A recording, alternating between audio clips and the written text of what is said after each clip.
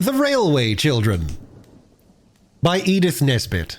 First serialized in the London Magazine during 1905. Chapter 1. The Beginning of Things. They were not railway children to begin with. I don't suppose they had ever thought about railways except as a means of getting to Masculine and Cook's, the pantomime, zoological gardens, and Madame Tussauds.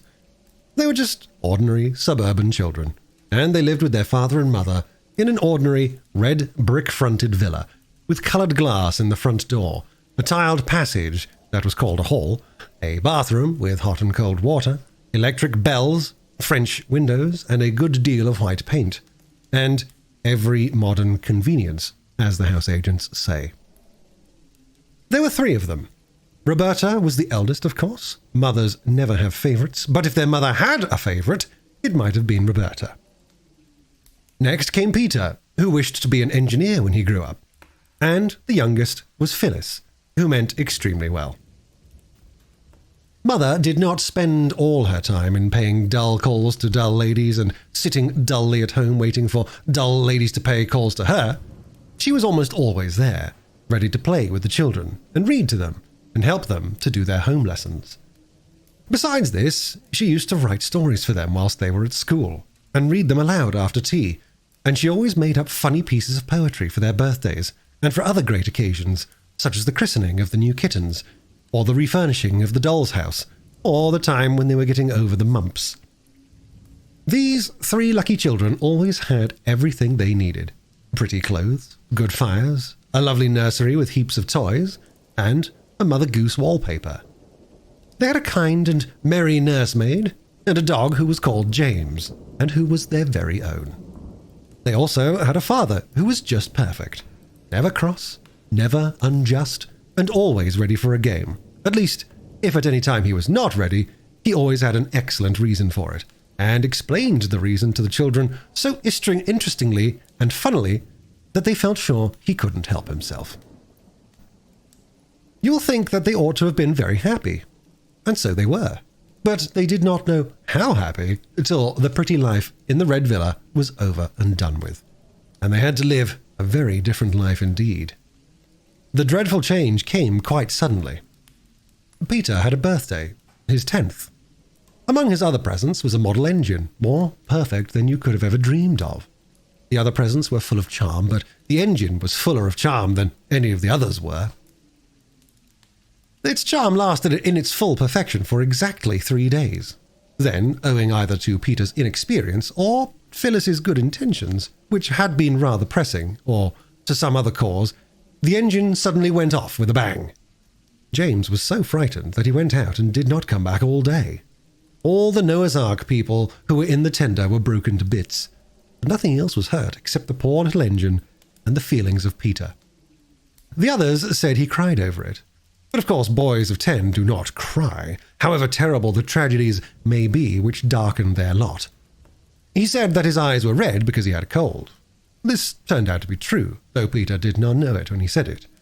The next day he had to go to bed and stay there.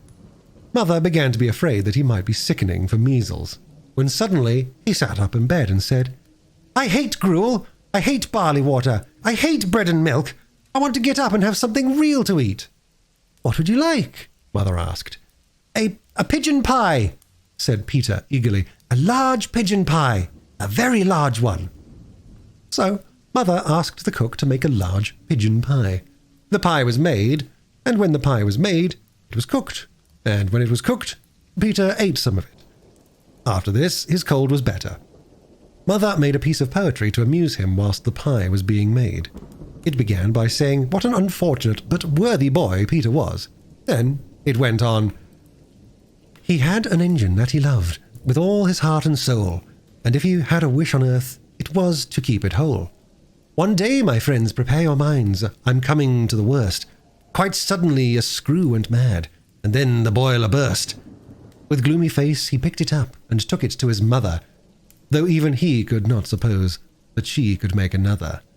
For those who perished on the line he did not seem to care, his engine being more to him than all the people there. And now you see the reason why our Peter has been ill. He soothes his soul with pigeon pie, his gnawing grief to kill. He wraps himself in blankets warm and sleeps in bed till late, determined thus to overcome his miserable fate. And if his eyes are rather red, his cold must just excuse it. Offer him pie, you may be sure. He never will refuse it. Father had been away in the country for 3 or 4 days. All Peter's hopes for the curing of his afflicted engine were now fixed on his father. For father was most wonderfully clever with his fingers. He could mend all sorts of things. He'd often acted as a veterinary surgeon to the wooden rocking horse.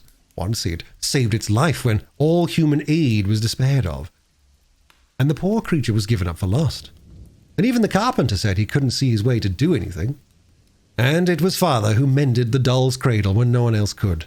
And with a little glue and some bits of wood and a penknife, made all the Noah's Ark beasts as strong on their pins as ever they were, if not stronger.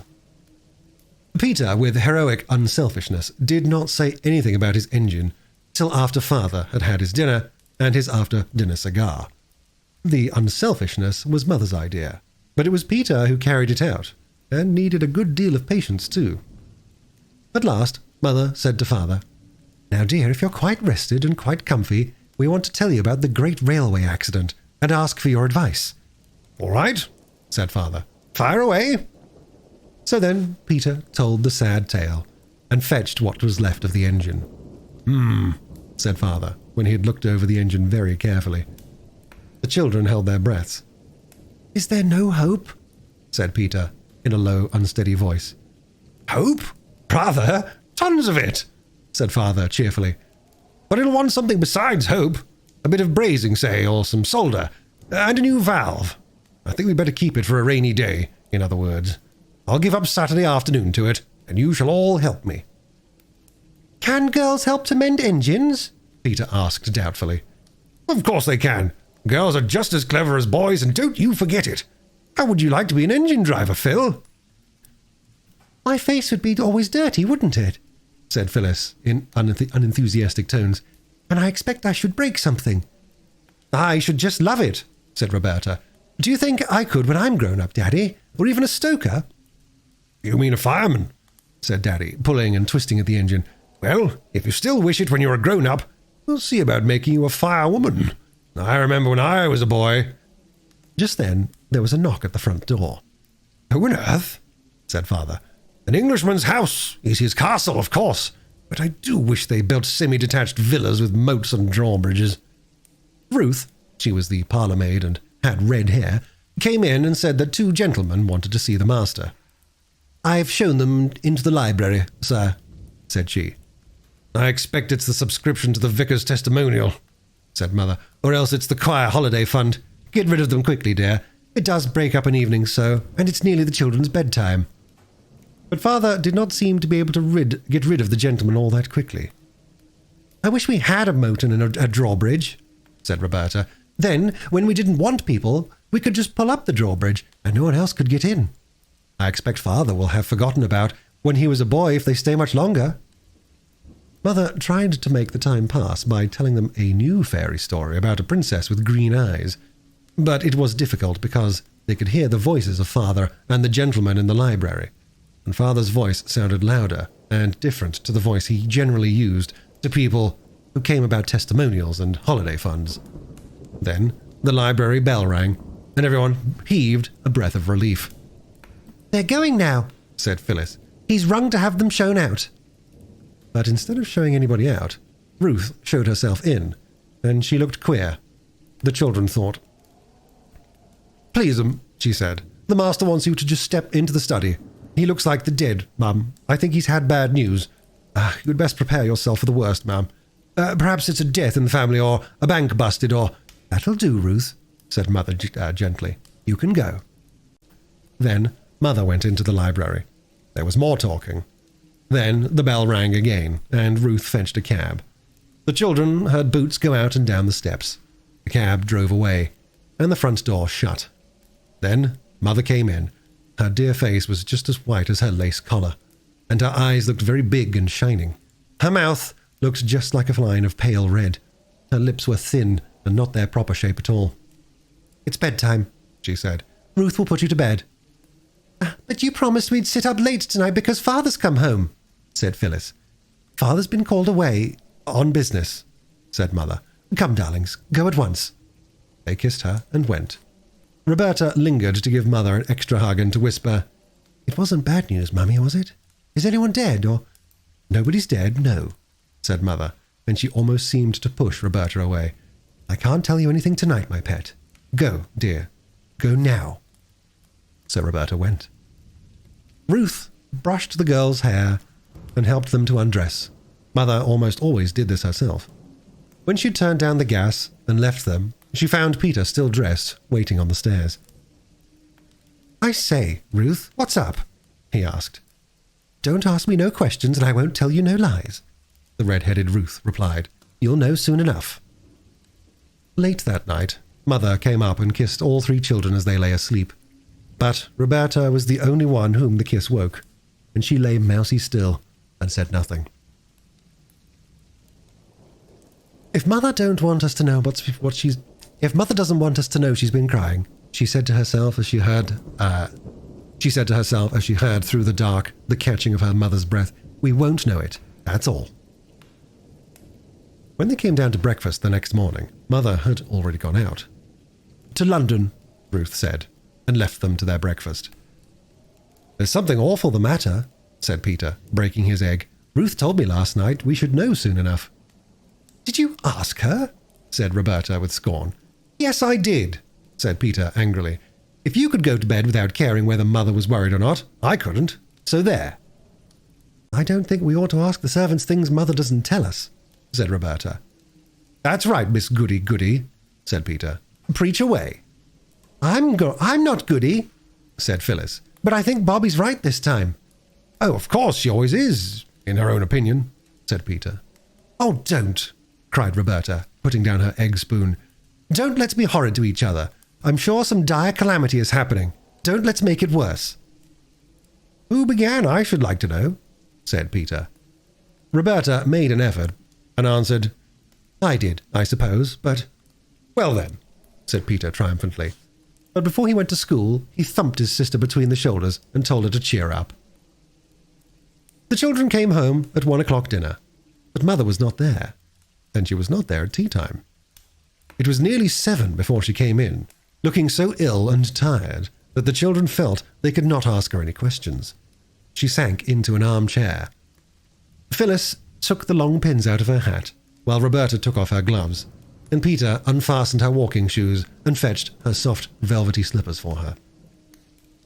When she'd had a cup of tea, and Roberta had put her eau de cologne on her poor head that ached, Mother said, Now, my darlings, I want to tell you something. Those men last night did bring very bad news, and Father will be away for some time. I'm very worried about it, and I want you all to help me, and to not make things harder for me. As if we would, said Roberta, holding Mother's hand against her face. You can help me very much, said Mother, by being good and happy and not quarrelling while I'm away. Roberta and Peter exchanged guilty glances, for I shall have to be away a good deal. We won't quarrel, indeed we won't, said everybody, and meant it too. Then, Mother went on, I want you to not ask me any questions about this trouble, and not to ask anybody else any questions. Peter cringed and shuffled his boots on the carpet. You'll promise this too, won't you? Said Mother. I did ask Ruth, said Peter suddenly. I'm very sorry, but I did. And what did she say? She said I should know soon enough. It isn't necessary for you to know anything about it, said Mother. It's about business, and you never do understand business, do you? No, said Roberta. Is it something to do with government? For Father was in a government office. Yes, said Mother. Now it's bedtime, my darlings, and don't you worry. It's all come right in the end. Then don't you worry either, Mother, said Phyllis, and we'll all be good as gold. Mother sighed and kissed them. We'll begin being good the first thing tomorrow morning, said Peter as they went upstairs. Why not now? Said Roberta. Well, there's nothing to be good about now, silly, said Peter. We might begin to try to feel good, said Phyllis, and not call names." "Who's calling names?" said Peter. "Bobby knows right enough that when I say silly, it's just the same as if I'd said Bobby." "Well," said Roberta. "No, I don't mean what you mean. I mean, it's just what is it Father calls it? A germ of endearment. Good night." The girls folded up their clothes with more than usual neatness, which was the only way of being good that they could think of. "I say," said Phyllis, smoothing out her pinafore, "you used to say it was so dull. Nothing happening. Like in books. Now something has happened." "I never wanted things to happen to make Mother unhappy," said Roberta. "Everything's perfectly horrid." Everything continued to be perfectly horrid for some weeks. Mother was nearly always out. Meals were dull and dirty. The between-maid was sent away, and Aunt Emma came on a visit. Aunt Emma was much older than Mother. She was going abroad to be a governess. She was very busy getting her clothes ready, and they were very ugly, dingy clothes, and she'd had them always littering about, and the sewing machine seemed to whir on and on all day, and most of the night. Aunt Emma believed in keeping children in their proper places, and they more than returned the compliment. Their idea of Aunt Emma's proper place was anywhere where they were not, so they saw very little of her. They preferred the company of the servants, who were more amusing. Cook, if in a good temper, could sing comic songs, and the housemaid, if she happened not to be offended with you, could imitate a hen that has laid an egg, and a bottle of champagne being opened, and could mew like two cats fighting. The servants never told the children what the bad news was that the gentleman had brought to Father, but they kept hinting that they could tell a great deal if they chose, and this was not comfortable. One day, when Peter had made a booby trap over the bathroom door, and it had acted beautifully as Ruth passed through, that red-haired parlour-maid caught him and boxed his ears. "You'll come to a bad end," she said furiously. "You nasty little limb, you! If you don't mend your ways, you'll go where your precious father's gone, so I tell you straight." Roberta repeated this to her mother, and next day Ruth was sent away. Then came the time when Mother came home and went to bed and stayed there 2 days, and the doctor came, and the children crept wretchedly about the house and wondered if the world was coming to an end. Mother came down one morning to breakfast, very pale and with lines on her face that used to not be there, and she smiled as well as she could and said, "Now, my pets, everything is settled. We're going to leave this house and go and live in the country. Such a ducky dear little white house. I know you'll love it." A whirling week of packing followed. Not just packing clothes like when you go to the seaside, but packing chairs and tables, covering their tops with sacking and their legs with straw. All sorts of things were packed that you don't pack when you go to the seaside. Crockery, blankets, candlesticks, carpets, bedsteads, saucepans, and even fenders and fire irons. The house was like a furniture warehouse. I think the children enjoyed it very much. Mother was very busy, but not too busy now to talk to them and read to them, and even to make a bit of poetry for Phyllis to cheer her up when she fell down with a screwdriver and ran it into her hand. "Aren't you going to pack this, Mother?" Roberta asked, pointing to the beautiful cabinet inlaid with red turtleshell and brass. "We can't take everything," said Mother. "But we seem to be taking all the ugly things," said Roberta. "We're taking the useful ones," said Mother. "We've got to play at being poor for a tiny bit, my chickabiddy." When all the ugly, useful things had been packed up and taken away in a van by men in green baize aprons, the two girls and Mother and Aunt Emma slept in the 2 spare rooms where the furniture was all pretty. All their beds had gone. A bed was made up for Peter on the drawing-room sofa. "I say, this is larks," he said, wriggling joyously as Mother tucked him up. "I do like moving. I wish we moved once a month."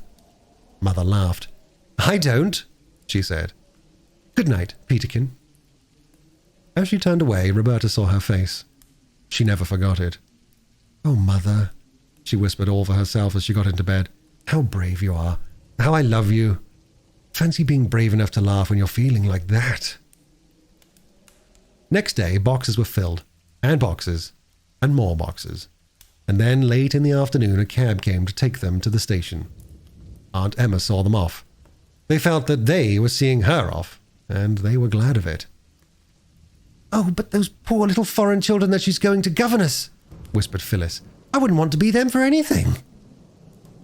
At first, they enjoyed looking out of the window, but when it grew dusk, they grew sleepier and sleepier, and no one knew how long they'd been in the train when they were roused by mothers shaking them gently and saying, "Wake up, dears, we're there." They woke up, cold and melancholy, and stood shivering on the draughty platform while the baggage was taken out of the train. Then the engine, puffing and blowing, set to work again and dragged the train away. The children watched the taillights of the guard's van disappear into the darkness. This was the first train the children saw on that railway, which was in time to become so very dear to them. They did not guess then how they would grow to love the railway, and how soon it would become the center of their new life, nor what wonders and changes it would bring to them. They only shivered and sneezed and hoped the walk to the new house would not be long. Peter's nose was colder than he ever remembered it to have been before. Roberta's hat was crooked, and the elastic seemed tighter than usual. Phyllis's shoelaces had come undone. "Come," said Mother. "We've got to walk. There aren't any cabs here." The walk was dark and muddy.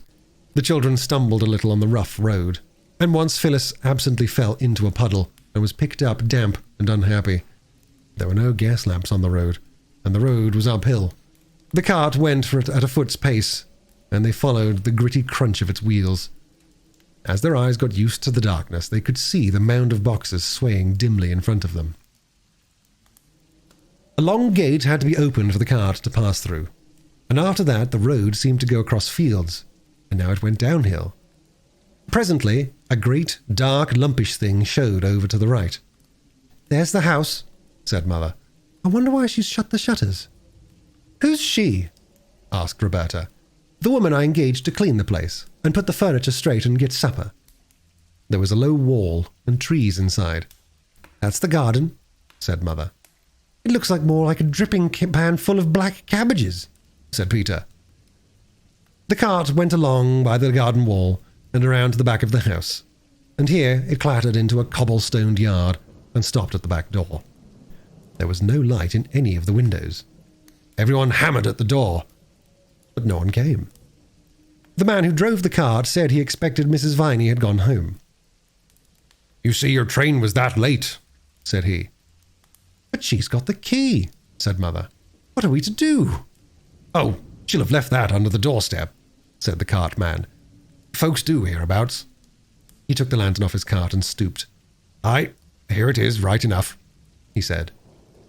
He unlocked the door and went in, and set his lantern on the table. "Got her a candle?" said he. I don't know where anything is." Mother spoke rather less cheerfully than usual. He struck a match. There was a candle on the table, and he lit it. By its thin little glimmer, the children saw a large, bare kitchen with a stone floor. There were no curtains, no hearthrug. The kitchen table from home stood in the middle of the room. The chairs were in one corner, and the pots, pans, brooms, and crockery in another. There was no fire, and the black grate showed cold, dead ashes.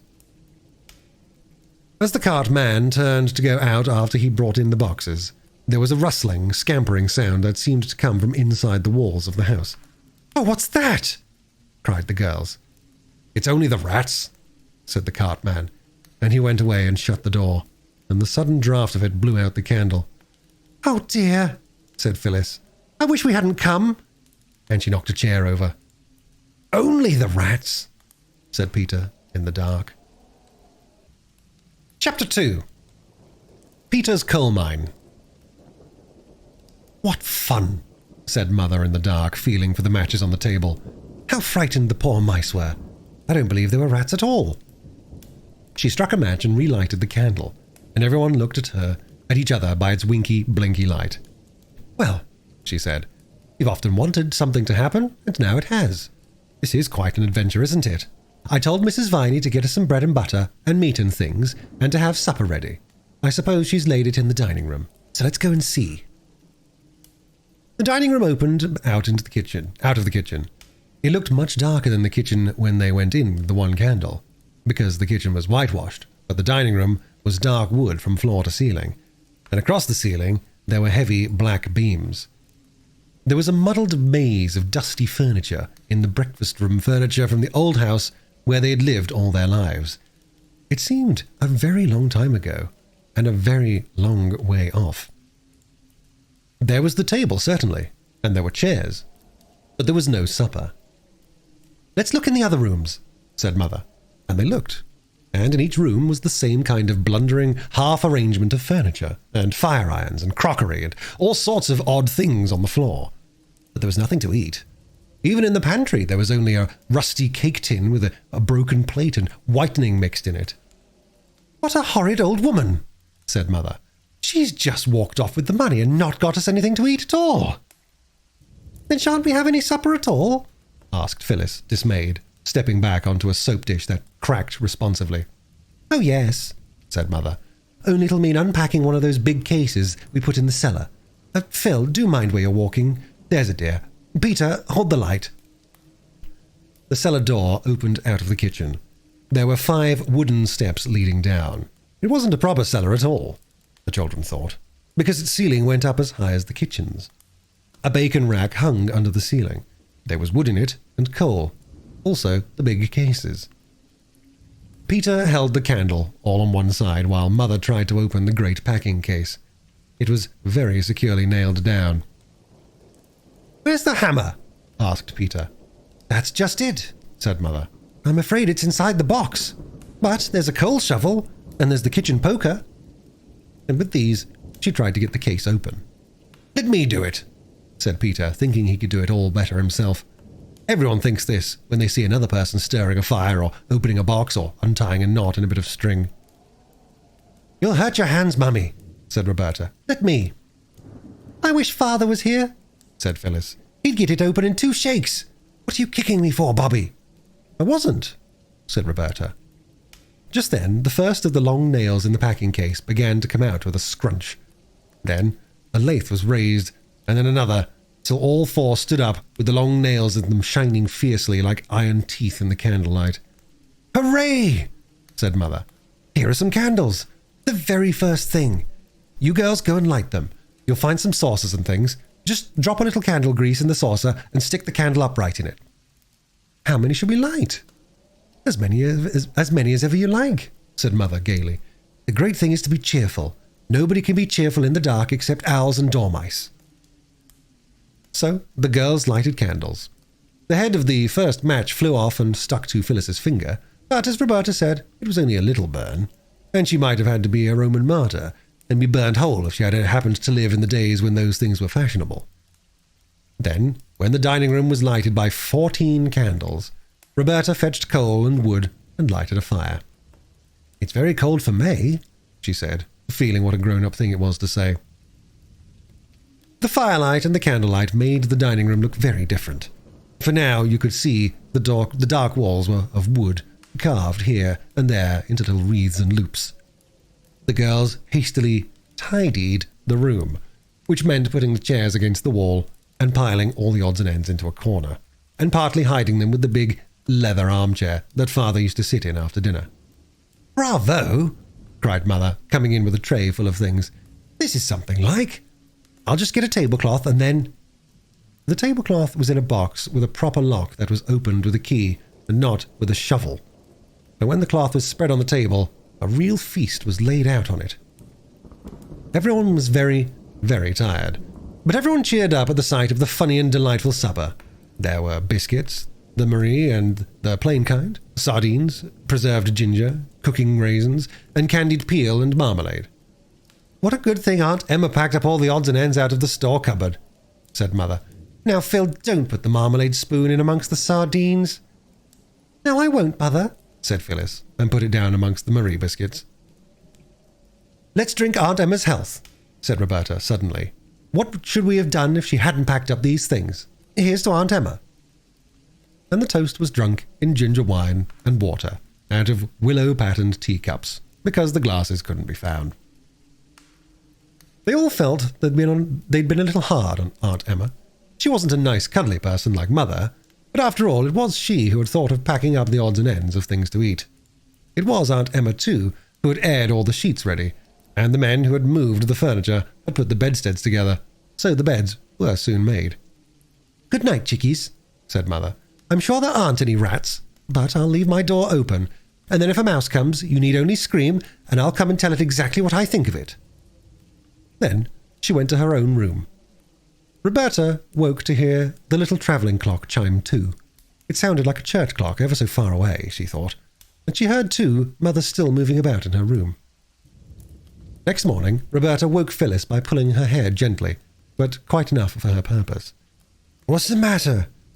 asked Phyllis, still almost wholly asleep. "Wake up! Wake up!" said Roberta. "We're in the new house, don't you remember? No servants or anything. Let's get up and begin to be useful. We'll just creep down mouse quietly and have everything beautiful before Mother gets up. I've woke Peter. He'll be dressed as soon as we are." So they dressed quietly and quickly. Of course, there was no water in their room, so when they got down, they washed as much as they thought was necessary under the spout of the pump in the yard. One pumped and the other washed. It was splashy, but interesting. "It's much more fun than basin washing," said Roberta. "How sparkly the weeds are between the stones, and the moss on the roof. Oh, and the flowers!" The roof of the back kitchen sloped down quite low. It was made of thatch, and it had moss on it, and house leeks and stonecrop and wallflowers, and even a clump of purple flag flowers at the far corner. "This is far, far, far and away prettier than Edgecombe Villa," said Phyllis. "I wonder what the garden's like." "We mustn't think of the garden yet," said Roberta with earnest energy. "Let's go in and begin to work." They lighted the fire and put the kettle on, and they arranged the crockery for breakfast. They could not find the right things, but a glass ashtray made for an excellent salt cellar, and a newish baking tin seemed as if it would do to put bread on, if they had any. When there seemed to be nothing more that they could do, they went out again into the fresh, bright morning. "We'll go into the garden now," said Peter, but somehow they couldn't find the garden. They went round the house and round the house. The yard occupied the back, and across it were stables and outbuildings. On the other 3 sides, the house stood simply in a field, without a yard of garden to divide it from the short, smooth turf. And yet they had certainly seen the garden wall the night before. It was a hilly country. Down below they could see the line of the railway, and the black yawning mouth of a tunnel. The station was out of sight.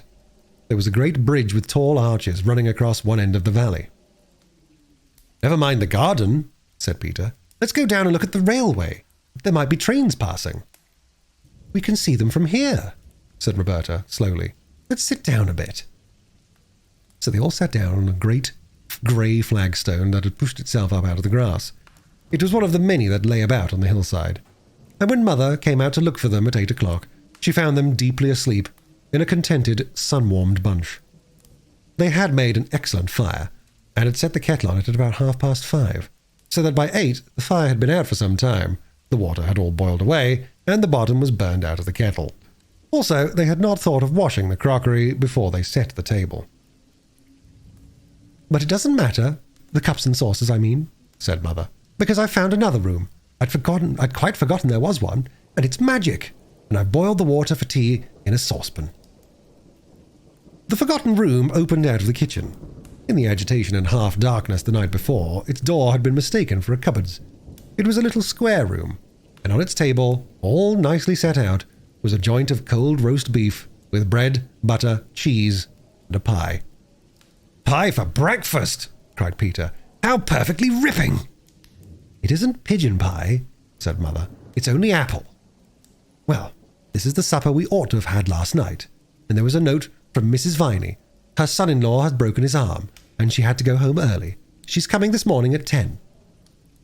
That was a wonderful breakfast. It is unusual to begin the day with cold apple pie, but the children all said they would rather have it than meat.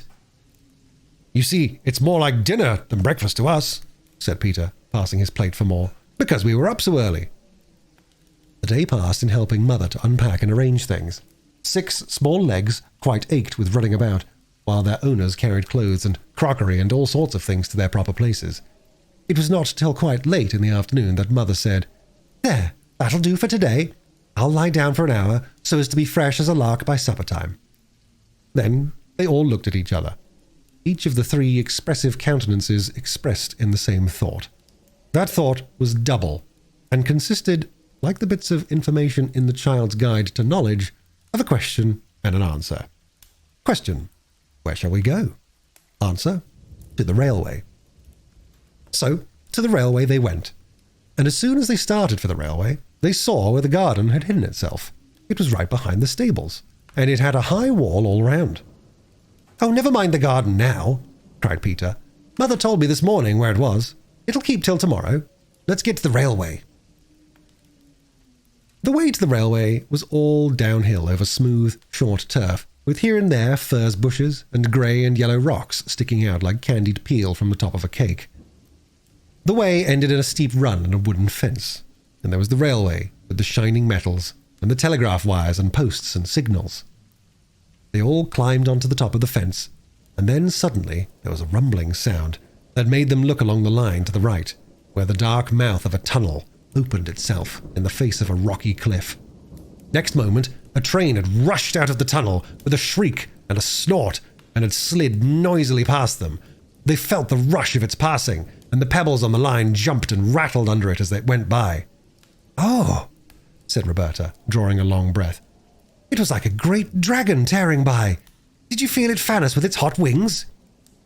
"I suppose a dragon's lair might look like that very tunnel from the outside," said Phyllis. But Peter said, "I never thought we should ever get as near to a train as this. It's the most ripping sport." "Better than toy engines, isn't it?" said Roberta.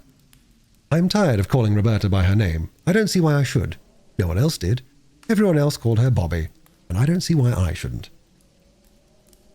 "I don't know. It's different," said Peter. "It seems so odd to see all of a train. It's awfully tall, isn't it?" "We've always seen them cut in half by platforms," said Phyllis. "I wonder if that train was going to London," Bobby said. "London's where Father is."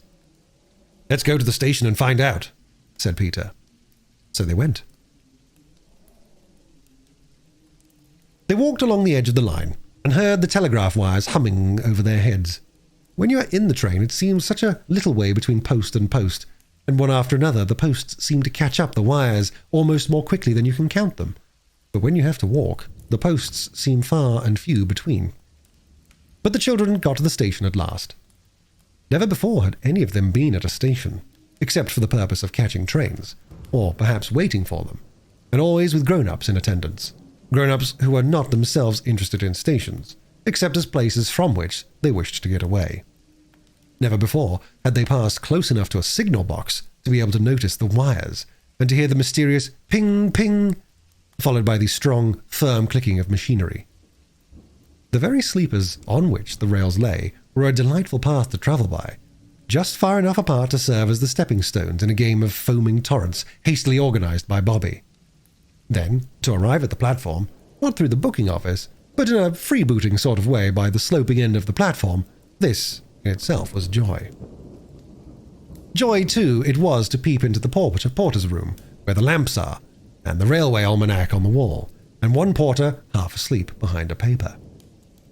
There were a great many crossing lines at the station. Some of them just ran into a yard and stopped short, as though they were tired of business and meant to retire for good. Trucks stood on the rails here, and on one side was a great heap of coal. Not a loose heap, such as you see in your coal cellar, but a sort of solid building of coals, with large square blocks of coal outside used just as though they were bricks, and built up till the heap looked like the picture of the cities of the plain in Bible stories for infants. There was a line of whitewash near the top of the coaly wall. When presently the porter lounged out of his room at the twice-repeated tingling thrill of a gong over the station door, Peter said, "How do you do?" in his best manner, and hastened to ask what the white mark was for and the coal was for. "To mark how much coal there be," said the porter, "so as we'll know if anyone nicks it. So don't you go off with none in your pockets, young gentleman." This seemed at the time but a merry jest, and Peter felt at once that the porter was a friendly sort with no nonsense about him. But later the words came back to Peter with a new meaning. Have you ever gone into a farmhouse kitchen on a baking day and seen the great crock of dough set by the fire to rise? If you have, and if you were at that time still young enough to be interested in everything you saw, you will remember that you found yourself quite unable to resist the temptation to poke your finger into the soft round of dough that curved inside the pan like a giant mushroom. And you'll remember that your finger made a dent in the dough, and that slowly but quite surely the dent disappeared, and the dough looked quite the same as it did before. unless, of course, your hand was extra dirty, in which case, naturally, there would be a little black mark. Well, it was just like that with the sorrow the children had felt at father's going away, and at mother's being so unhappy. It made a deep impression, but the impression did not last long. They soon got used to being without father, though they did not forget him, and they got used to not going to school, and to seeing very little of mother, who was now almost all day shut up in her upstairs room, writing. She used to come down at tea time and read aloud the stories she had written. They were lovely stories. The rocks and hills and valleys and trees, the canal, and above all the railway was so new and so perfectly pleasing that the remembrance of the old life in the villa grew to seem almost like a dream. Mother had told them more than once that they were quite poor now, but this did not seem to be anything but a way of speaking. Grown-up people, even mothers, often make remarks that didn't seem to mean anything in particular, just for the sake of saying something, seemingly. There was always enough to eat, and they always wore the same kind of nice clothes they had always worn. But in June came 3 wet days. The rain came down, straight as lances, and it was very, very cold. Nobody could go out, and everybody shivered. They all went up to the door of Mother's room and knocked. "Well, what is it?" asked Mother from inside. "Mother," asked Bobby, "mind I light a fire? I do know how." And Mother said, "No, my ducky love, we mustn't have fires in June. Coal is so dear. If you're cold, go and have a good romp in the attic. That'll warm you." "But, Mother, it only takes such a very little coal to make a fire." "It's more than we can afford, chickeny love," said Mother cheerfully. "Now run away, there's darlings. I'm madly busy." "Mother's always busy now," said Phyllis in a whisper to Peter. Peter did not answer. He shrugged his shoulders. He was thinking. Thought, however, could not keep itself from the suitable furnishing of a bandit's lair in the attic. Peter was the bandit, of course. Bobby was his lieutenant, his band of trusty robbers, and, in due course, the parent of Phyllis, who was the captured maiden for whom a magnificent ransom, in horse beans, was unhesitatingly paid. They all went down to tea flushed and joyous as any mountain brigands. But when Phyllis was going to add jam to her bread and butter, Mother said, "Jam or butter, dear, not jam and butter. We can't afford that sort of reckless luxury nowadays." Phyllis finished the slice of bread and butter in silence, and followed it up by bread and jam. Peter mingled thought and weak tea. After tea, they went back to the attic, and he said to his sisters, "I have an idea." "What's that?" they asked politely. "I shan't tell you," was Peter's unexpected rejoinder. "Oh, very well," said Bobby, and Phil said, "Don't then." "Girls," said Peter, "are always so hasty-tempered." "I should like to know what boys are," said Bobby, with fine disdain. "I don't want to know about your silly ideas." "You'll know some day," said Peter, keeping his own temper by what looked exactly like a miracle. "If you hadn't been so keen on a row, I might have told you about it being only noble-heartedness that made me not tell you my idea. But now I shan't tell you anything at all about it, so there." And it was indeed some time before he could be induced to say anything. And when he did, it wasn't much. He said, "The only reason I won't tell you my idea that I'm going to do is because it may be wrong, and I don't want to drag you into it." "Don't you go doing it if it's wrong, Peter," said Bobby. "Let me do it." But Phyllis said, "I should like to do wrong if you're going to." "No," said Peter, rather touched by this devotion. "It's a forlorn hope, and I'm going to lead it. All I ask is that if Mother asks where I am, you won't blab." "We haven't anything to blab," said Bobby indignantly. "Oh, yes, you have," said Peter, dropping horse beans through his fingers. "I've trusted you to the death. You know I'm going to do a lone venture, and some people might think it wrong. I don't. And if Mother asks where I am, say I'm playing at mines." "What sort of mines?" "You just say mines. You tell us, Pete." "Well then, coal mines.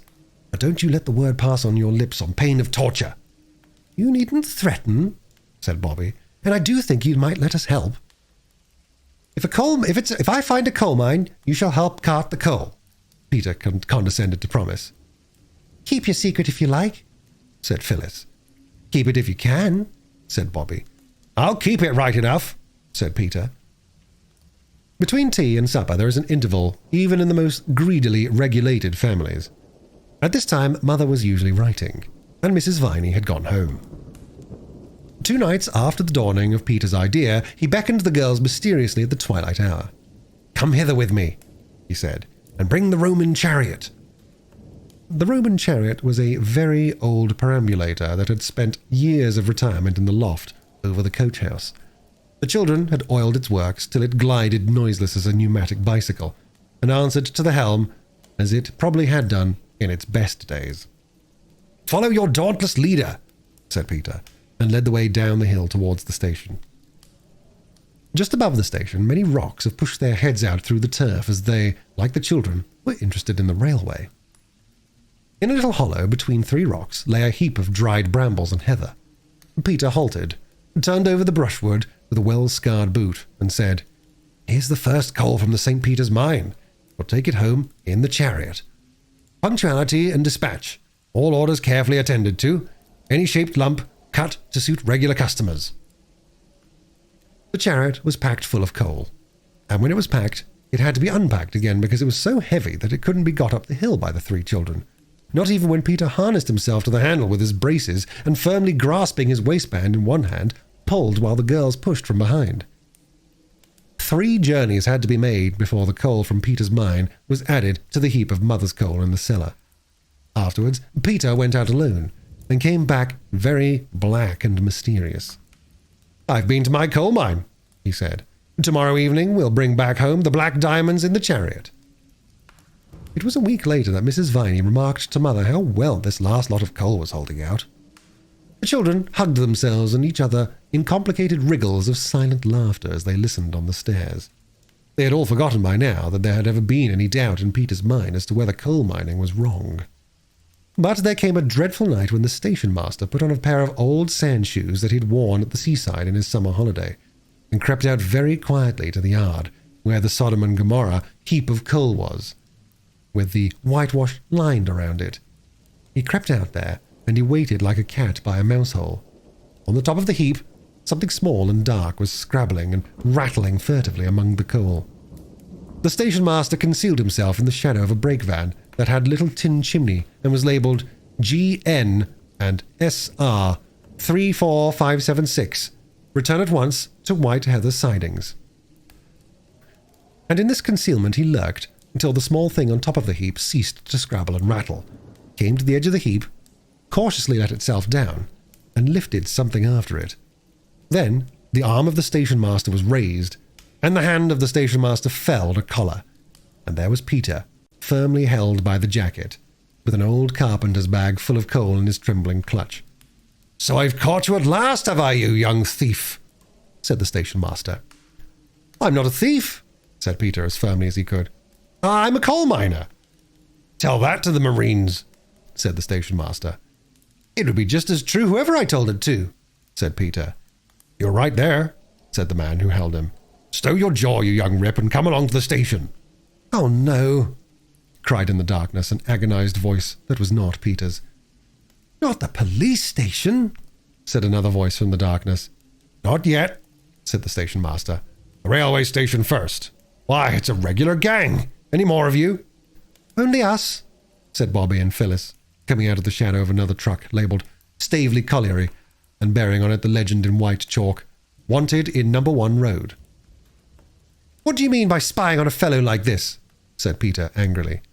"Time someone did spy on you, I think," said the station master. "Come along to the station." "Oh, don't," said Bobby. "Can't you decide now what you'll do to us? It's our fault just as much as Peter's. We helped carry the coal away, and we knew where he got it." "No, you didn't," said Peter. "Yes, we did," said Bobby. "We knew all the time. We only pretended we didn't just to humour you." Peter's cup was full. He had mined for coal. He had struck coal. He had been caught, and now he learned that his sisters had humoured him. "Don't hold me," he said. "I won't run away." The station master loosed Peter's collar, struck a match, and looked at them by its flickering light. "Why," said he, "you're the children from the 3 chimneys up yonder. So nicely dressed, too. Tell me now, what made you do such a thing? Haven't you ever been to church or learned your catechism or anything?" Not to know it's wicked to steal?" He spoke much more gently now, and Peter said, "I didn't think it was stealing. I was almost sure it wasn't. I thought if I took it from the outside part of the heap, perhaps it would be... But in the middle, I thought, I could fairly count on it being mining. It'll take thousands of years for you to burn up all that coal and get into the middle parts." "Not quite. Did you do it for a lark or what?" "Not much lark carting that beastly heavy stuff up the hill," said Peter indignantly. "Then why did you?" The station master's voice was so much kinder now that Peter replied, "You know that wet day? Well, Mother said we were too poor to have a fire. We always had fires when it was cold at our other house, and—" "Don't!" interrupted Bobby in a whisper. "Well," said the station master, rubbing his chin thoughtfully, "I'll tell you what I'll do. I'll look over this once, but you remember, young gentleman, stealing is stealing, and what's mine isn't yours, whether you call it mining or whether you don't. Run along home." "Do you mean you aren't going to do anything to us?" "Well, you are a brick," said Peter with enthusiasm. "You're a dear," said Bobby. "You're a darling," said Phyllis. "That's all right," said the station master. And on this they parted. "Don't speak to me," said Peter, as the three went up the hill. "You're spies and traitors, that's what you are." But the girls were too glad to have Peter between them safe and free, and on the way to the Three Chimneys and not to the police station, to mind much what he said. "We did say it was as much us as it was you," said Bobby gently. "Well, and it wasn't." "It would have come to the same thing in courts with judges," said Phyllis. "Don't be snarky, Peter. It isn't our fault your secrets are so jolly easy to figure out." She took his arm, and he let her. "There's an awful lot of coal in the cellar anyhow," he went on. "Oh, don't," said Bobby. "I don't think we ought to be glad about that." "I don't know," said Peter, plucking up a spirit. "I'm not at all sure, even now that mining is a crime." But the girls were quite sure, and they were also quite sure that he was quite sure. However little he cared to own it. Chapter 3. The Old Gentleman. After the adventure of Peter's coal mine, it seemed well to the children to keep away from the station. But they did not. They could not keep away from the railway. They had lived all their lives in a street where cabs and omnibuses rumbled by at all hours, and the carts of butchers and bakers and candlestick makers — I never saw a candlestick maker's cart. Did you? — might occur at any moment. Here in the deep silence of the sleeping country, the only things that went by were the trains. They seemed to be all that was left to link the children to the old life that had once been theirs. Straight down the hill in front of the Three Chimneys, the daily passage of their 6 feet began to mark a path across the crisp, short turf. They began to know the hours when certain trains passed, and they gave names to them. The 9:15 up was called the Green Dragon. The 10:07 down was the Worm of Wantley. The Midnight Town Express, whose shrieking rush they sometimes woke from their dreams to hear, was the Fearsome Fly-by-Night.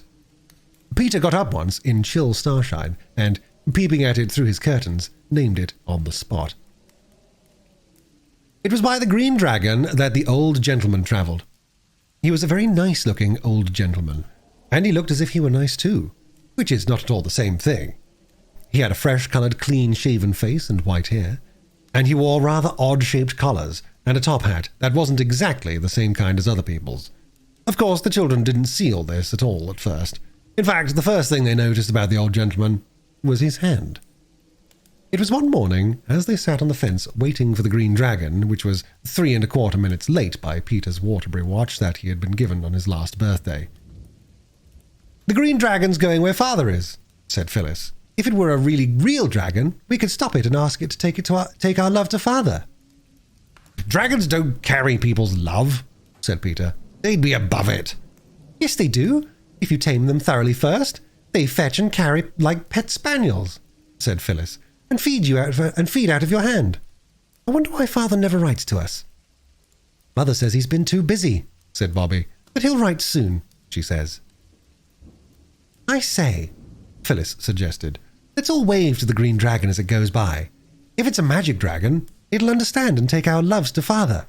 And if it isn't, 3 waves aren't much. We shall never miss them." So, when the Green Dragon tore shrieking out of the mouth of its dark lair, which was the tunnel, all 3 children stood on the railing and waved their pocket handkerchiefs without stopping to think whether they were clean handkerchiefs or the reverse. They were, as a matter of fact, very much the reverse. And out of a first-class carriage a hand waved back. A quite clean hand. It held a newspaper. It was the old gentleman's hand. After this, it became the custom for waves to be exchanged between the children and the 9:15. And the children, especially the girls, liked to think that perhaps the old gentleman knew father and would meet him in business, wherever that shady retreat might be, and tell him how his 3 children stood on a rail far away in the green country and waved their love to him every morning, wet or fine. For they were now able to go out in all sorts of weather, such as they would never have been allowed to go out in when they lived in their villa house. This was Aunt Emma's doing, and the children felt more and more that they had not been quite fair to this unattractive aunt, when they found how useful were the long gaiters and waterproof coats that they had laughed at her for buying for them. Mother, all this time, was very busy with her writing. She used to send off a good many long blue envelopes with stories in them, and large envelopes of different sizes and colours used to come to her. Sometimes she would sigh when she opened them and say, "Another story come home to roost. Oh dear, oh dear." And then the children would be very sorry. But sometimes she would wave the envelope in the air and say, "Hooray, hooray! Here's a sensible editor. He's taken my story, and this is the proof of it." At first the children thought the proof meant the letter the sensible editor had written, but they presently got to know that the proof was long slips of paper with the story printed on them. Whenever an editor was sensible, there were buns for tea. One day, Peter was going down to the village to get buns to celebrate the sensibleness of the editor of the Children's Globe when he met the station master. Peter felt very uncomfortable, for he had now had time to think over the affair of the coal mine. He did not like to say "good morning" to the station master, as you usually do to anyone you meet on a lonely road, because he had a hot feeling, which spread even to his ears, that the station master might not care to speak to a person who had stolen coals. Stolen is a nasty word, but Peter felt it was the right one, so he looked down and said nothing. It was the station master who said, "Good morning," as he passed by, and Peter answered, "Good morning." Then he thought, perhaps he doesn't know who I am by daylight, or he wouldn't be so polite. And he did not like the feeling which thinking this gave him. And then before he knew what he was going to do, he ran after the station master, who stopped when he heard Peter's hasty boots crunching the road, and coming up with him, very breathless, and with his ears now quite magenta-coloured, he said, "I don't want you to be polite to me if you don't know me when you see me." "Eh?" said the station master. "I thought perhaps you didn't know it was me that took the coals," Peter went on, "when you said good morning. But it was, and I'm sorry. There." "Why?" said the station master. "I wasn't thinking anything at all about the precious coals. Let bygones be bygones. Where are you off to in such a hurry?" "I'm going to buy buns for tea," said Peter. "I thought you were all so poor," said the station master. "So we are," said Peter confidentially.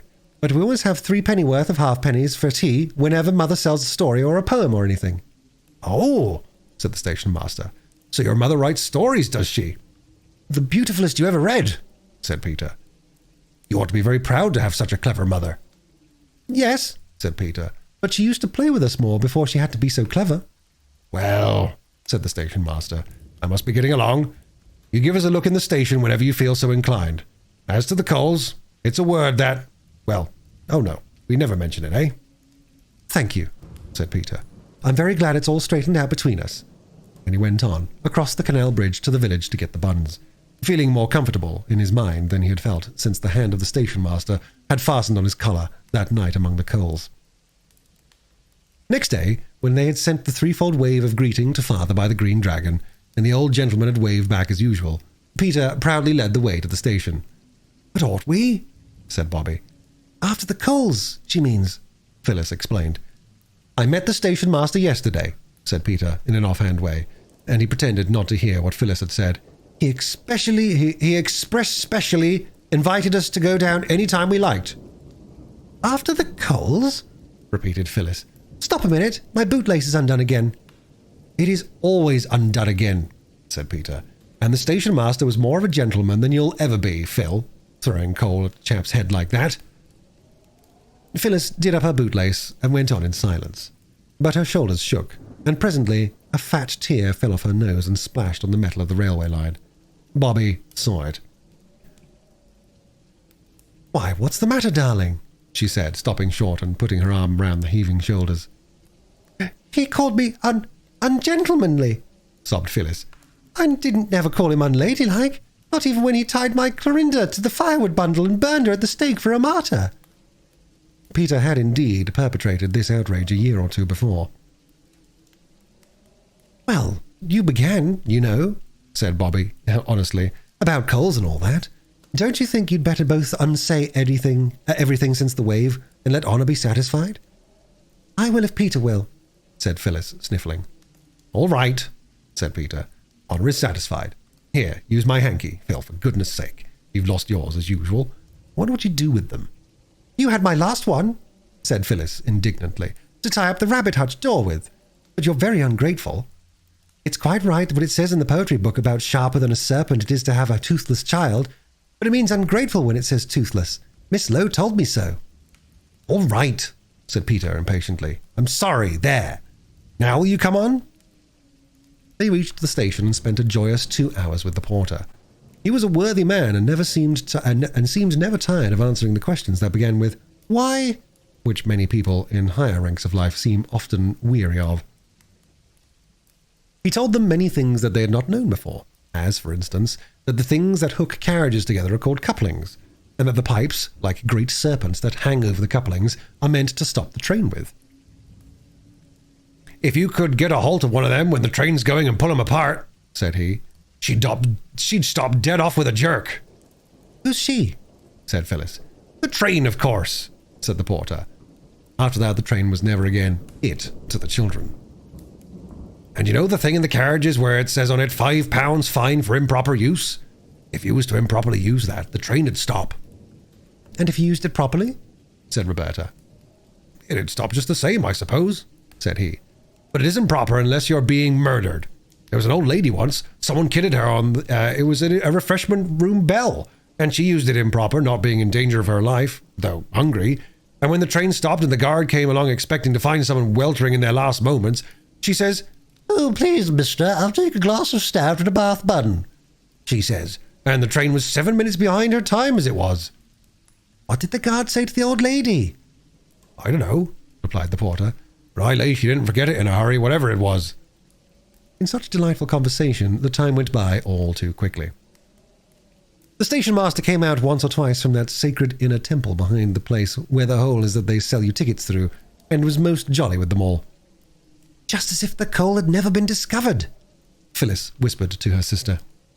He gave them each an orange, and promised to take them up into the signal box one of these days when he wasn't so busy. Several trains went through the station, and Peter noticed for the first time that engines have numbers on them like cabs. "Yes," said the porter. "I knowed a young gent who used to take down the numbers of every single one he seed, in a green notebook with silver corners it was, owing to his father being very well to do in the wholesale stationery."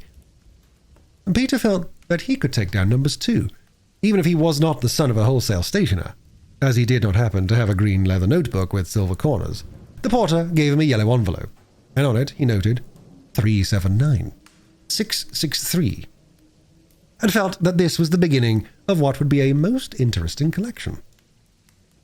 That night at tea, he asked Mother if she had seen a green leather notebook with silver corners.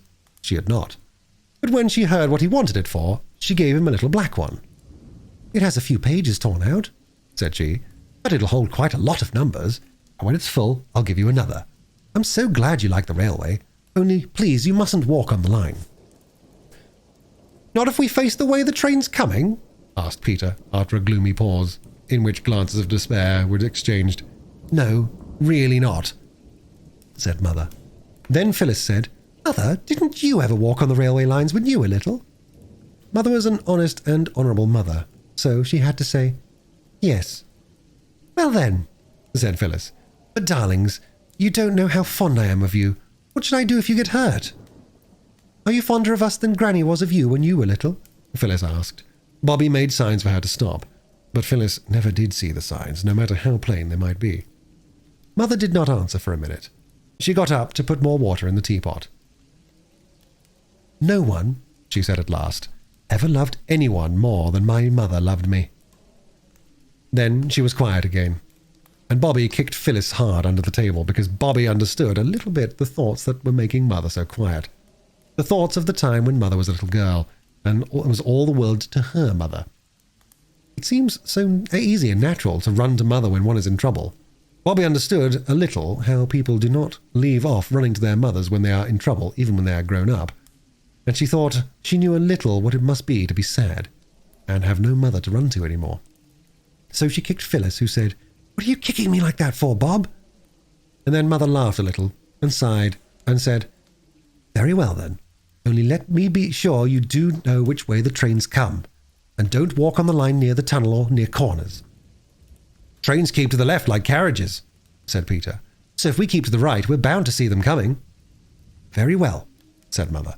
"And I dare say you think that she ought to have not said it, but she remembered about when she was a little girl herself, and she did say it. Neither her own children, nor you, nor any other children in the world could ever understand exactly what it cost her to do it. Only some few of you, like Bobby, may understand a very little bit."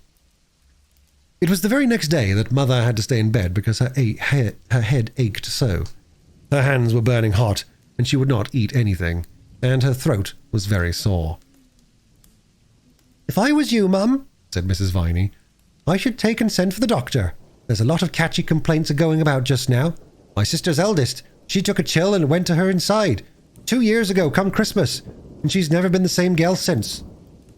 Mother wouldn't at first, but in the evening she felt so much worse that Peter was sent to the house in the village that had 3 laburnum trees by the gate, and on the gate a brass plate with W.W. Forrest, M.D. on it. W.W. Forrest, M.D. came at once. He talked to Peter on the way back. He seemed a most charming and sensible man, interested in railways and rabbits and really important things. When he had seen Mother, he said it was influenza. "Now, Lady Gravehairs," he said in the hall to Bobby, "I suppose you'll want to be head nurse." "Of course," said she. "Well then, I'll send down some medicine. Keep up a good fire. Have some strong beef tea made ready to give her as soon as the fever goes down. She can have grapes now, and beef essence, and soda water, and milk. And you'd better get in a bottle of brandy. The best brandy. Cheap brandy is worse than poison." She asked him to write it all down, and he did. When Bobby showed Mother the list he had written, Mother laughed. It was a laugh. Bobby decided, though, it was rather odd and feeble.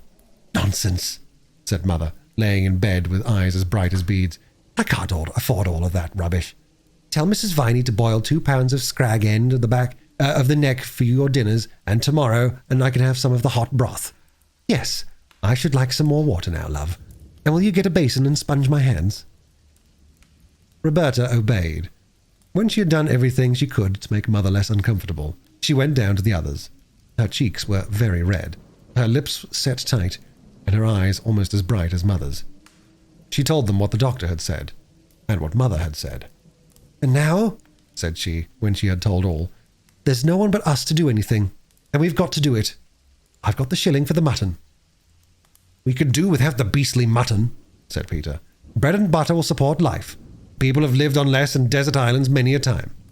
"Of course," said his sister, and Mrs. Viney was sent to the village to get as much brandy and soda water and beef tea as she could buy for a shilling. "But even if we never have anything to eat at all," said Phyllis, "you can't get all those other things with our dinner money." "No," said Bobby, frowning. "We must find out some other way. Now think, everybody, just as hard as you ever can." And they did think, and presently they talked. And later, when Bobby had gone up to sit with Mother in case she wanted anything, the other two were very busy with scissors and a white sheet, and a paintbrush, and the pot of Brunswick black that Mrs. Viney used for grates and fenders. They did not manage to do what they wished exactly with the first sheet, so they took out another out of the linen cupboard. It did not occur to them that they were spoiling good sheets which cost good money. They only knew that they were making a good, but what they were making comes later. Bobby's bed had been moved into Mother's room, and several times in the night she got up to mend the fire, and to give her mother milk and soda water. Mother talked to herself a good deal, but it did not seem to mean anything.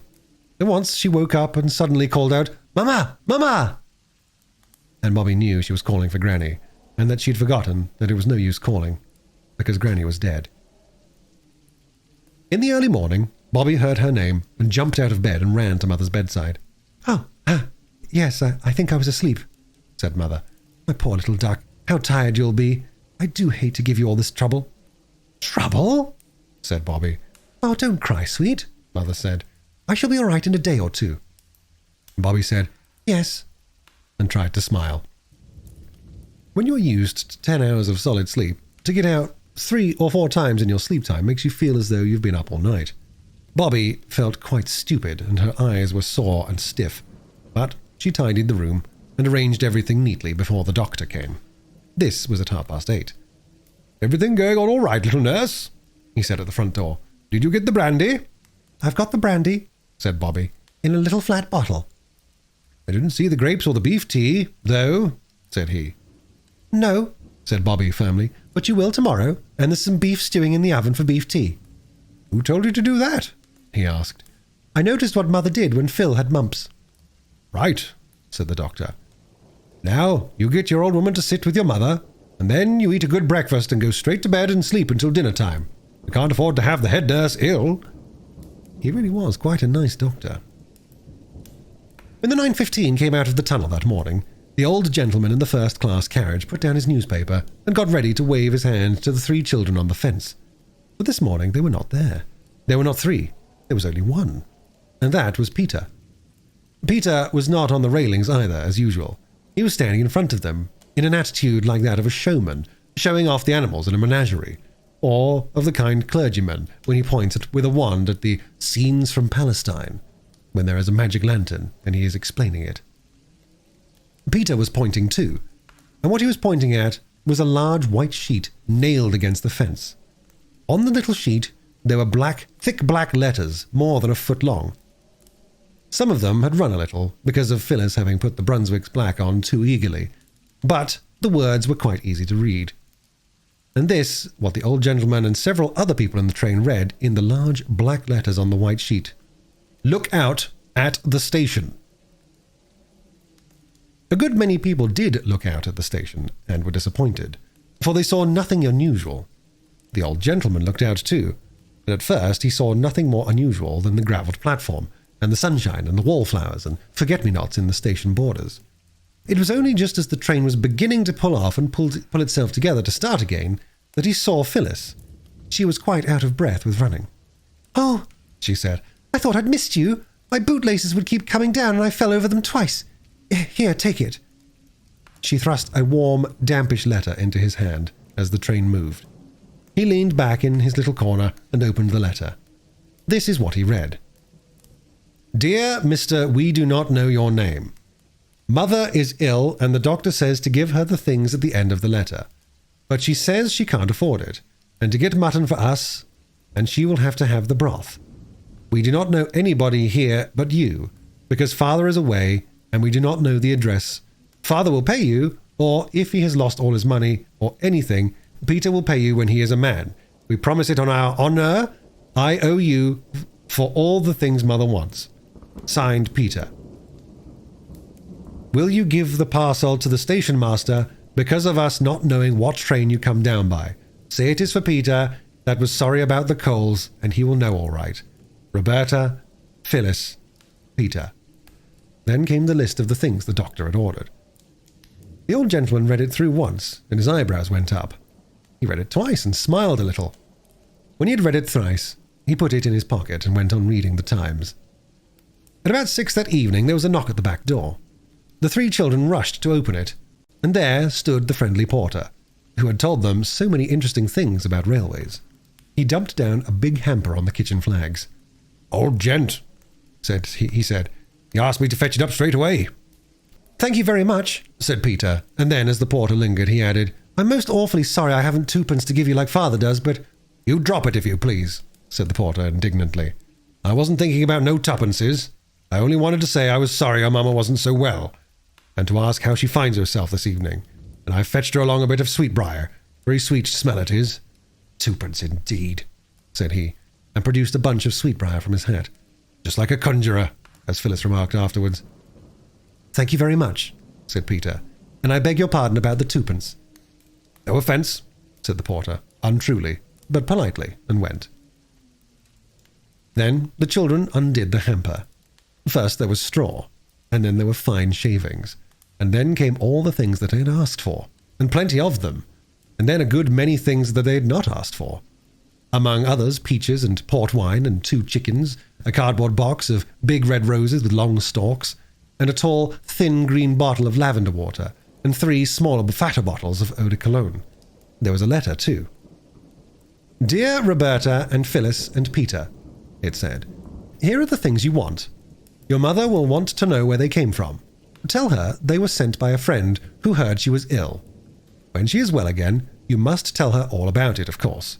And if she says you ought not to have asked for the things, tell her I say you were quite right, and that I hope that she will forgive me for taking the liberty of allowing myself a very great pleasure." The letter was signed G.P., something that the children couldn't read. "I think we were right," said Phyllis. "Right? Of course we were right," said Bobby. "All the same," said Peter, with his hands in his pockets, "I don't exactly look forward to telling Mother the whole truth about it." "We're not to do it till she's well," said Bobby. "And when she's well, we shall be so happy we shan't mind about a little fuss like that. Oh, just look at the roses. I must take them up to her." "And the sweetbriar," said Phyllis, sniffing it loudly. "Don't forget the sweetbriar." "As if I should," said Roberta.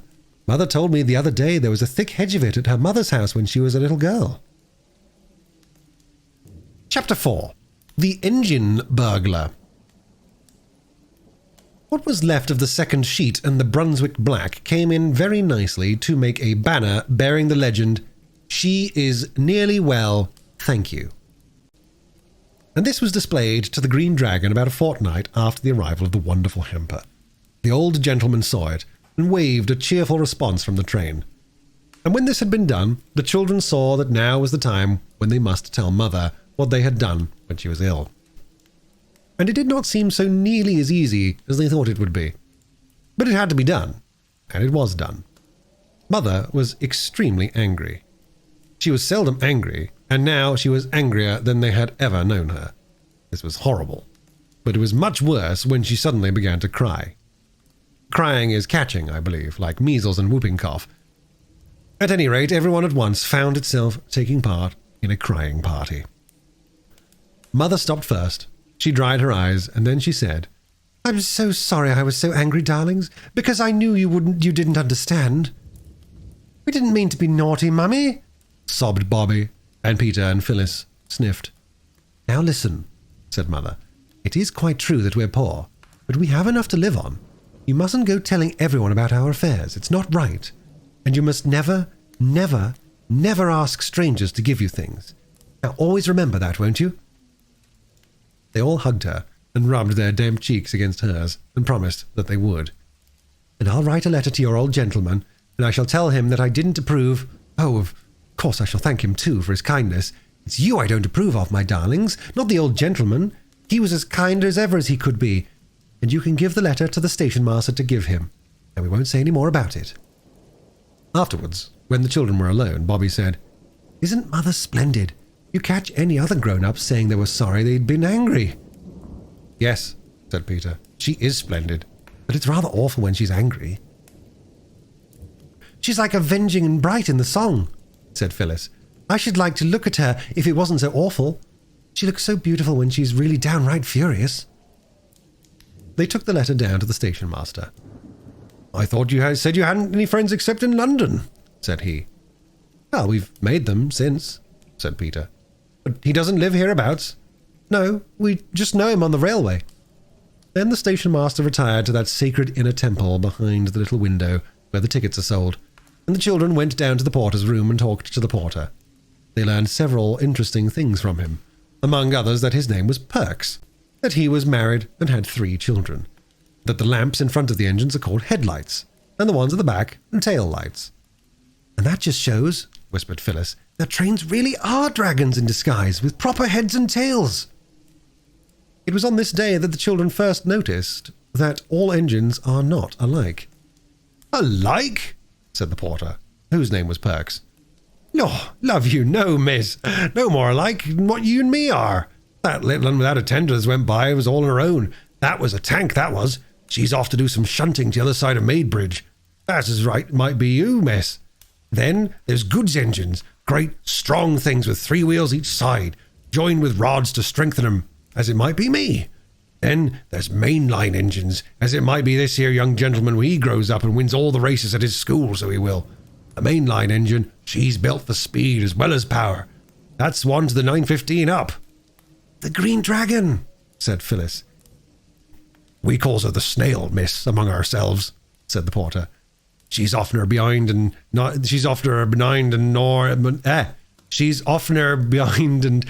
any train on the line.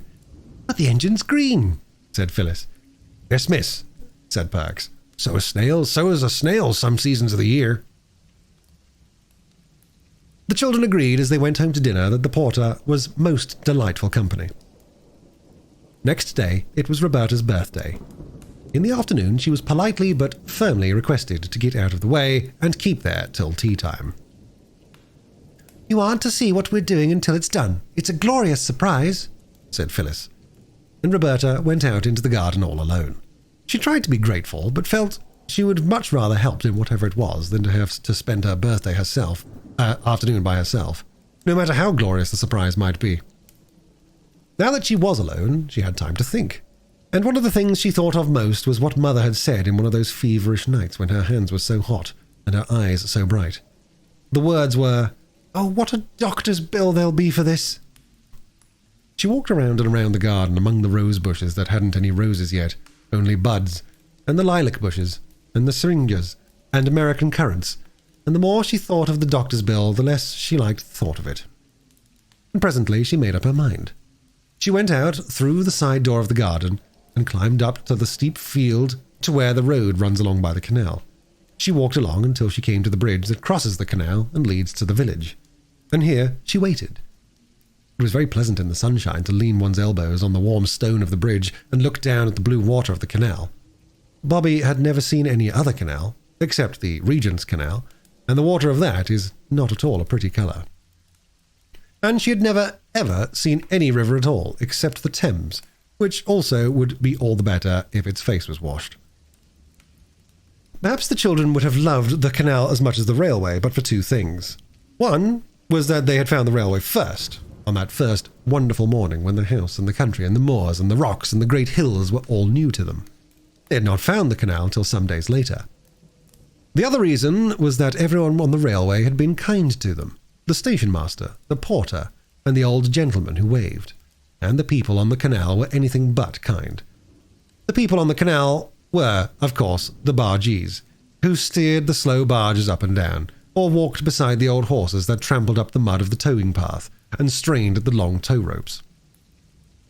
Peter had once asked one of the bargees the time, and he'd been told to "get out of that," in a tone so fierce that he did not stop to say anything about his having just as much right on the towing path as the man himself. Indeed, he did not even think about saying it until some time later. Then, another day, when the children thought they would like to fish in the canal, a boy in a barge threw lumps of coal at them, and one of these hit Phyllis on the back of the neck. She was just stooping down to tie up her bootlace, and though the coal barely hurt her at all, it made her not care very much about going on fishing.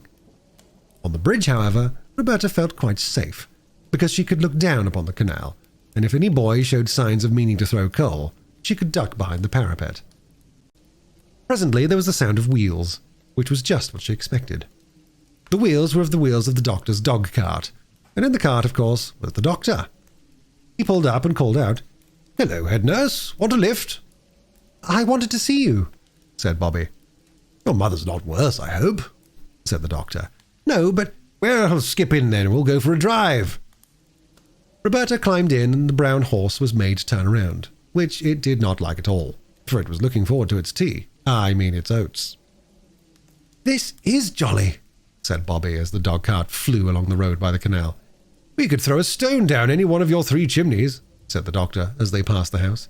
"Yes," said Bobby, "but you'd have to be a jolly good shot." "How do you know I'm not?" said the doctor.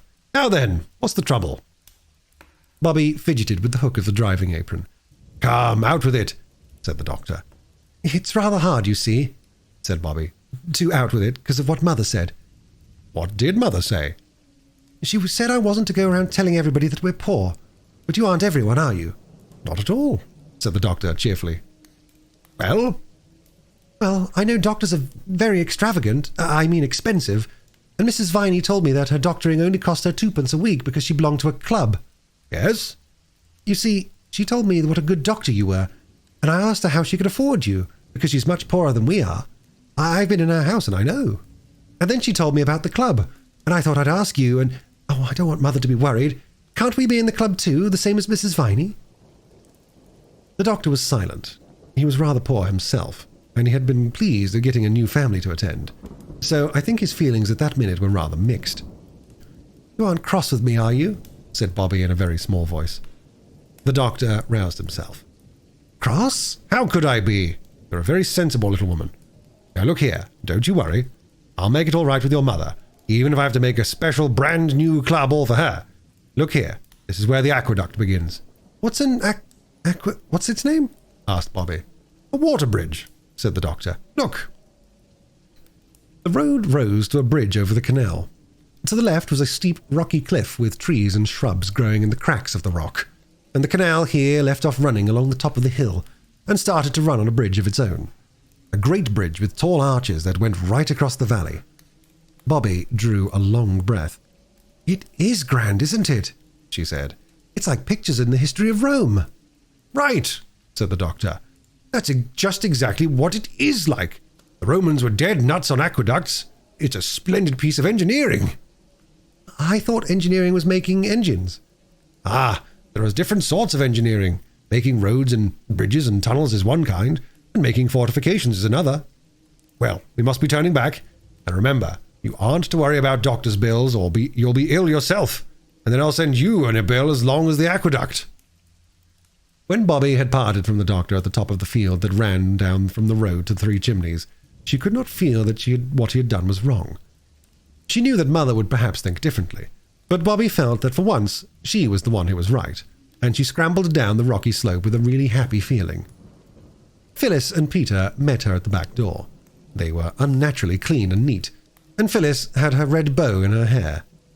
There was only just time for Bobby to make herself tidy and tie up her hair with a blue bow before the little bell rang. There, said Phyllis.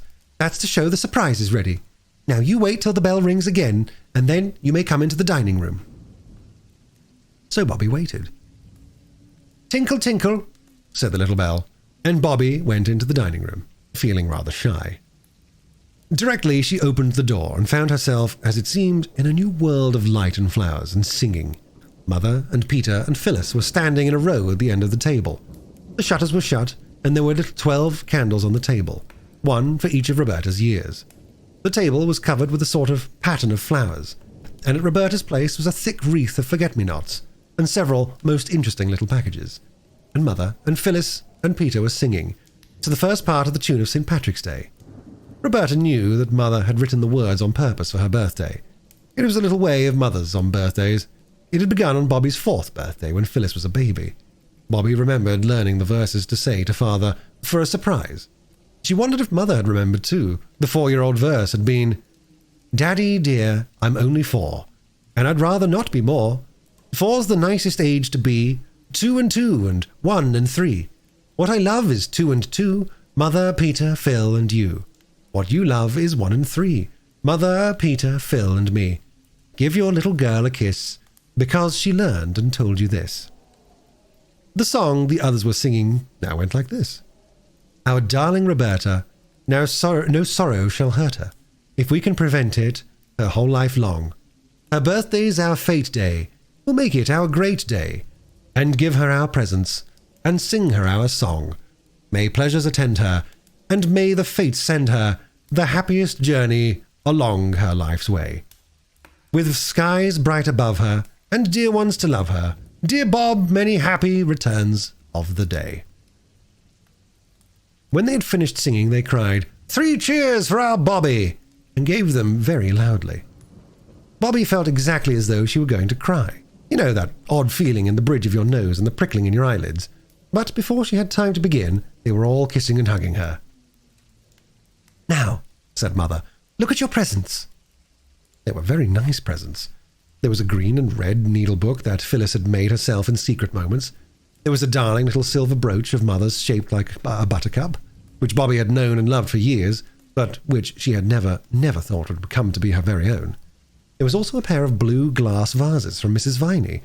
Roberta had seen and admired them in the village shop. And there were 3 birthday cards with pretty pictures and wishes. Mother fitted the forget-me-not crown on Bobby's brown head. "And now look at the table," she said.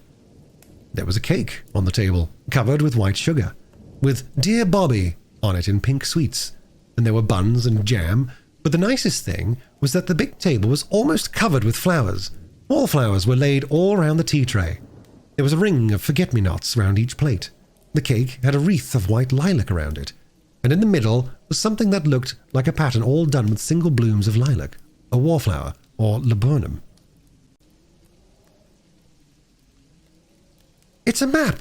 A map of the railway!" cried Peter. "Look! Those lilac lines are the metals, and there's a station done in brown wallflowers.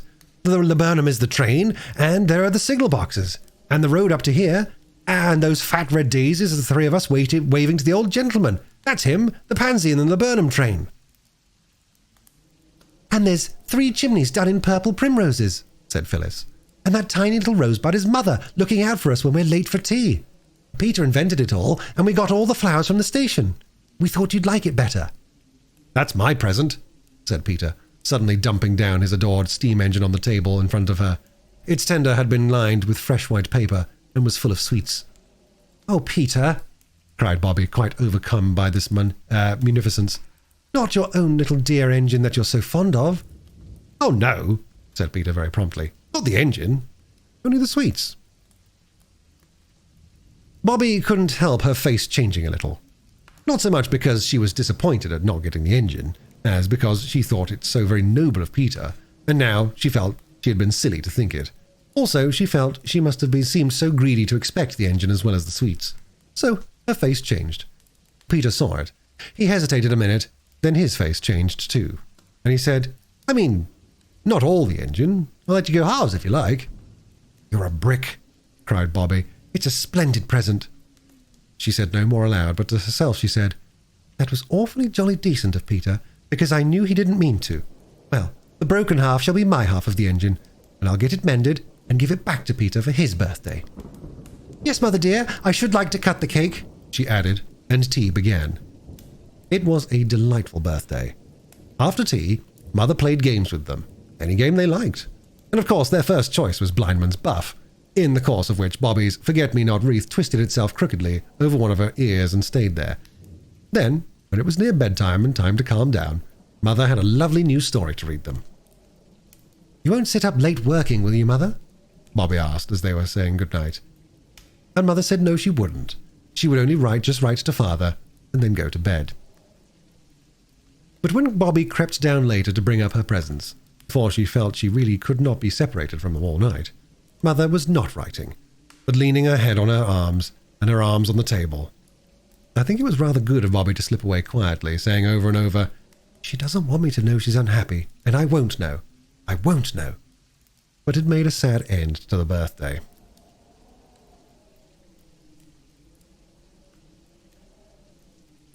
The very next morning, Bobby began to watch her opportunity to get Peter's engine mended secretly. And the opportunity came the very next afternoon. Mother went by train to the nearest town to do shopping.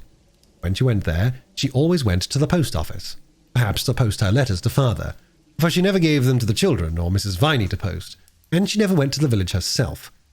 Peter and Phyllis went with her. Bobby wanted an excuse not to go, but try as she could, she couldn't think of a good one. And just when she felt that all was lost, her frock caught on a big nail by the kitchen door, and there was a great criss-cross tear all along the front of the skirt. I assure you, this really was an accident, so the others pitied her and went without her. For there was no time for her to change, because they were really rather late already, and had to hurry to the station to catch the train.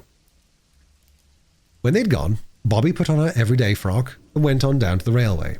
She did not go into the station, but she went along the line to the end of the platform where the engine is, when the down train is alongside the platform, the place where there are a water tank and a long, limp leather hose like an elephant's trunk.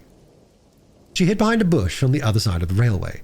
She had the toy engine done up in brown paper, and she waited patiently with it under her arm. Then, when the next train came in and stopped, Bobby went across the metals of the upline and stood beside the engine. She'd never been so close to an engine before. It seemed much larger and harder than she expected, and it made her feel very small indeed, and somehow very soft, as if she could very, very easily be hurt rather badly. "I know what silkworms must feel like now," said Bobby to herself. The engine driver and fireman did not see her. They were leaning out of the other side, telling the porter a tale about a dog and a leg of mutton. "If you please," said Roberta, but the engine was blowing off steam and no one heard her. "If you please, Mr. Engineer." She spoke a little louder, but the engine happened to speak at the same moment, and of course Roberta's soft little voice hadn't a chance. It seemed to her that the only way would be to climb onto the engine and pull at their coats. The step was high, but she got her knee on it and clambered into the cab. She stumbled and fell on hands and knees at the base of the great heap of coals that led up to the square opening in the tender. The engine was not above the weakness of its fellows. It was making a great deal more noise than there ever was the slightest need for.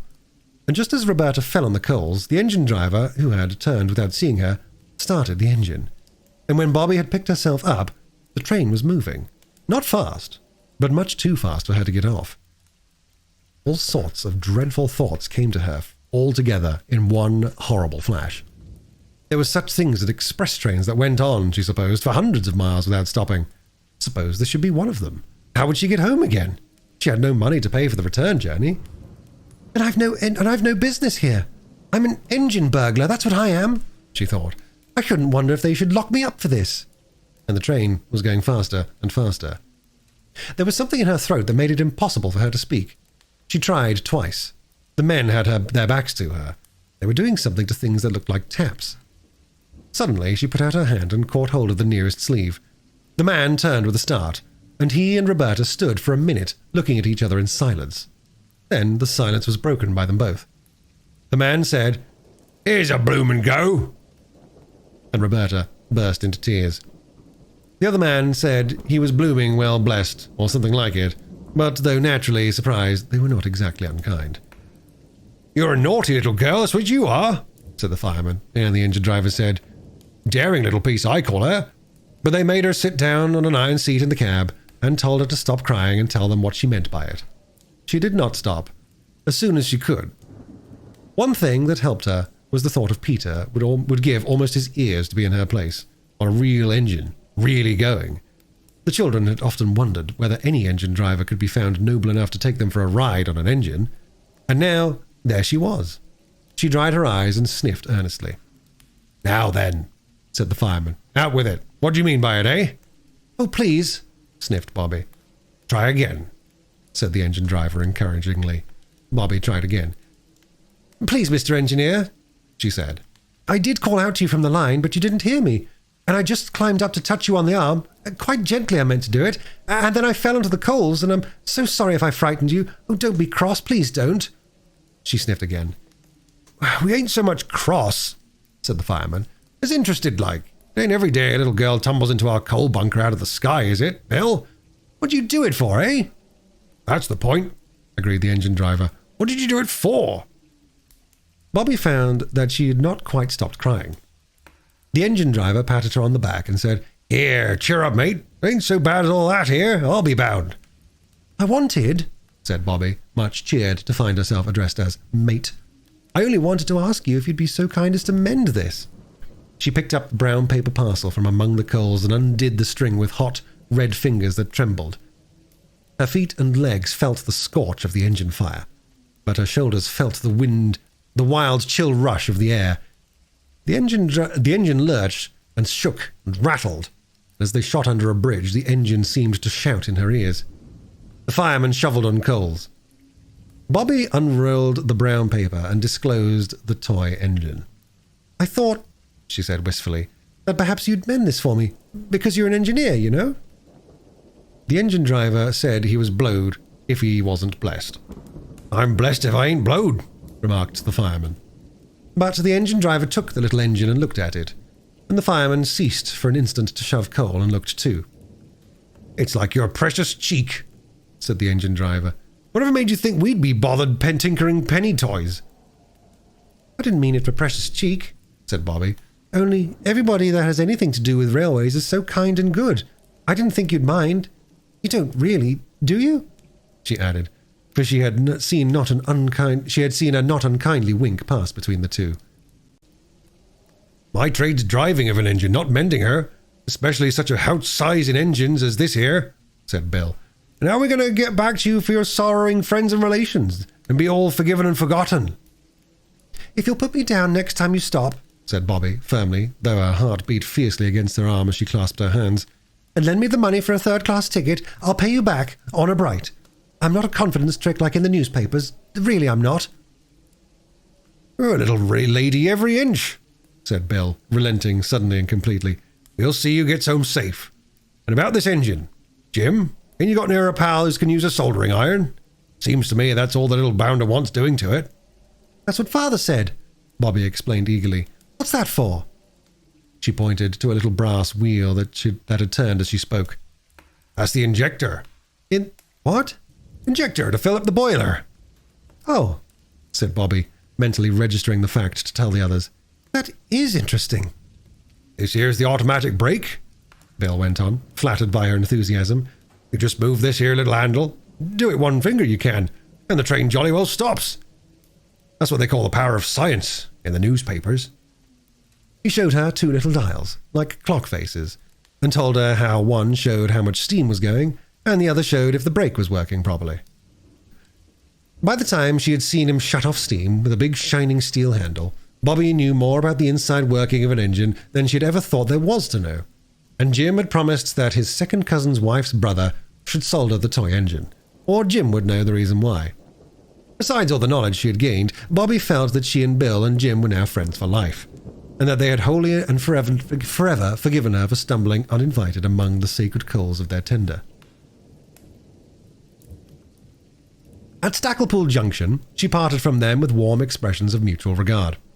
They handed her over to the guard of a returning train, a friend of theirs, and she had the joy of knowing what guards do in their secret fastnesses, and understood how, when you pull the communication cord in railway carriages, a wheel goes round under the guard's nose, and a loud bell rings in his ears. She asked the guard why his van smelt so fishy, and learned that he had to carry a lot of fish every day, and that the wetness in the hollows of the corrugated floor had all drained out of boxes full of plaice, and cod and mackerel, and soles and smelts. Bobby got home in time for tea, and she felt as though her mind would burst with all that had been put into it since she parted from the others. How she blessed the nail that had torn her frock. "Where have you been?" asked the others. "To the station, of course," said Roberta, but she would not tell a word of her adventures till the day appointed, when she mysteriously led them to the station at the hour of the 3:19's transit, and proudly introduced them to her friends, Bill and Jim. Jim's second cousin's wife's brother had not been unworthy of the sacred trust reposed in him. The toy engine was, literally, as good as new. "Goodbye! Oh, goodbye!" said Bobby, just before the engine screamed its goodbye. "I shall always, always love you, and Jim's second cousin's wife's brother as well." And as the three children went home up the hill, Peter hugging the engine, now quite its own self again, Bobby told with joyous leaps of the heart the story of how she had been an engine burglar. Chapter 5. Prisoners and Captives. It was one day when Mother had gone to Maidbridge. She had gone alone, but the children were going to the station to meet her, and, loving the station as they did, it was only natural that they should be there a good hour before there was any chance of Mother's train arriving, even if the train were punctual, which was most unlikely. No doubt they would have been just as early, even if it had been a fine day and all the delights of the woods and the fields and the rocks and the rivers had been open to them. But it happened to be a very wet day and, for July, very cold. There was a wild wind that drove flocks of dark purple clouds across the sky, like herds of dream elephants, as Phyllis said. And the rain stung sharply, so that the way to the station was finished at a run. Then the rain fell faster and harder, and beat slantways against the windows of the booking office and of the chill place that had a general waiting room on its door. "It's like being in a besieged castle," Phyllis said. "Look at the arrows of the foe striking against the battlements." "It's much more like a great garden squirt," said Peter. They decided to wait on the upside, for the down platform looked very wet indeed, and the rain was driving right into the little bleak shelter where down passengers had to wait for their trains. The hour would be full of incident and interest, of course, for there would be 2 up trains and 1 down to look at before the one that should bring Mother back. "Perhaps it'll have stopped raining by then," said Bobby. "Anyhow, I'm glad I brought Mother's waterproof and umbrella." They went into the desert spot labelled General Waiting Room, and the time passed pleasantly enough in a game of advertisements. You know the game, of course. It's something like Dumb Crambo. The players take it in turns to go out and then come back and look and try to look as like some advertisement as they can, and the others have to guess what advertisement it's meant to be. Bobby came in and sat down under Mother's umbrella and made a sharp face, and everyone knew she was the fox who sits under the umbrella in the advertisement. Phyllis tried to make a magic carpet of Mother's waterproof, but it would not stand as stiff and raft-like as a magic carpet should, and nobody could guess it. Everyone thought Peter was carrying things a little too far when he blacked his face all over with coal dust and struck a spidery attitude and said he was the blot that advertises somebody's blue-black writing fluid. It was Phyllis's turn again, and she was trying to look like the Sphinx that advertises what's-his-name's personally conducted tours up the Nile when the sharp ting of the signal announced the up train. The children rushed out to see it pass. On its engine were the particular driver and fireman who were now numbered among the children's dearest friends. Courtesies passed between them. Jim asked after the toy engine, and Bobby pressed on his acceptance a moist, greasy package of toffee that she had made herself. Charmed by this attention, the engine driver consented to consider her request that someday he would take Peter for a ride on the engine. "Stand back, mates!" cried the engine driver suddenly, "and off she goes!" And sure enough, off the train went, and the children watched the taillights of the train until it disappeared around the curve of the line, and then turned back to go to the dusty freedom of the general waiting room and the joys of the advertisement game.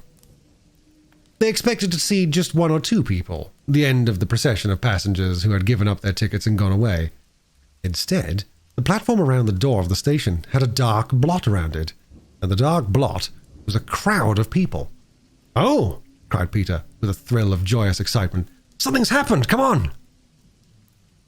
They ran down the platform. When they got to the crowd, they could, of course, see nothing but the damp backs and elbows of the people on the crowd's outside. Everyone was talking at once. It was evident that something had happened. "It's my belief he's nothing worse than a natural," said a farmerish-looking person. Peter saw his red, clean-shaven face as he spoke. "If you ask me, I should say it was a police court case," said a young man with a black bag.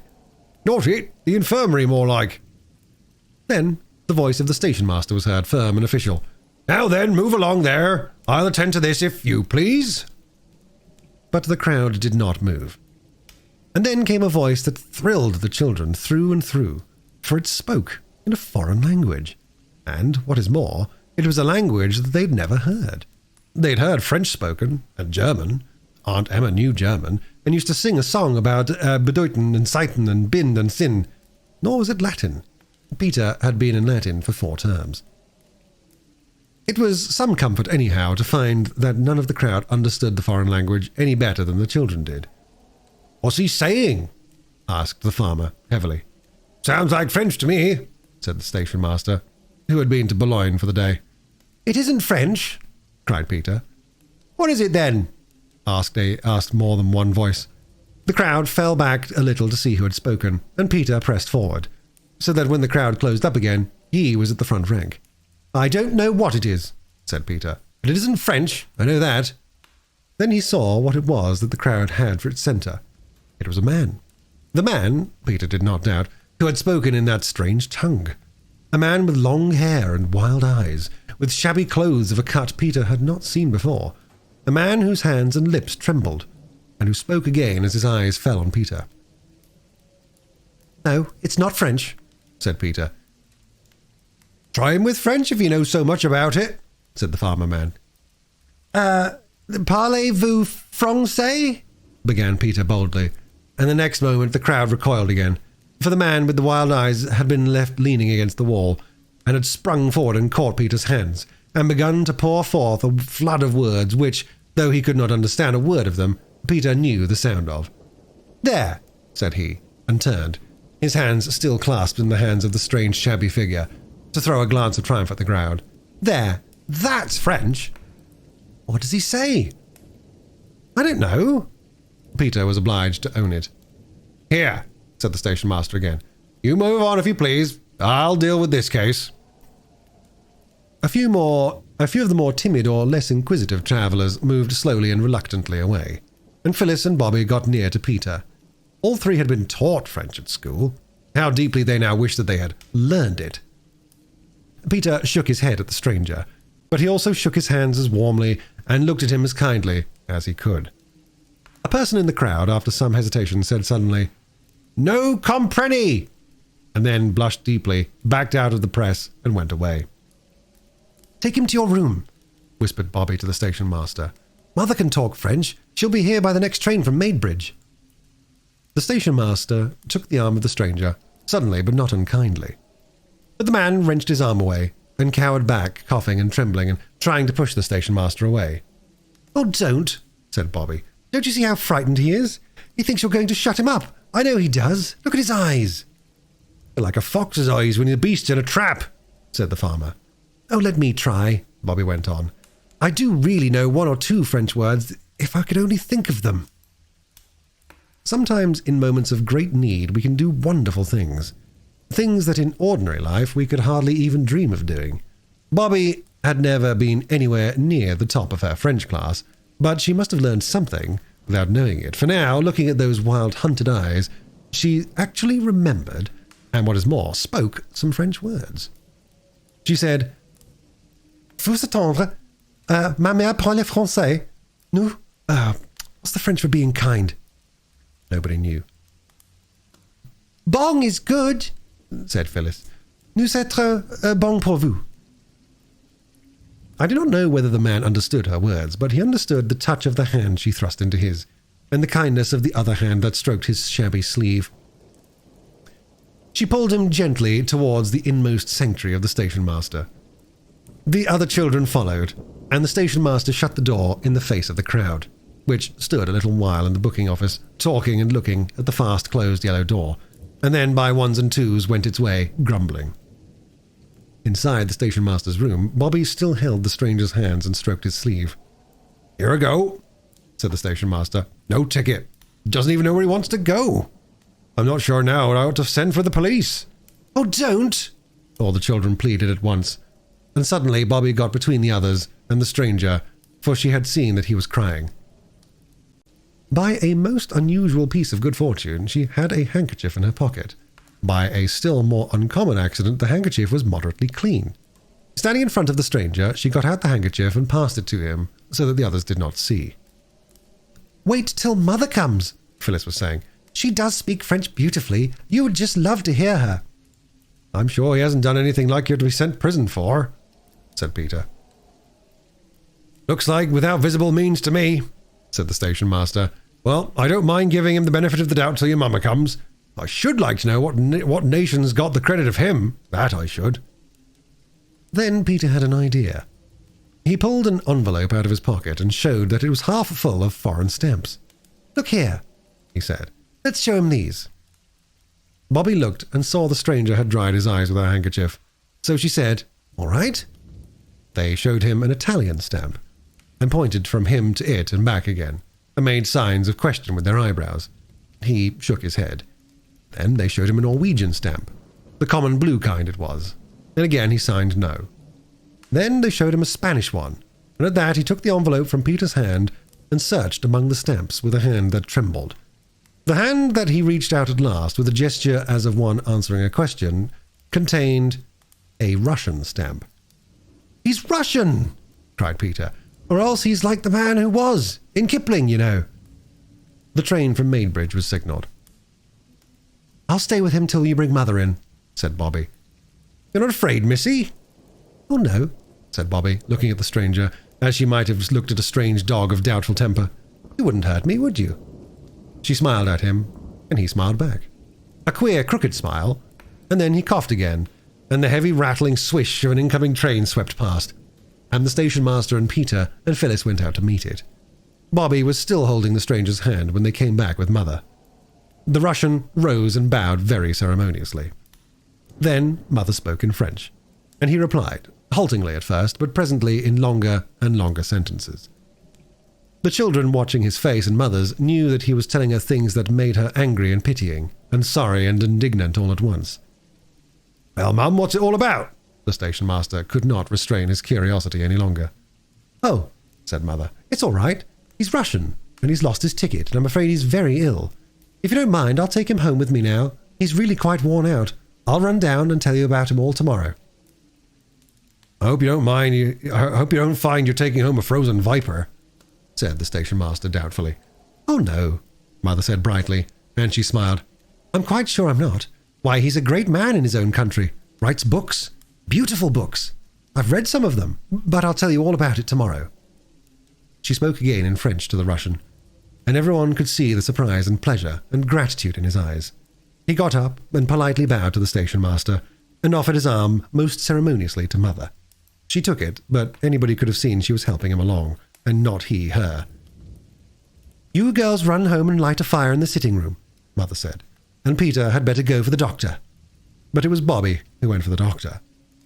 "I hate to tell you," she said breathlessly when she came upon him with his shirt sleeves, weeding his pansy bed, "but Mother's got a very shabby Russian, and I'm sure he'll have to belong to your club. I'm certain he hasn't got any money. We found him at the station." "Found him? Was he lost then?" asked the doctor, reaching for his coat. "Yes," said Bobby unexpectedly. "That's just where he was. He's been telling Mother the sad, sweet story of his life in French, and she said, would you be kind enough to come directly if you were at home? He has a dreadful cough and he's been crying." The doctor smiled. "Oh, don't," said Bobby. "Please don't. You wouldn't if you'd seen him. I never saw a man cry before. You don't know what it's like." Dr. Forrest wished then that he hadn't smiled. When Bobby and the doctor got to the Three Chimneys, the Russian was sitting in an armchair that had been Father's, stretching his feet to the blaze of a bright wood fire, and sipping the tea that Mother had made him. "The man seems worn out, mind and body," was what the doctor said. "The cough's bad, but there's nothing that can't be cured. He ought to go straight to bed, though, and let him have a fire at night." "I'll make one in my room. It's the only one with a fireplace," said Mother. She did, and presently the doctor helped the stranger to bed. There was a big black trunk in Mother's room that none of her children had ever seen unlocked. Now, when she had lighted the fire, she unlocked it and took some clothes out, men's clothes, and set them to air by the newly lighted fire. Bobby, coming in with more wood for the fire, saw the mark on the nightshirt and looked over to the open trunk. All the things that she could see were men's clothes, and the name marked on them was Father's name. Then Father hadn't taken his clothes with him, and that nightshirt was one of Father's new ones. Bobby remembered it being made just before Peter's birthday. Why hadn't Father taken his clothes? Bobby slipped from the room. As she went, she heard the key turned in the lock of the trunk. Her heart was beating horribly. Why hadn't Father taken his clothes? When Mother came out of the room, Bobby flung tightly, clasping around her waist, and whispered, "Mother, Daddy isn't dead, is he?" "My darling, no! Whatever made you think of anything so horrible?" I don't know," said Bobby, angry with herself, but still clinging to that resolution of hers, not to see anything that Mother didn't mean her to see. Mother gave her a hurried hug. "Daddy was quite well when I heard from him last," she said, "and he'll come back to us someday. Don't fancy such horrible things, darling." Later on, when the Russian stranger had been made comfortable for the night, Mother came into the girls' room. She was to sleep there in Phyllis's bed, and Phyllis was to have a mattress on the floor, a most amusing pleasure for Phyllis.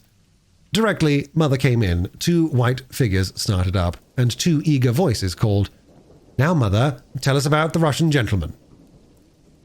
A white shape hopped into the room.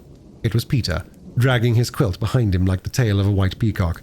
"We have been patient," he said, "and I had to bite my tongue not to go to sleep. And I just nearly went to sleep and I bit too hard, and it hurts ever so. Do tell us. Make a nice long story of it." "I can't make a long story of it tonight," said Mother. "I'm very tired." Bobby knew by her voice that Mother had been crying, but the others didn't know. "Well, make it as long as you can," said Phil, and Bobby got her arms around Mother's waist and snuggled close to her. "Well, it's a story long enough to make a whole book of it. He's a writer. He's written beautiful books. In Russia at the time of the Tsar, one dared not say anything about the rich people doing wrong, or about the things that ought to be done to make poor people healthier, better, and happier. If one did, one was sent to prison. But they can't, said Peter. People only go to prison when they've done wrong. Or when judges think they've done wrong, said Mother. Yes, that's so in England, but in Russia it was different. And he wrote a beautiful book about poor people and how to help them. I've read it. There's nothing in it but goodness and kindness. And they sent him to prison for it. He was 3 years in a horrible dungeon with hardly any light, and all damp and dreadful, in prison, all alone for 3 years. Mother's voice trembled a little and stopped suddenly. But Mother, said Peter, that can't be true now. That sounds like something out of a history book. The Inquisition or something. It was true, said Mother. It's all horribly true. Well, they took him out and sent him to Siberia, a convict, chained to other convicts, wicked men who'd done all sorts of crimes, a long chain of them, and they walked and walked and walked for days and weeks, till he thought they'd never stop walking, and overseers went behind them with whips, yes, whips, to beat them if they got tired. And some of them went lame, and some fell down, and when they couldn't get up and go on, they beat them, and then left them to die. Oh, it's all too terrible. And at last he got to the mines, and he was condemned to stay there for life. For life! Just for writing a good, noble, splendid book. How did he get away? When the war came, some of the Russian prisoners were allowed to volunteer as soldiers, and he volunteered. But he deserted at the first chance he got, and that's very cowardly, isn't it? Said Peter. To desert? Especially when it's war. Do you think he owed anything to a country that had done that to him? If he did, he owed more to his wife and children. He didn't know what had become of them. Oh, cried Bobby. He had them to think about and to be miserable about too, then, all the time he was in prison. Yes, he had them to think about and be miserable about all the time he was in prison. For anything he knew, they might have been sent to prison too. They did those things in Russia. But while he was in the mines, some friends managed to get a message to him that his wife and children had escaped and come to England. So, when he deserted, he came here to look for them. Had he got their address? Said practical Peter. No, just England. He was going to London, and he thought he had to change at our station, and then he found he'd lost his ticket and his purse. Oh, do you think he'll find them? I mean his wife and children, not the ticket and things. I hope so. Oh, I hope and pray that he'll find his wife and children again. Even Phyllis now perceived that Mother's voice was very unsteady. Why, Mother, she said, how very sorry you seem to be for him. Mother didn't answer for a minute. Then she just said, yes. And then she seemed to be thinking. The children were quiet. Presently she said, Dears, when you say your prayers, I think you might ask God to show his pity upon all prisoners and captives. To show his pity, Bobby repeated slowly, upon all prisoners and captives. Is that right, Mother? Yes, said Mother. Upon all prisoners and captives. All prisoners and captives. Chapter 6. Saviours of the Train. The Russian gentleman was better the next day, and the day after that better still, and on the third day he was well enough to come into the garden. A basket chair was put for him, and he sat there, dressed in clothes of Father's, which were much too big for him. But when Mother had hemmed up the ends of the sleeves and the trousers, the clothes did well enough. His was a kind face, now that it was no longer tired and frightened, and he smiled at the children whenever he saw them. They wished very much that he could speak English. Mother wrote several letters to people she thought might know whereabouts in England a Russian gentleman's wife and family might possibly be. Not to the people she used to know before she came to live at the Three Chimneys. She never wrote to any of them, but strange people, members of Parliament and editors of papers and secretaries of societies. And she did not do much of her story writing, only corrected proofs as she sat in the sun near the Russian and talked to him every now and then. The children wanted very much to show how kindly they felt to this man who had been sent to prison and to Siberia just for writing a beautiful book about poor people. They could smile at him, of course. They could, and they did. But if you smile too constantly, the smile is apt to get fixed, like the smile of a hyena, and then it no longer looks friendly, but simply silly. So they tried other ways and brought him flowers, till the place where he sat was surrounded by little fading bunches of clover and roses and Canterbury bells. And then Phyllis had an idea. She beckoned mysteriously to the others and drew them into the backyard, and there, in a concealed spot between the pump and the water butt, she said, "You remember Perks promising me the very first strawberries out of his own garden?" Perks, you will recollect, was the porter. "Well, I think they should be ripe now. Let's go down and see." Mother had been down, as she had promised, to tell the station master the story of the Russian prisoner. But even the charms of the railway had been unable to tear the children away from the neighbourhood of the interesting stranger, so they had not been to the station for 3 days. They went now. And, to their surprise and distress, they were very coldly received by Perks. "Highly honoured, I'm sure," he said when they peeped in at the door of the porter's room, and he went on reading his newspaper. There was an uncomfortable silence. "Oh dear," said Bobby with a sigh. "I do believe you're cross." "What, me? Not me," said Perks loftily. "Ain't nothing to me." "What ain't nothing to you?" said Peter, too anxious and alarmed to change the form of words. "Nothing ain't nothing. What happens either here or elsewhere," said Perks. "You likes to have your secrets, have 'em and welcome, that's what I say." The secret chamber of each heart was rapidly examined during the pause that followed. 3 heads were shaken. "We haven't any secrets from you," said Bobby at last. "Maybe you have, maybe you haven't," said Perks. "Ain't nothing to me, and I wish you all a very good afternoon." He held up the paper between them and went on reading. "Oh, don't," said Phyllis in despair. "This is truly dreadful. Whatever it is, do tell us." "We didn't mean to do whatever it was." No answer. The paper was refolded and Perks began on another column. "Look here," said Peter suddenly.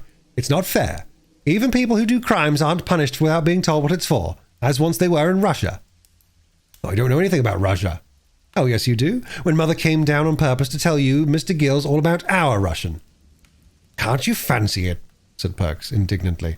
"Don't you see him asking me to step into his room and take a chair and listen to what her ladyship has to say?" "Do you mean to say you've not heard?"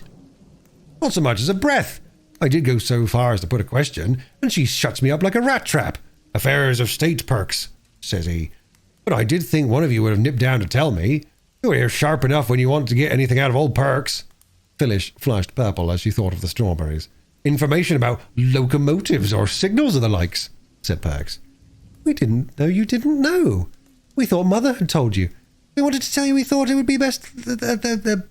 would be stale news." The 3 all spoke at once. Perks said it was all very well, and still held up the paper. Then Phyllis suddenly snatched it away and threw her arms around his neck. "Oh, let's just kiss and be friends," she said. "We'll say sorry first if you like, but we didn't really let you know. We didn't really know that you didn't know." "We are so sorry," said the others, and Perks at last consented to accept their apologies. Then they got him to come out and sit in the sun on the green railway bank, where the grass was quite hot to touch. And there, something speaking one at a time, and sometimes all together, they told the porter the story of the Russian prisoner. "Well, I must say," said Perks, but he did not say it, whatever it was. "Yes, it is pretty awful, isn't it?" said Peter. "And I don't understand, and I don't wonder you were curious about who the Russian was." "I wasn't curious, not so much as interested," said the porter. "Well, I do think Mr. Gills might have told you about it. It was horrid of him." "I'll keep no doubt on him for that, missy," said the porter. "'Cause why? I see his reasons. He wouldn't want to give away his own side with a tale like that. Ain't human nature. Man's got to stand up for his own side, whatever they does. That's what it means by party politics. I should have done the same thing if that long-haired chap had been a Jap." "But the Japs don't do cruel, wicked things like that," said Bobby. "Perhaps not," said Perks cautiously. "Still, can't be sure with foreigners. My own belief is they're all tarred with the same brush." "Then why are we on the side of the Japs?" Peter asked. "Well, you see, you must take one side or the other. Same with liberals and conservatives. The great thing is to take your side and stick to it, whatever happens." A signal sounded. "There's the 314 up," said Perks. "You lie low till she's through, and then we'll go along up to my place and see if any of them strawberries ripe as I told you about." "If there are any ripe, and you do give them to me," said Phyllis, "you won't mind if I give them to the poor Russian, will you?" Perks narrowed his eyes and raised his eyebrows. "So it was them strawberries you came down for this afternoon, eh?" said he. This was an awkward moment for Phyllis. To say yes would seem rude and greedy, and unkind to Perks. But she knew if she said no, she would not be pleased with herself afterwards. So, "Yes," she said, it was. "Well done," said the porter. "Speak the truth and shame the—" "But we'd have come down the very next day if we'd known you hadn't heard the story," Phyllis added hastily. "I believe you, missy," said Perks, and sprang across the line 6 feet in front of the advancing train. The girls hated to see him do this, but Peter liked it. It was so exciting. The Russian gentleman was so delighted with the strawberries that the three racked their brains to find some other surprise for him. But all the racking did not bring out any idea more novel than wild cherries, and this idea occurred to them next morning. They had seen the blossom on the trees in the spring, and they knew where to look for wild cherries now that cherry time was here. The trees grew up and along the rocky face of the cliff, out of which the mouth of the tunnel opened. There were all sorts of trees here, birches and beeches and baby oaks and hazels, and among them the cherry blossom had shone like snow and silver. The mouth of the tunnel was some way from the 3 chimneys, so Mother let them take their lunch with them in a basket, and the basket would do to bring the cherries back if they found any. She also lent them her silver watch so that they would not be late for tea. Peter's Waterbury had taken it into its head not to go since the day when Peter had dropped it into the water butt, and they started. When they got to the top of the cutting, they leaned over the fence and looked down to where the railway lines at the bottom of what, as Phyllis said, was exactly like a mountain gorge. "For it wasn't for the railway at the bottom, it would be as though the foot of man had never been there, wouldn't it?" The sides of the cutting were of grey stone, very roughly hewn. Indeed, the top part of the cutting had been a little natural glen that had been cut deeper to bring it down to the level of the tunnel's mouth. Among the rocks, grass and flowers grew, and seeds dropped by birds in the crannies of the stone had taken root and grown into bushes and trees that overhung the cutting. Near the tunnel was a flight of steps leading down to the line, just wooden bars roughly fixed into the earth, a very steep and narrow way, more like a ladder than a stair. "We'd better get down," said Peter. "I'm sure the cherries would be quite easy to get out from the side of the steps. You remember it was there we picked the cherry blossoms that we put on the rabbit's grave." So they went along the fence towards the little swing gate that is at the top of these steps, and they were almost at the gate when Bobby said, "Hush! Stop! What's that?"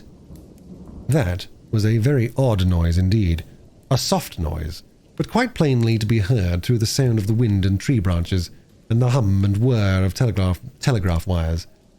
It was a sort of rustling, whispering sound, and as they listened, it stopped, and then it began again. And this time it did not stop, but it grew louder and more rustling and rumbling. "Look!" cried Peter suddenly. "The tree over there!" The tree he pointed at was one of those that have rough grey leaves and white flowers. The berries, when they come, are bright scarlet, but if you pick them, they disappoint you by turning black before you get them home.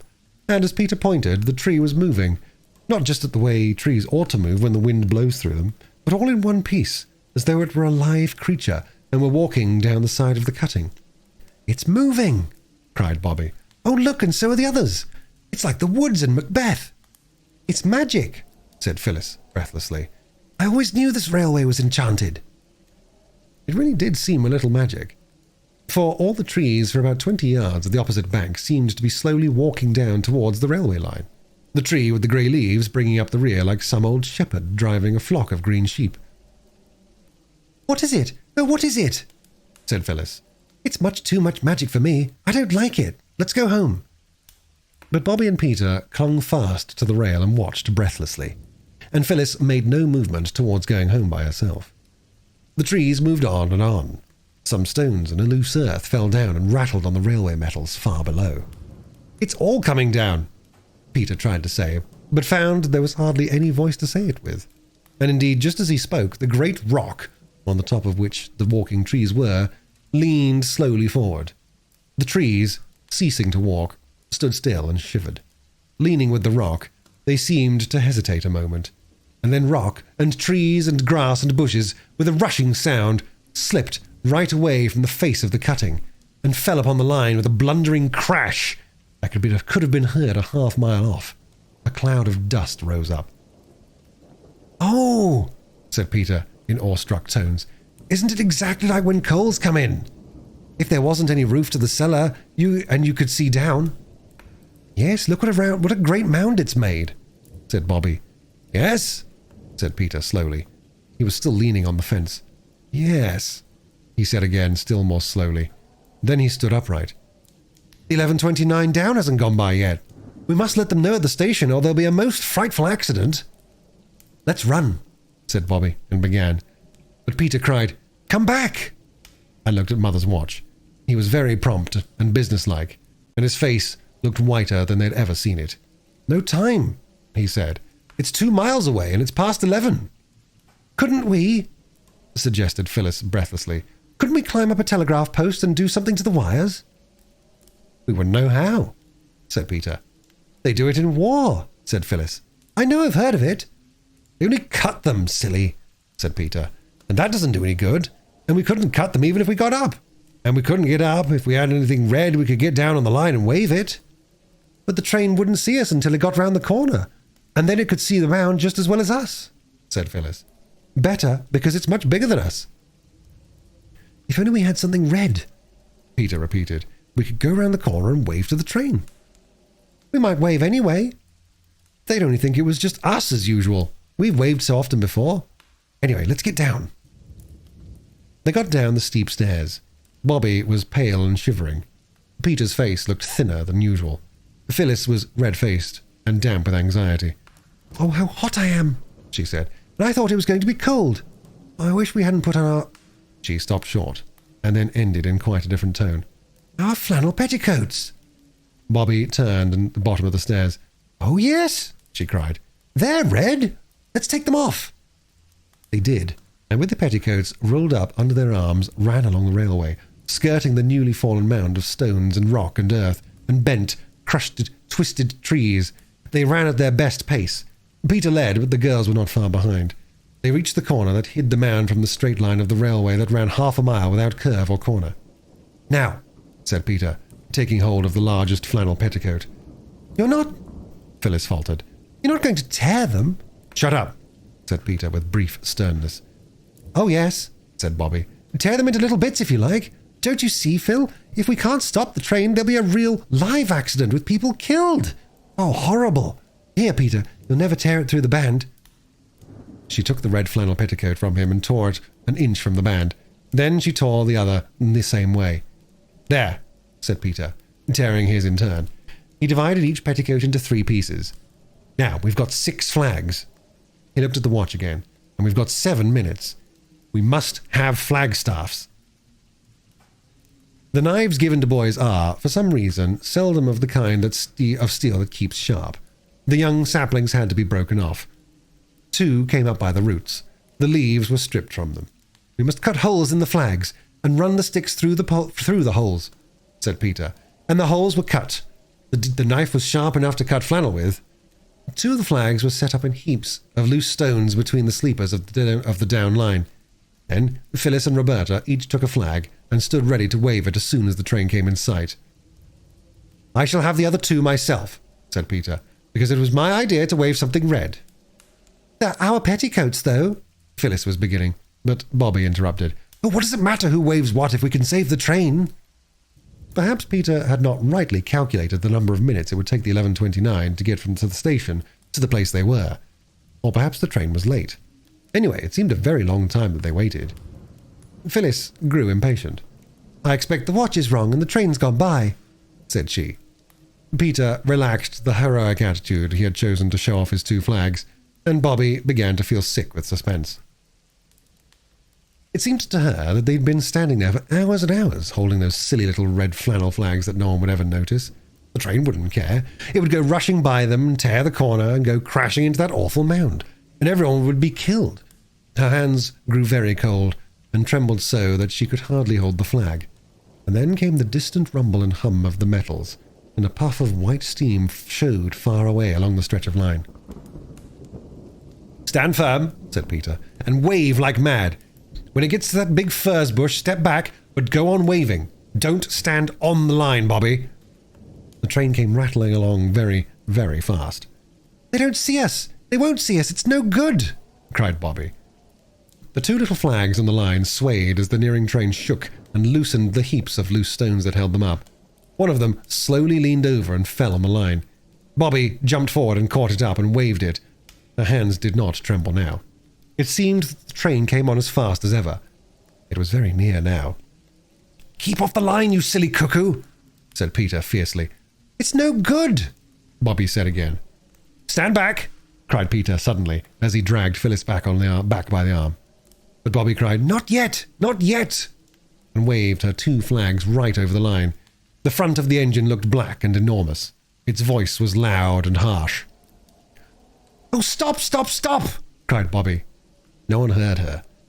At least Peter and Phyllis didn't, for the oncoming rush of the train covered the sound of her voice with a mountain of sound. But afterwards she used to wonder whether the engine itself had not heard her. It seemed almost as though it had, for it slackened swiftly, slackened and stopped, not 20 yards from the place where Bobby's 2 flags waved over the line. She saw the great black engine stop dead, but somehow she could not stop waving the flags. And when the driver and fireman had got off the engine, and Peter and Phyllis had gone to meet them and pour out their excited tale of the most awful mound just round the corner, Bobby still waved the flags, but more and more feebly and jerkily. When the others turned towards her, she was lying across the line with her hands flung forward, and still gripping the sticks of the little red flannel flags. The engine driver picked her up, carried her to the train, and laid her on the cushions of a first-class carriage. "Gone right off in a faint," he said. "Poor little woman. And no wonder. I'll just have a look at this here mound of yours, and then we'll run you back to the station and get her seen to." It was horrible to see Bobby lying so white and quiet with her lips blue and parted. "I believe that's what people look like when they're dead," whispered Phyllis. "Don't!" said Peter sharply. They sat by Bobby on the blue cushions, and the train ran back. Before it reached their station, Bobby had sighed and opened her eyes, and rolled herself over and begun to cry. This cheered the others wonderfully. They had seen her cry before, but they'd never seen her faint, nor anyone else, for the matter of that. They had not known what to do when she was fainting, but now she was only crying. They could thump her on the back and tell her not to, just as they always did. And presently, when she stopped crying, they were able to laugh at her for being such a coward as to faint. When the station was reached, the 3 were the heroes of an agitated meeting on the platform.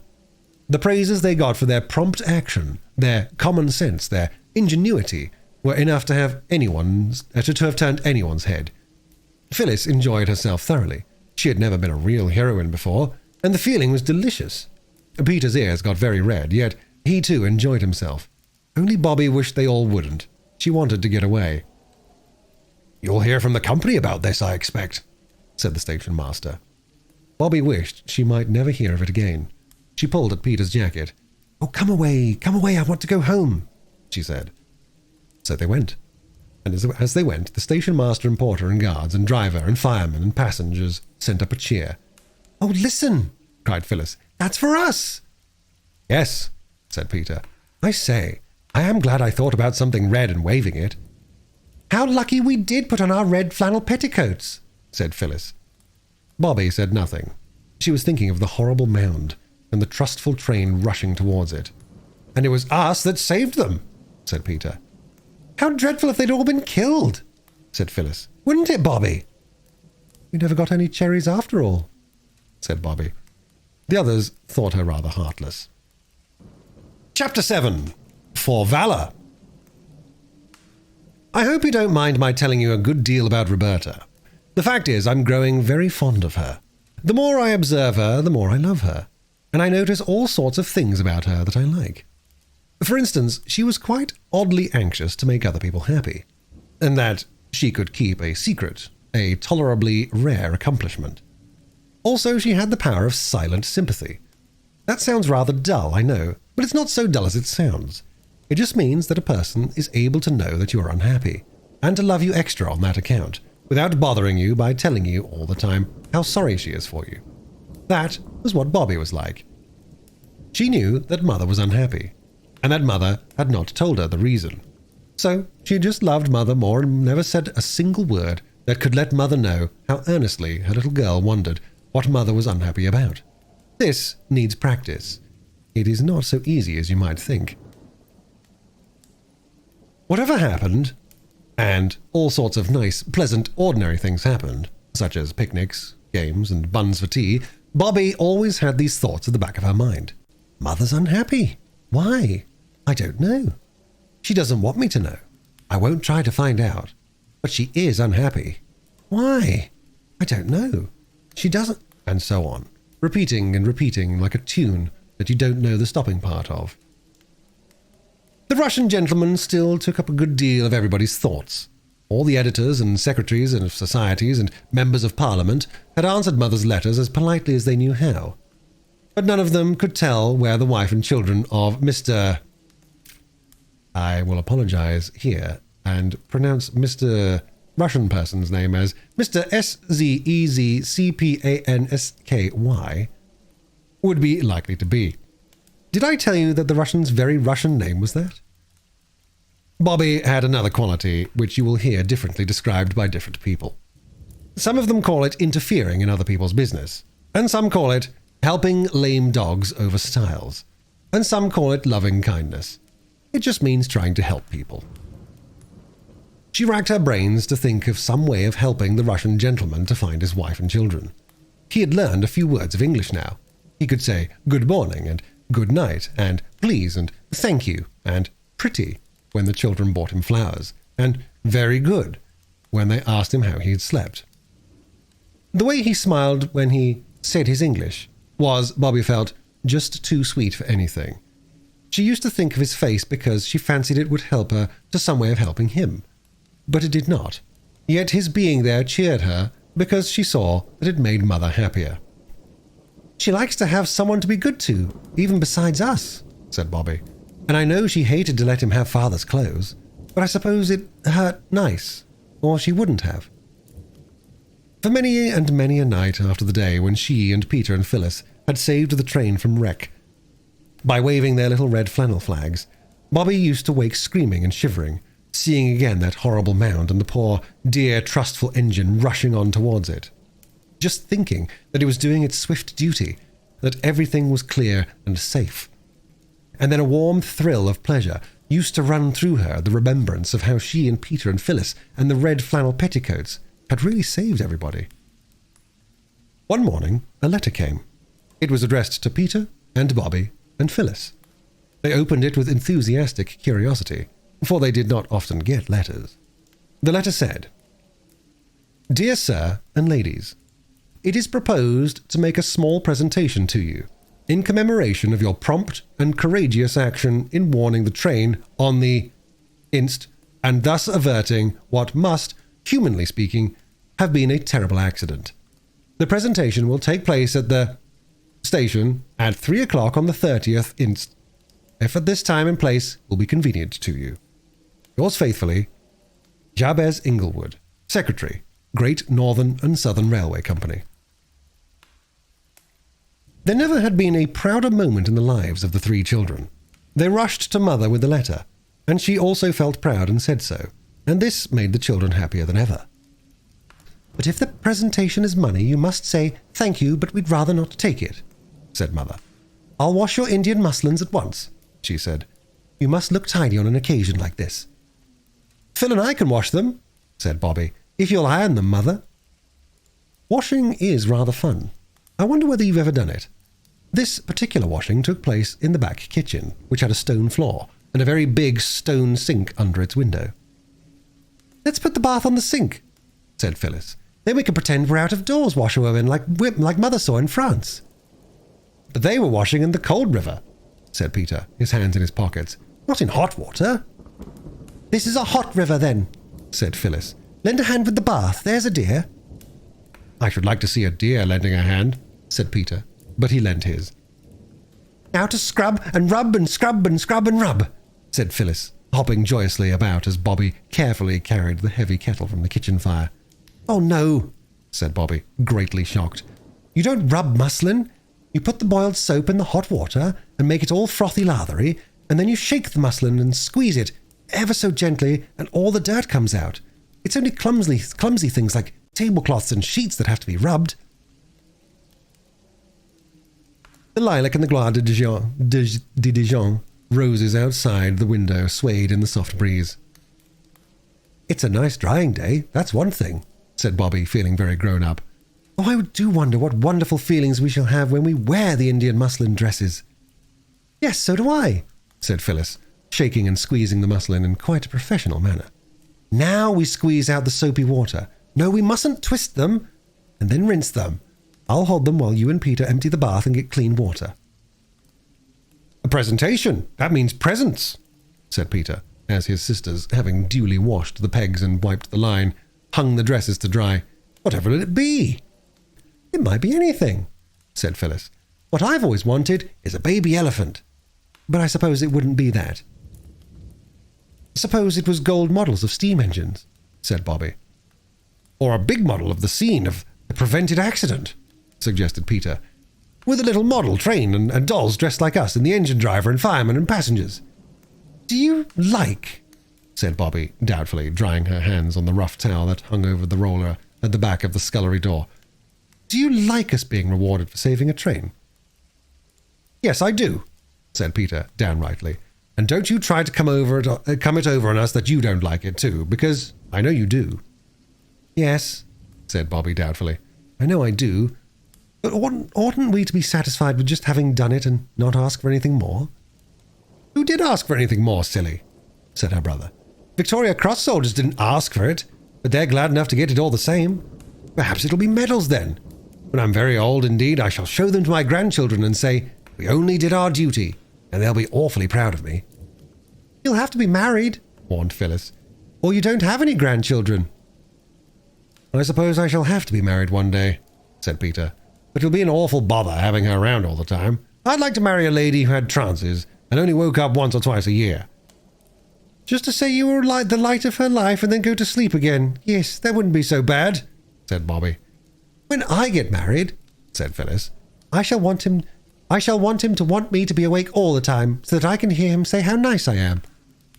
"I think it should be nice," said Bobby, "to marry someone very poor, and then you do all the work, and he'd love you most frightfully, and see the blue wood smoke curling up among the trees from the domestic hearth as he came home from work every single night. I say, we've got to answer that letter and say the time and place will be convenient to us. There's the soap, Peter. We're both as clean as clean. That pink box of writing paper you had on your birthday, Phil." It took some time to arrange what should be said. Mother had gone back to her writing, and several sheets of pink paper with scalloped gilt edges and green four-leaved shamrocks in the corner were spoiled before the three had decided what to say. Then they each made a copy and signed it with its own name. The threefold letter ran: "Dear Mr. Jabez Inglewood, thank you very much. We did not want to be rewarded, but only to save the train. But we are glad you think so, and thank you very much. The time and place you say will be quite convenient to us. Thank you very much. Your affectionate little friend," and then the name, and after it, "P.S. Thank you very much."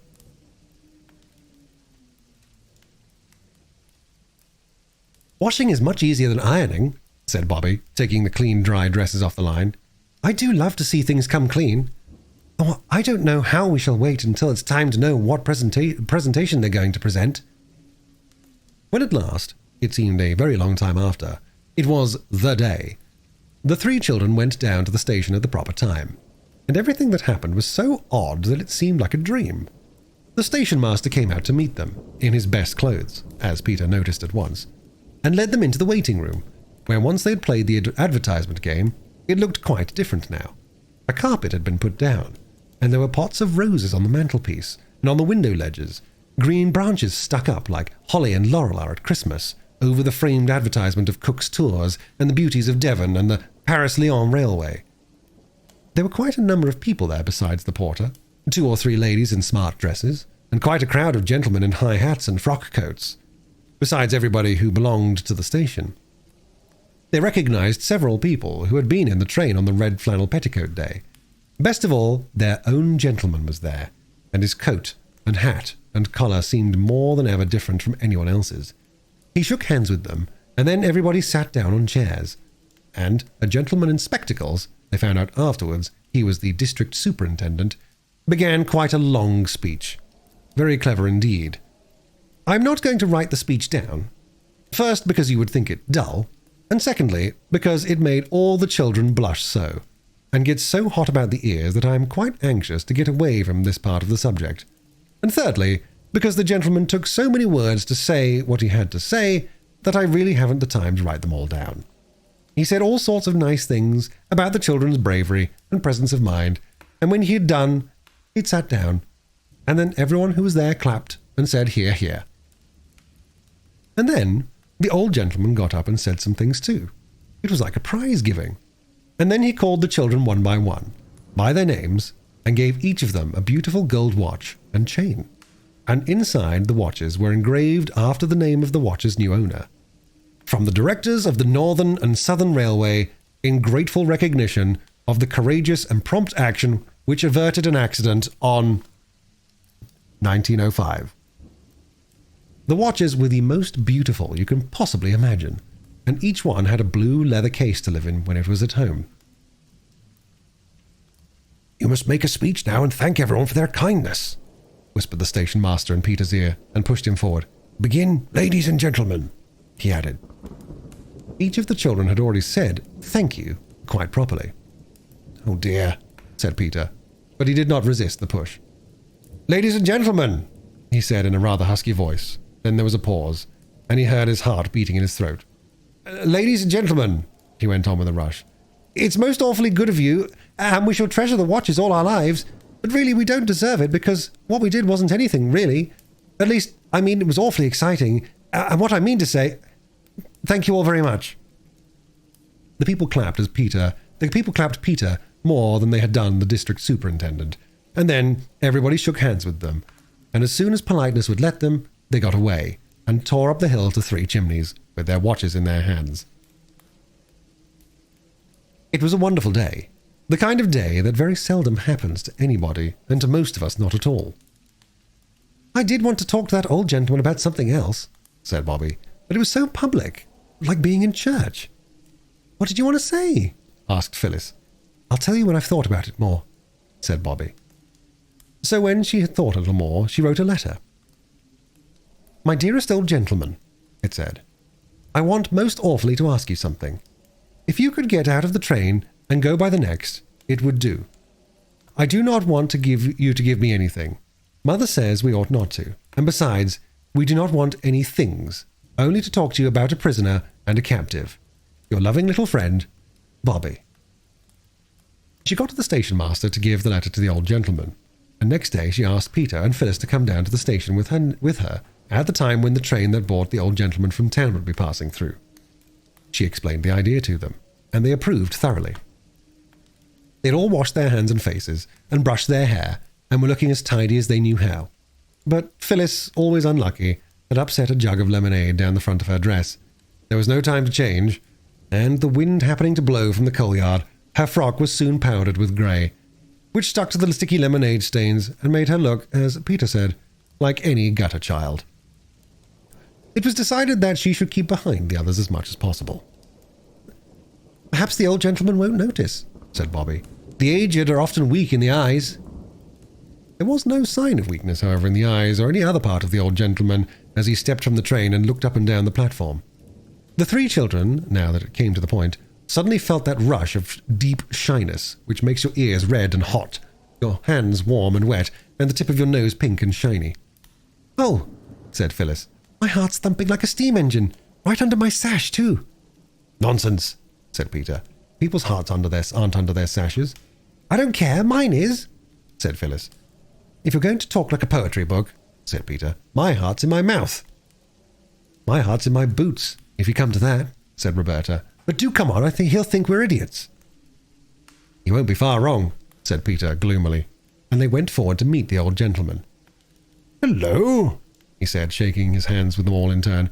"This is a very great pleasure." "It was good of you to get out," Bobby said, perspiring and polite. He took her arm and drew her into the waiting room, where she and the others had played the advertisement game the day before they found the Russian. Phyllis and Peter followed. "Well," said the old gentleman, giving Bobby's arm a kind little shake before he let it go. "Well, what is it?" "Oh, please," said Bobby. "Yes," said the old gentleman. "What I mean to say," said Bobby. "Well," said the old gentleman. It's all very nice and kind," said she. "But," he said. "I wish I might say something," she said. "Say it," said he. "Well then," said Bobby. And out came the story of the Russian who had written the beautiful book about poor people and had been sent to prison and to Siberia for just that. And what we want more than anything in the world is to find his wife and children for him, said Bobby. But we don't know how. But you must be horribly clever. You wouldn't be a direction of the railway, and if you knew how, and would, we'd rather have that than anything else in the world. We'd go without the watches even, if you could sell them and find his wife with the money. And the others said so too, though not with so much enthusiasm. Said the old gentleman, pulling down the white waistcoat that had big gilt buttons on it. What did you say the name was? Frying Pansky? No, said Bobby earnestly. I'll write it down for you. It doesn't really look like at all like that except when you say it. Have you a bit of pencil and the back of an envelope? She said. The old gentleman got out a gold pencil case and a beautiful, sweet-smelling green Russian leather notebook and opened it at a new page. Here, he said, right here. She wrote down SZECCPANSKY and said, That's how you write it. You call it Shapansky. The old gentleman took out a pair of gold-rimmed spectacles and fitted them on his nose. When he had read that name, he looked quite different. That man? Bless my soul, he said. Why, I've read his book. It's translated to every European language. A fine book, a noble book. But your mother took him in, like the Good Samaritan. Well, I'll tell you what, youngsters. Your mother must be a very good woman. Of course she is, said Phyllis in astonishment. And you're a very good man, said Bobby, very shy, but firmly resolved to be polite. You flatter me, said the old gentleman, taking off his hat with a flourish. And now am I to tell you what I think of you? Oh, please don't, said Bobby, hastily. Why? Asked the old gentleman. I don't exactly know, said Bobby. Only, if it's horrid, I don't want you to, and if it's nice, I'd rather you didn't. The old gentleman laughed. Well then, he said, I'll only just say that I'm very glad you came to me about this. Very glad indeed. And I shouldn't be surprised if I found out something very soon. I know a great many Russians in London, and every Russian knows his name. Now, tell me all about yourselves. He turned to the others, but there was only one other, and that was Peter. Phyllis had disappeared. Tell me about yourself, said the old gentleman again, and quite naturally Peter was stricken dumb. All right, we'll have an examination, said the old gentleman. You two sit on the table, and I'll sit on the bench and ask questions. He did, and out came their names and ages, their father's name and business, how long they'd lived at Three Chimneys, and a great deal more. The questions were beginning to turn on a herring and a half The questions were beginning to turn on a herring and a half for 3 halfpence, and a pound of lead and a pound of feathers, when the door of the waiting room was kicked open by a boot. As the boot entered, everyone could see its lace was coming undone. And in came Phyllis, very slowly and carefully. In one hand she carried a large tin can, and in the other a thick slice of bread and butter. Afternoon tea, she announced proudly, and held the can and the bread and butter out to the old gentleman, who took them and said, Bless my soul. Yes, said Phyllis. It's very thoughtful of you, said the old gentleman. Very. But you might have got a cup, said Bobby, and a plate. Perks always drinks out of the can, said Phyllis, flushing red. I think it was very nice of him to give it to me at all, let alone cups and plates, she added. So do I, said the old gentleman, and he drank some of the tea and tasted the bread and the butter. And then it was time for the next train, and he got into it with many goodbyes and kind last words. Well, said Peter, when they were left on the platform, and the tail lights of the train disappeared round the corner. It's my belief that we've lighted a candle today, like Latimer, when he was being burned. And there'll be fireworks for our Russian before long. And so there were. It wasn't 10 days after the interview in the waiting room that the 3 children were sitting on the top of the biggest rock in the field below their house, watching the 5:15 steam away from the station along the bottom of the valley. They saw, too, the few people who had got out of the station straggling up the road towards the village. And they saw one person leave the road and open the gate that leads across the fields to Three Chimneys and to nowhere else. Who on earth? Said Peter, scrambling down. Let's go and see, said Phyllis. So they did. And when they got near enough to see who the person was, and they saw it was their old gentleman himself, his brass buttons winking in the afternoon sunshine, and his white waistcoat looking whiter than ever against the green of the field. "Hello!" shouted the children, waving their hands. "Hello!" shouted the old gentleman, waving his hat. Then the three started to run, and when they got to him, they hardly had any breath left to say, How do you do?" "Good news," said he. "I found your Russian's wife and child, and I couldn't resist the temptation of giving myself the pleasure of telling him." But as he looked at Bobby's face, he felt that he could resist the temptation. "Here," he said to her, "you run on and tell him. The other two will show me the way." Bobby ran, but when she had breathlessly panted out the news to the Russian and Mother sitting in the quiet garden, when Mother's face had lighted up so beautifully, and she had said half a dozen quick French words to the exile, Bobby wished that she had not carried the news, for the Russian sprang up with a cry that made Bobby's heart leap and then tremble, a cry of love and longing such as she had never heard. Then he took Mother's hand and kissed it gently and reverently, and then he sank down in his chair and covered his face with his hands and sobbed. Bobby crept away. She did not want to see the others just then. But she was as gay as anybody when the endless French talking was over, when Peter had torn down to the village for buns and cakes, and the girls had got tea ready and taken it out to the garden. The old gentleman was most merry and delightful. He seemed to be able to talk in French and English almost at the same moment, and Mother did nearly as well. It was a delightful time. Mother seemed as if she could not make enough fuss about the old gentleman, and she said yes at once when he asked if he might present some goodies to his little friends. The word was new to the children, but they guessed that it meant sweets, for the three large pink and green boxes tied with green ribbon, which he took out of the bag, held unheard-of layers of beautiful chocolates. The Russian's few belongings were packed, and they all saw him off at the station. Then Mother turned to the old gentleman and said, "I don't know how to thank you for everything. It has been a real pleasure for me to see you, but we live very quietly. I'm so sorry that I can't ask you to come and see us again."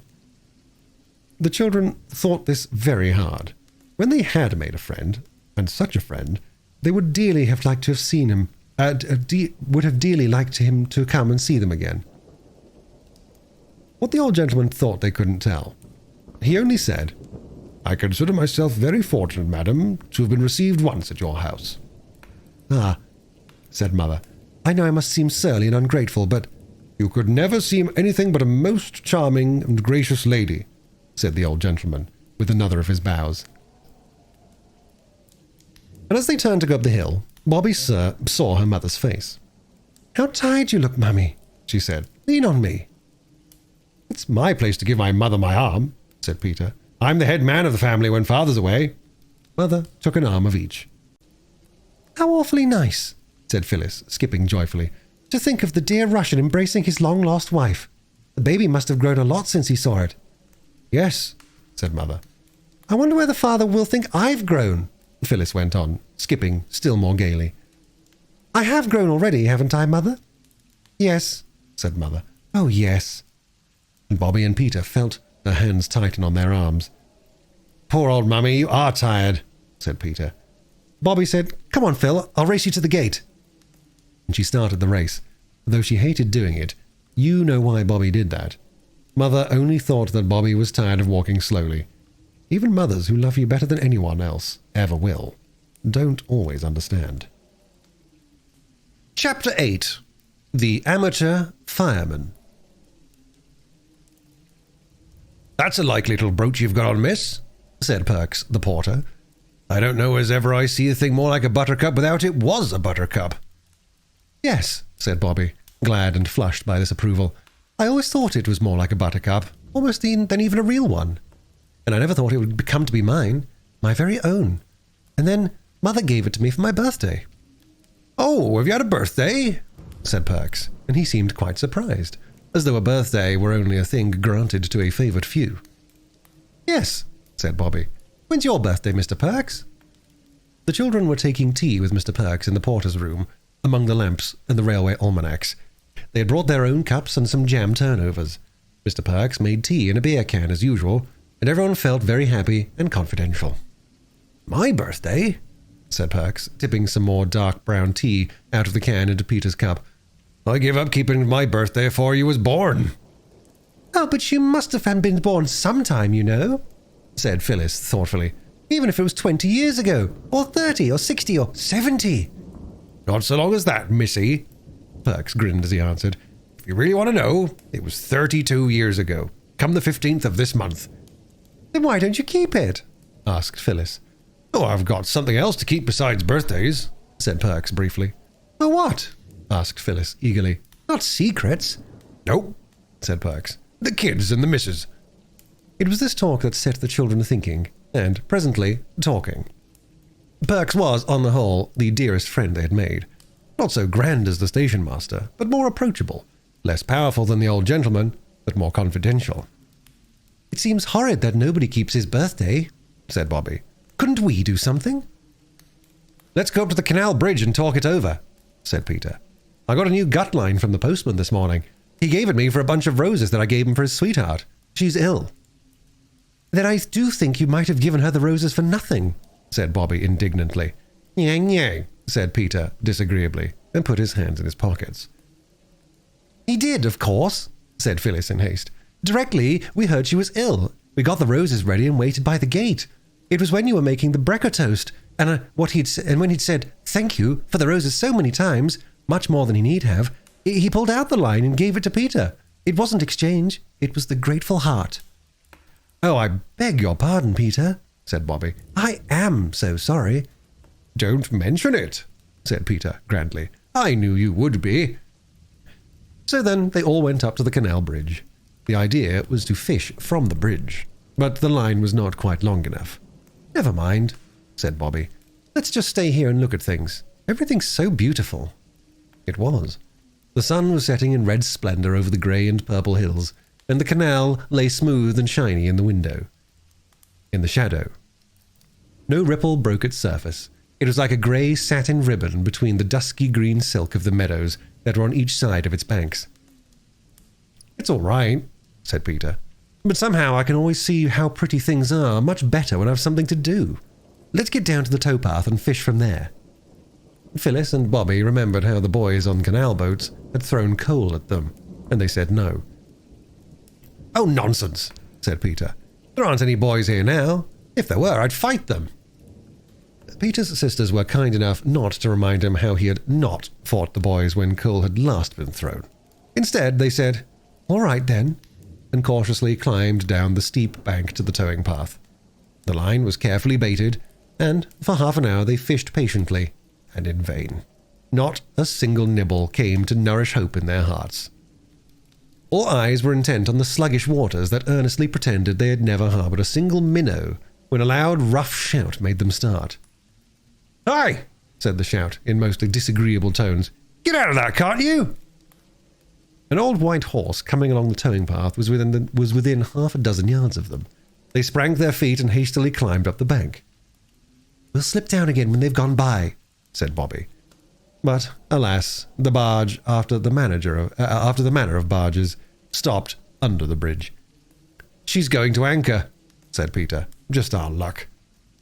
The barge did not anchor, because an anchor is not part of a canal boat's furniture, but she was moored with ropes fore and aft, and the ropes were made fast to the palings and to crowbars driven into the ground.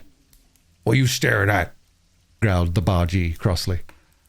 We weren't staring, said Bobby. We wouldn't be so rude. Rude be blessed, said the man. Get along with you. Get along yourself, said Peter.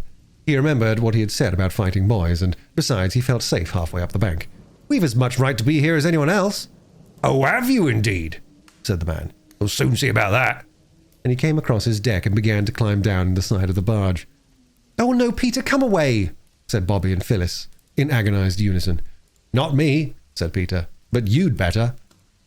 The girls climbed to the top of the bank and stood ready to bolt for home as soon as they saw their brother out of danger. The way home lay all downhill. They knew that they all ran well. The bargee did not look as if he did. He was red-faced, heavy, and beefy. But as soon as his foot was on the towing path, the children saw that they had misjudged him. He made one spring up the bank and caught Peter by the leg, dragged him down and set him on his feet with a shake, took him by the ear and said sternly, Now then, what do you mean by it? Don't you know these waters is preserved? You ain't no right catching fish here, not to say nothing of your precious cheek. Peter was always proud afterwards when he remembered that, with the bargee's furious fingers tightening on his ear, the bargee's crimson countenance close to his own, the bargee's hot breath on his neck. He had the courage to speak the truth. I wasn't catching fish, said Peter. That's not your fault, I'll be bound, said the man, giving Peter's ear a twist. Not a hard one, but still a twist. Peter could not say that it was. Bobby and Phyllis had been holding onto the railings above and skipping with anxiety. Now, suddenly Bobby slipped through the railings and rushed down the bank towards Peter, so impetuously that Phyllis, following more temperately, felt certain that her sister's descent would end in the waters of the canal. And so it would have done if the bargee hadn't let go of Peter's ear and caught her in his jerseyed arm. "Who are you a shoving off?" he said, setting her on her feet. "Oh," said Bobby, breathless, "I'm not shoving anybody, at least not on purpose. Please don't be cross with Peter. Of course, if it's your canal, we're sorry and we won't any more, but we didn't know it was yours." "Go along with you," said the bargee. "Yes, we will. Indeed we will," said Bobby earnestly. "We do beg your pardon. Oh, really, we haven't caught a single fish. I would tell you directly if we had. On a bright I would." She held out her hands, and Phyllis turned out her empty little pocket to show that they really hadn't any fish concealed about them. "Well," said the bargee more gently, "cut along then, and don't you do it again, that's all." The children hurried up the bank. "Chuck us a coat, Mira," shouted the man, and a red-haired woman in a green plaid shawl came out from the cabin door with a baby in her arms and threw a coat to him. He put it on, climbed the bank, and slouched along across the bridge towards the village. "You'll find me up at the Rose and Crown when you've got the kid to sleep," he called to her from the bridge. When he was out of sight, the children slowly returned. Peter insisted on this. "The canal may belong to him," he said, "though I don't believe it does. But the bridge is everybody's. Dr. Forrest told me it's public property. I'm not going to be bounced off the bridge by him or anyone else, so I tell you." Peter's ear was still sore, and so were his feelings. The girls followed him as gallant soldiers might follow the leader of a forlorn hope. "Oh, I do wish you wouldn't," was all they said. "Go home if you're afraid," said Peter. "Leave me alone. I'm not afraid." The sound of the man's footsteps died away along the quiet road. The peace of the evening was not broken by the notes of the sedge warblers or by the voice of the woman in the barge singing her baby to sleep. It was a sad song she sang, something about Bill Bailey and how she wanted him to come home. The children stood leaning their arms on the parapet of the bridge. They were glad to be quiet for a few minutes, because all three hearts were beating much more quickly. "I'm not going to be driven away by any old bargeman, I'm not," said Peter thickly. "Of course not," Phyllis said soothingly. "You didn't give in to him, so now we might go home, don't you think?" "No," said Peter. Nothing more was said till the woman got off the barge, climbed the bank, and came across the bridge. She hesitated, looking at the three backs of the children. Then she said, "Ahem." Peter stayed as he was, but the girls looked around. "You mustn't take no notice of my Bill," said the woman. "His bark's worse than his bite. Some of the kids down Farley way is fair terrors. It was them put his back up calling out about who ate the puppy pie under Marlow Bridge." "Who did?" asked Phyllis. "I don't know," said the woman. "Nobody don't know. But somehow I don't know the why nor the wherefore of it. Them words is poison to a barge master. Didn't you take no notice? He won't be back for 2 hours good. You might catch a power of fish afore that. The light's good and all," she added. "Thank you," said Bobby. "You're very kind. Where's your baby?" "Asleep in the cabin," said the woman. "He's all right. Never wakes afore 12. Regular as a church clock he is." "I'm sorry," said Bobby. "I would have liked to see him close to." "Ah, and a finer you never did see, miss, though I says it." The woman's face brightened as she spoke. "Aren't you afraid to leave it?" said Peter. "Lord love you, no," said the woman. "Who'd hurt a little thing like him? Besides, Spot's there. So long." The woman went away. "Shall we go home?" said Phyllis. "You can. I'm going to fish," said Peter briefly. "I thought we came up here to talk about Perks's birthday," said Phyllis. "Perks's birthday'll keep." So they got down on the towing path again and Peter fished. He did not catch anything. It was almost quite dark. The girls were getting tired, and as Bobby said, it was past bedtime, when suddenly Phyllis cried, "What's that?" And she pointed to the canal boat. smoke was coming from the chimney of the cabin, had indeed been curling softly into the soft evening air all the time. But now other wreaths of smoke were rising, and these were from the cabin door. "It's on fire, that's all," said Peter calmly. "Serve him right." "Oh, how can you?" cried Phyllis. "Think of the poor dear dog." "The baby!" screamed Bobby. In an instant, all three made for the barge. Her mooring ropes were slack, and the little breeze, hardly strong enough to be felt, had yet been strong enough to drift her stern against the bank. Bobby was first, then came Peter, and it was Peter who slipped and fell. He went into the canal up to his neck, and his feet could not feel the bottom, but his arm was on the edge of the barge. Phyllis caught at his hair.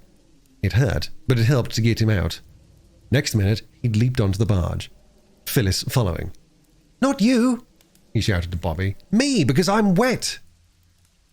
He caught up with Bobby at the cabin door and flung her aside very roughly indeed. If they had been playing, such roughness would have made Bobby weep with tears of rage and pain. Now, though he flung her onto the edge of the hold, so that her knee and her elbow were grazed and bruised, she only cried, "No, not you, me!" and struggled up again, but not quickly enough. Peter had already gone down 2 of the cabin steps into the cloud of thick smoke. He stopped, remembered all he had ever heard of fires, pulled his soaked handkerchief out of his breast pocket and tied it over his mouth. As he pulled it out, he said, "It's all right, hardly any fire at all." And this, though he thought it was a lie, was rather good of Peter. It was meant to keep Bobby from rushing after him into danger. Of course it didn't. The cabin glowed red. A paraffin lamp was burning calmly in an orange mist. "Hi," said Peter, lifting the handkerchief from his mouth for a moment. "Hi, baby, where are you?" he choked. "Oh, let me go," cried Bobby, close behind him. Peter pushed her back more roughly than before and went on. Now, what would have happened if the baby hadn't cried, I don't know. But just at that moment, it did cry. Peter felt his way through the dark smoke, found something small and soft and warm and alive, and picked it up and backed out, nearly tumbling over Bobby, who was close behind. A dog snapped at his leg, tried to bark, and choked. "I've got the kid," said Peter, tearing off the handkerchief and staggering onto the deck. Bobby caught at the place where the bark came from, and her hands met on the fat back of a smooth-haired dog. It turned and fastened its teeth on her hand, but very gently, as much to say, "I'm bound to bark and bite if strangers come into my master's cabin, but I know you mean well, so I won't really bite." Bobby dropped the dog.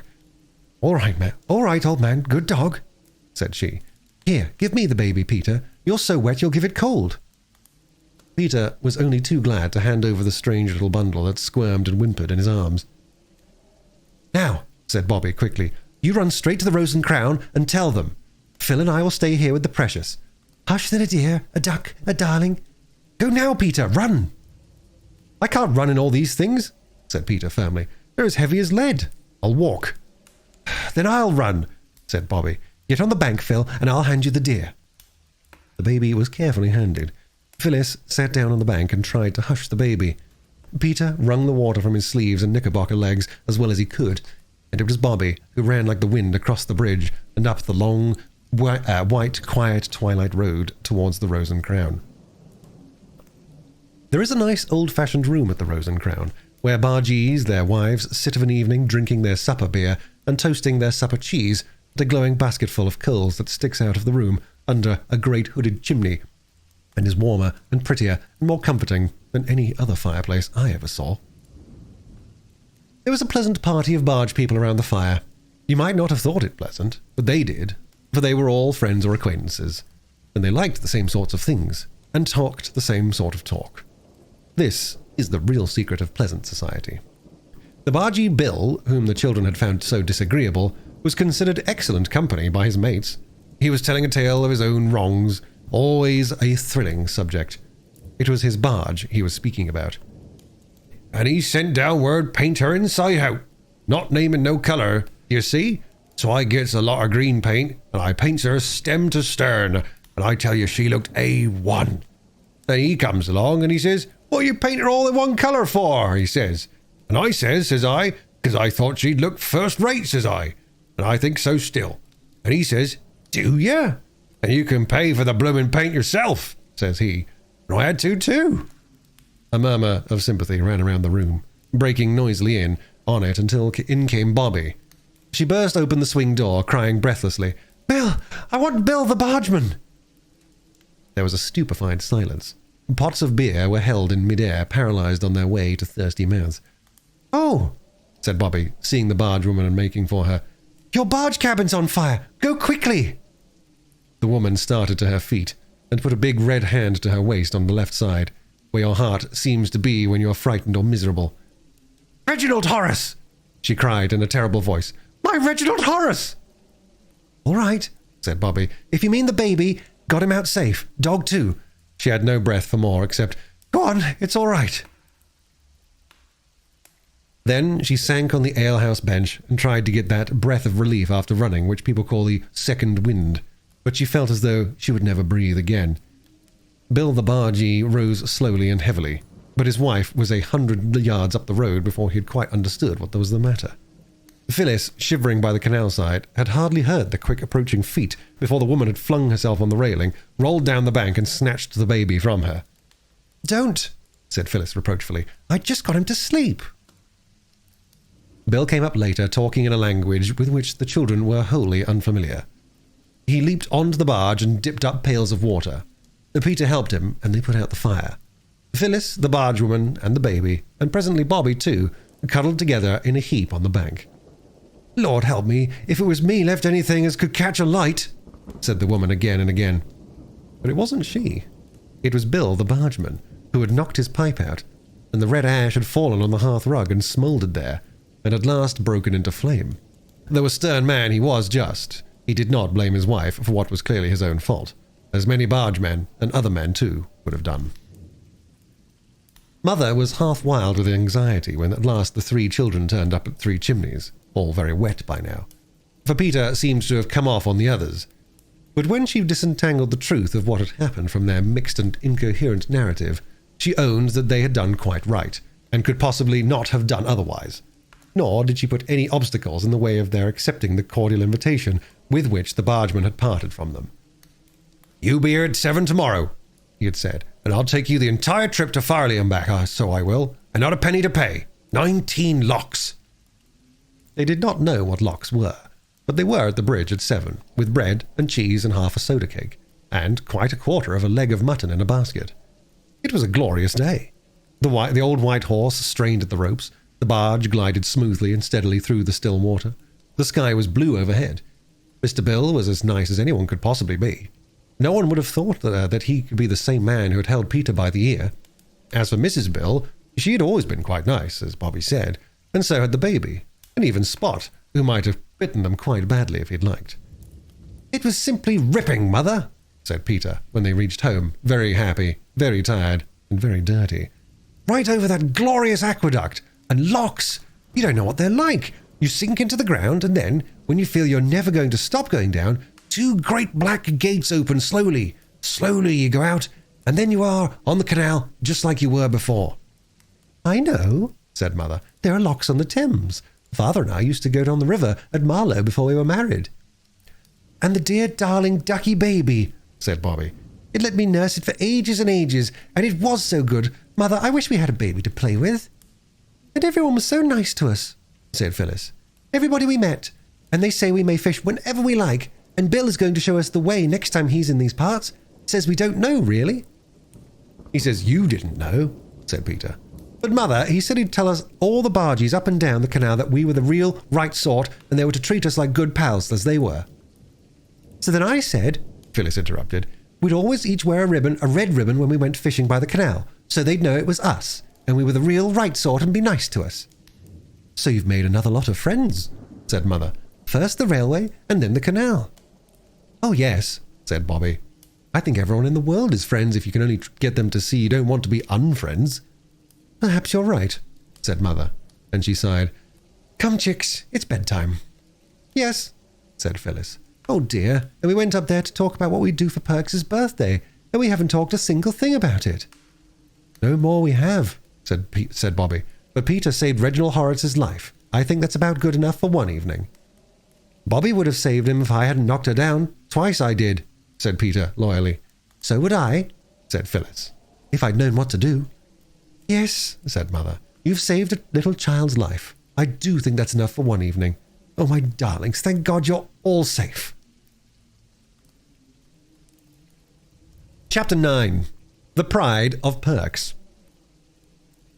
It was breakfast time. Mother's face was very bright as she poured the milk and ladled out the porridge. "I've sold another story, chickies," she said. "The one about the king of the mussels. So there'll be buns for tea. You can go and get them as soon as they're baked. About 11, isn't it?" Peter, Phyllis, and Bobby exchanged glances with each other. 6 glances in all. Then Bobby said, "Mother, would you mind if we didn't have buns for tea tonight, but on the 15th? That's next Thursday." "I don't mind when you have them, dear," said Mother. "But why?" "Oh, because it's Perks's birthday," said Bobby. "He's 32, and he says he doesn't keep his birthday anymore because he's got other things to keep. Not rabbits or secrets, but the kids and the missus." "You mean his wife and children?" said Mother. "Yes," said Phyllis. "It's the same thing, isn't it?" "And we thought we'd make a nice birthday for him. He's been so awfully jolly decent to us, you know, Mother," said Peter. "We agreed that next Bun Day we'd ask you if we could." "But suppose there hadn't been a Bun Day before the 15th, said Mother. "Oh, then we meant to ask you and let us... we meant to ask you to let us anticipate it and go without them when the Bun Day came." "Anticipate," said Mother. "I see. Certainly it would be nice to put his name on the buns with pink sugar, wouldn't it?" "Perks," said Peter. "It's not a pretty name." "His other name's Albert," said Phyllis. "I asked him once." "We might put A.P., said Mother. "I'll show you how when the day comes." This was all very well as far as it went, but even 14 halfpenny buns with A.P. on them and pink sugar do not of themselves make a very grand celebration. "There are always flowers, of course," said Bobby, later, when a really earnest council was being held on the subject in the hayloft, where the broken chaff-cutting machine was, and the row of holes to drop hay through, into the hay racks over the mangers of the stables below. "He's got lots of flowers of his own," said Peter. "But it's always nice to have them given you," said Bobby, "however many you've got of your own. We can use flowers for trimmings to the birthday, but there must be something to trim besides buns." "Let's all be quiet and think," said Phyllis. "No one's to speak until it's thought of something." So they were all quiet and very still, but a brown rat thought that there was no one in the loft and came out very boldly. When Bobby sneezed, the rat was quite shocked and hurried away, for he saw that the hayloft, where such things could happen, was no place for a respectable middle-aged rat that liked a quiet life. "Hooray!" said Peter suddenly. "I've got it!" He jumped up and kicked at the loose hay. "What?" said the others eagerly. "Why, Perks is so nice to everybody. There must be lots of people in the village who'd like to help him make it a birthday. Let's go round and ask everybody." "Mother said we weren't to ask people for things," said Bobby doubtfully. "For ourselves, she meant, silly. Not for other people. I'll ask the old gentleman too. You see if I don't," said Peter. "Let's ask Mother first," said Bobby. "What's the use of bothering Mother about every little thing?" said Peter. "Especially when she's busy. Come now, let's go down to the village and begin." So they went. The old lady at the post office said she didn't see why Perks should have a birthday any more than anyone else. "No," said Bobby. "I should like everyone to have one. Only we know when his is." "Mine's tomorrow," said the old lady. "And much notice anyone will take of it. Go along with you." So they went. And some people were kind, and some were crusty, and some would give and would not. It is rather difficult work asking for things, even for other people, as you have no doubt found if you ever tried it. When the children got home and counted up what they'd been given and what had been promised, they felt that for the first day it was not so bad. Peter wrote down the lists of the things in the little pocket-book where he kept the numbers of his engines. These were the lists. Given: a tobacco pipe from the sweet shop, half a pound of tea from the grocer's, a woolen scarf slightly faded from the draper's, which was the other side of the grocer's, a stuffed squirrel from the doctor. Promised: a piece of meat from the butcher, 6 fresh eggs from the woman who lived in the old turnpike cottage, a piece of honeycomb and 6 bootlaces from the cobbler, and an iron shovel from the blacksmith's. Very early next morning, Bobby got up and woke Phyllis. This had been agreed on between them. They had not told Peter because they thought he would think it silly, but they told him afterwards, when it turned out all right. They cut a big bunch of roses and put it in a basket with the needlebook that Phyllis had made for Bobby on her birthday, and a very pretty blue necktie of Phyllis's. Then they wrote on a paper, "For Mrs. Ransom, With our best love, because it is her birthday." And they put the paper in the basket, and they took it to the post office, and went in and put it on the counter, and ran away before the old woman at the post office had time to get into her shop. When they got home, Peter had grown confidential over helping Mother to get breakfast, and had told her the plans. "There's no harm in it," said Mother, "but it depends how you do it. I only hope he won't be offended to think it's charity. Poor people are very proud, you know." "It isn't because he's poor," said Phyllis. "It's because we're fond of him." "I'll find some things that Phyllis has outgrown," said Mother. "If you're quite sure you can give them to him without his being offended, I should like to give him some little thing for him. I should like to do some little thing for him because he's been so kind to you. I can't do much because we're poor ourselves." "What are you writing, Bobby?" "Nothing particular," said Bobby, who had suddenly begun to scribble. "I'm sure he'd like the things, Mother." The morning of the 15th was spent very happily in getting the buns and watching Mother make AP on them with pink sugar. You know how it's done, of course. You beat up whites of eggs and mix powdered sugar with them, and put in a few drops of cochineal. And then you make a cone of clean, white paper with a little hole in the pointed end, and put the pink egg sugar in the big end. It runs slowly out at the pointed end, and you write the letters with it just as though it were a great fat pen full of pink sugar ink. The buns looked beautiful with AP on every one, and when they were put into a cool oven to set the sugar, the children went up to the village to collect the honey and the shovel and the other promised things. The old lady at the post office was standing on her doorstep. The children said, "Good morning," politely as they passed. "Here, stop a bit," she said. So they stopped. "Those roses," said she.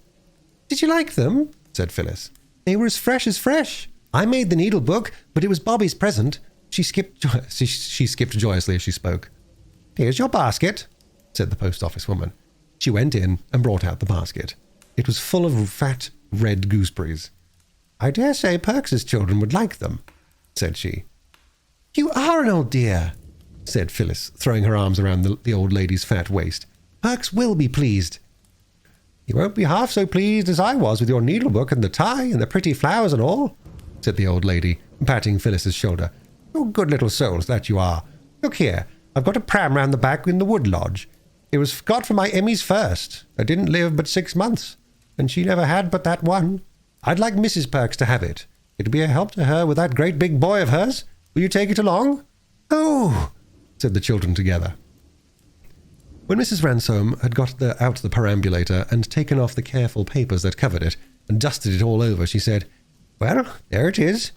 I don't know what I'd given to her before if I'd thought of it, only I didn't quite know if she'd accept it from me. You tell her it was my Emmy's one little pram." "Oh, isn't it nice to think there's going to be a real live baby in it again?" "Yes," said Mrs. Ransom, sighing, and then laughing. "Here, I'll give you some peppermint cushions for the little ones, and then you run along before I give you the roof off my head and the clothes off my back." All the things that had been collected for Perks were packed into the perambulator, and at 3:30, Peter and Bobby and Phyllis wheeled it down to the little yellow house where Perks lived.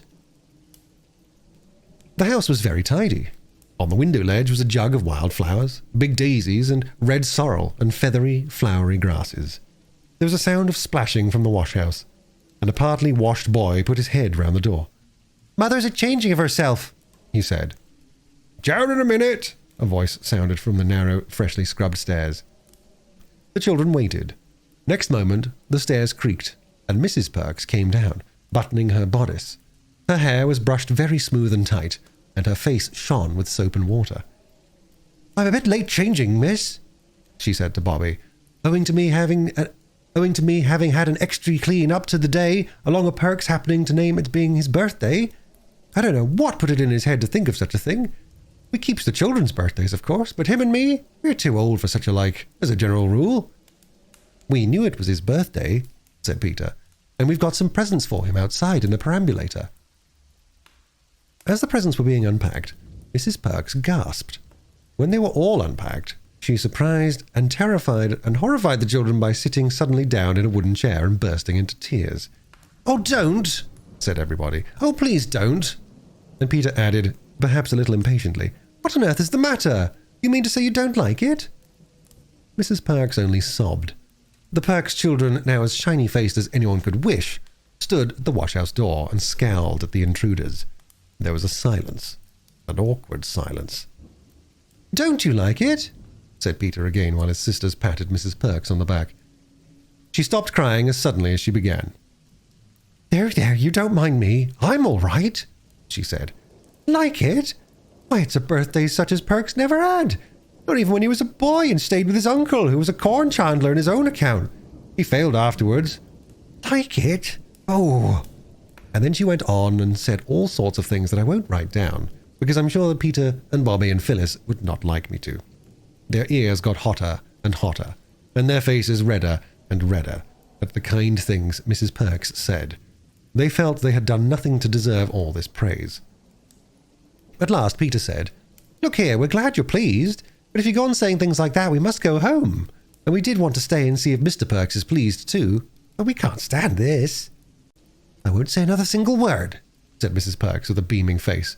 "But that needn't stop me thinking." "Need it? For if ever—" "Can we have a plate for the buns?" Bobby asked abruptly. And then Mrs. Perks hastily laid the table for tea, and the buns and the honey and the gooseberries were displayed on plates, and the roses were put in 2 glass jam jars, and the tea table looked, as Mrs. Perks said, fit for a prince. "To think," she said, "me getting the place tidy early, and the little uns getting the wildflowers and all, when never did I think there'd be anything more for him except this ounce of his pet particular that I got Saturday, and been saving up for him ever since. Bless us, he is early." Perks had indeed unlatched the latch of the front little gate. "Oh," whispered Bobby, "let's hide in the back kitchen, and you tell him about it. But give him the tobacco first, because you got it for him. And when you've told him, we'll all come in and shout, 'Many happy returns!'"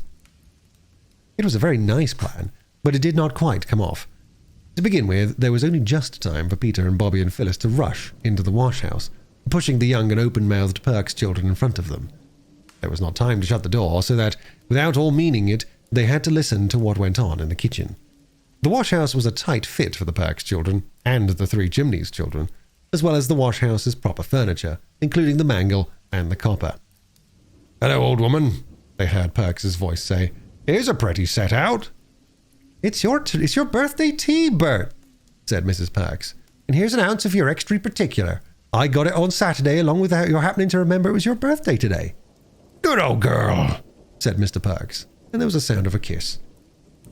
"What's that pram doing there? What's all these bundles? Where'd you get the sweet stuff and—" The children did not hear what Mrs. Perks replied, because just then Bobby gave a start, put her hand in her pocket, and all her body grew stiff with horror. "Oh," she whispered to the others, "whatever shall we do? I forgot to put the labels on any of the things. He won't know what's from who. He'll think it's all us, and that we're trying to be grand or charitable or something horrid." "Hush," said Peter. And then they heard the voice of Mr. Perks, loud and rather angry. "I don't care," he said. "I won't stand it, and so I tell you straight." "But," said Mrs. Perks, "it's them children you make such a fuss about, the children from the Three Chimneys." "I don't care," said Perks firmly. "Not if it was an angel from heaven. We've got on all right all these years and no favours asked. I'm not going to begin these sort of charity goings on at my time of life, so don't you think it, Nell." "Oh, hush," said poor Mrs. Perks. "Billy, shut your silly tongue for goodness sakes. The all 3 of 'em's in the wash-house are listening to every word you speaks." "And I'll give 'em something to listen to," said the angry Perks. "I've spoke my mind to them afore now, and I'll do it again," he added, and he took 2 strides to the wash-house door and flung it wide open, as wide, that is, as it would go, with the tightly packed children behind it. "Come out," said Perks. "Come out and tell me what you mean by it. Have I ever complained to you of being short as you comes this charity lay over me?" "Oh," said Phyllis, "I thought you'd be so pleased. I'll never try to be kind to anyone else as long as I live. No, I won't, not ever." She burst into tears. "We didn't mean any harm," said Peter.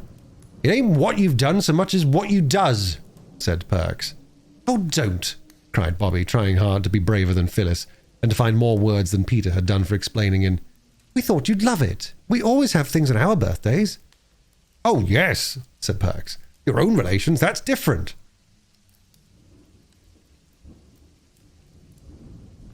"Oh, no," Bobby answered. "Not our own relations. All the servants always gave us things at home, and us to them when it was their birthdays. And when it was mine, and Mother gave me the brooch like a buttercup, Mrs. Viney gave me 2 lovely glass pots, and nobody thought she was coming the charity lay over us." "If it had been the glass pots here," said Perks, "I wouldn't have said so much. It's there being all this heaps and heaps of things I can't stand. No, nor won't, neither." But they're not all from us," said Peter. "Only we forgot to put the labels on. They're from all sorts of people in the village." "Who'd put 'em up to it, I'd like to know?" asked Perks. "Why, we did," sniffed Phyllis. Perks sat down heavily in the elbow chair and looked at them with what Bobby afterwards described as a withering glance of gloomy despair. "So you've been round telling the neighbours we can't make both ends meet. Well, now you've disgraced us as much as you can in the neighbourhood. You could just take the whole bag of tricks back where it came from. Very much obliged, I'm sure. I don't doubt that you meant it kind, but I'd rather not be acquainted with you any longer if it's all the same to you." He deliberately turned the chair around so that his back was turned to the children. The legs of the chair grated on the brick floor, and then that was the only sound that broke the silence. Then suddenly Bobby spoke. "Look here," she said. "This is most awful." "That's what I says," said Perks, not turning around. "Look here," said Bobby desperately. "We'll go if you like, and you needn't be friends with us any more if you don't want, but—" "We shall always be friends with you, however nasty you are to us," sniffed Phyllis wildly. "Be quiet," said Peter in a fierce aside. "But before we go," Bobby went on desperately, "do let us show you the labels we wrote to put on the things." "I want to see no labels," said Perks, "except proper luggage ones in my own walk of life. Do you think I've kept respectable and out of debt on what I gets, and her having to take in washing to be give away for a laughing stock to all the neighbours?" "Laughing?" said Peter. "You don't know." "You're a very hasty gentleman," whined Phyllis. "You know you were wrong once before, about us not telling you the secret of the Russian. Do let Bobby tell you about the labels." "Well, go ahead," said Perks grudgingly. "Well then," said Bobby, fumbling miserably, yet not without hope, in her tightly stuffed pocket. "We wrote down all the things everybody said when they gave us the things, with the people's names, because Mother said we ought to be careful, because I wrote down what she said, and you'll see." But Bobby could not read the labels just at once.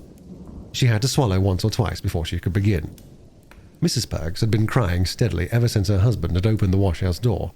Now she caught her breath, choked, and said, "Don't you upset yourself, missy. I know you meant it kind if he doesn't." "May I read the labels?" said Bobby, crying onto the slips as she tried to sort them. "Mother's first, it says, 'Little clothes for the Mrs. Perks's children.' Mother said, 'I'll find some of Phyllis's things that she's grown out of if you're quite sure Mr. Perks wouldn't be offended and think it's meant for charity. I'd like to do some little thing for him because he's so kind to you. I can't do much because we're poor ourselves.'" Bobby paused. "That's all right," said Perks. "Your ma was born lady. We'll keep the little frocks and whatnot now." "Then there's the perambulator and the gooseberries and the sweets," said Bobby. "They're from Mrs. Ransom. She said, 'I dare say Mr. Perks's children would like the sweets. And the perambulator was got for my Emmy's first. It didn't live but 6 months, and she's never had but that one. I'd like Mrs. Perks to have it. It would be a help with her fine boy.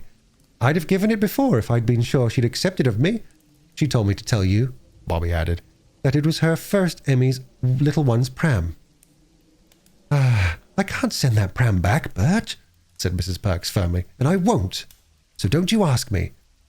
I'm not asking anything," said Perks gruffly. "Then the shovel," said Bobby. "Mr. James made it for you himself, and he said, where is it? Oh, yes, here. He said, 'You tell Mr. Perks it's a pleasure to make a little trifle for a man as is so much respected.' And then he said he wished he could shoe your children and his own children, like they do the horses, because, well, he knew what shoe leather was." "James is a good enough chap," said Perks. "Then the honey," said Bobby in haste, "and the bootlaces.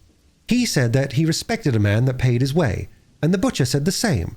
And the old turnpike woman said many was the time you'd lent her a hand with her garden when you were a lad, and things like that came home to roost. I don't know what she meant, and everybody who gave anything said they liked you, and it was a very good idea of ours, and nobody said anything about charity or anything horrid like that. And the old gentleman gave Peter a gold pound for you and said you were a man who knew your work. And I thought you'd love to know how fond people are of you. And I was never so unhappy in my life. Goodbye. I hope you'll forgive us some day."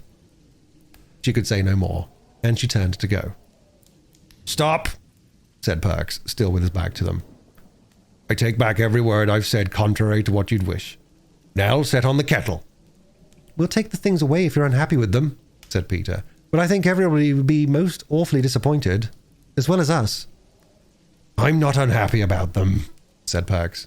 "I don't know," he added, suddenly wheeling the chair round and showing a very odd-looking screwed-up face. "I don't know as ever I was better pleased.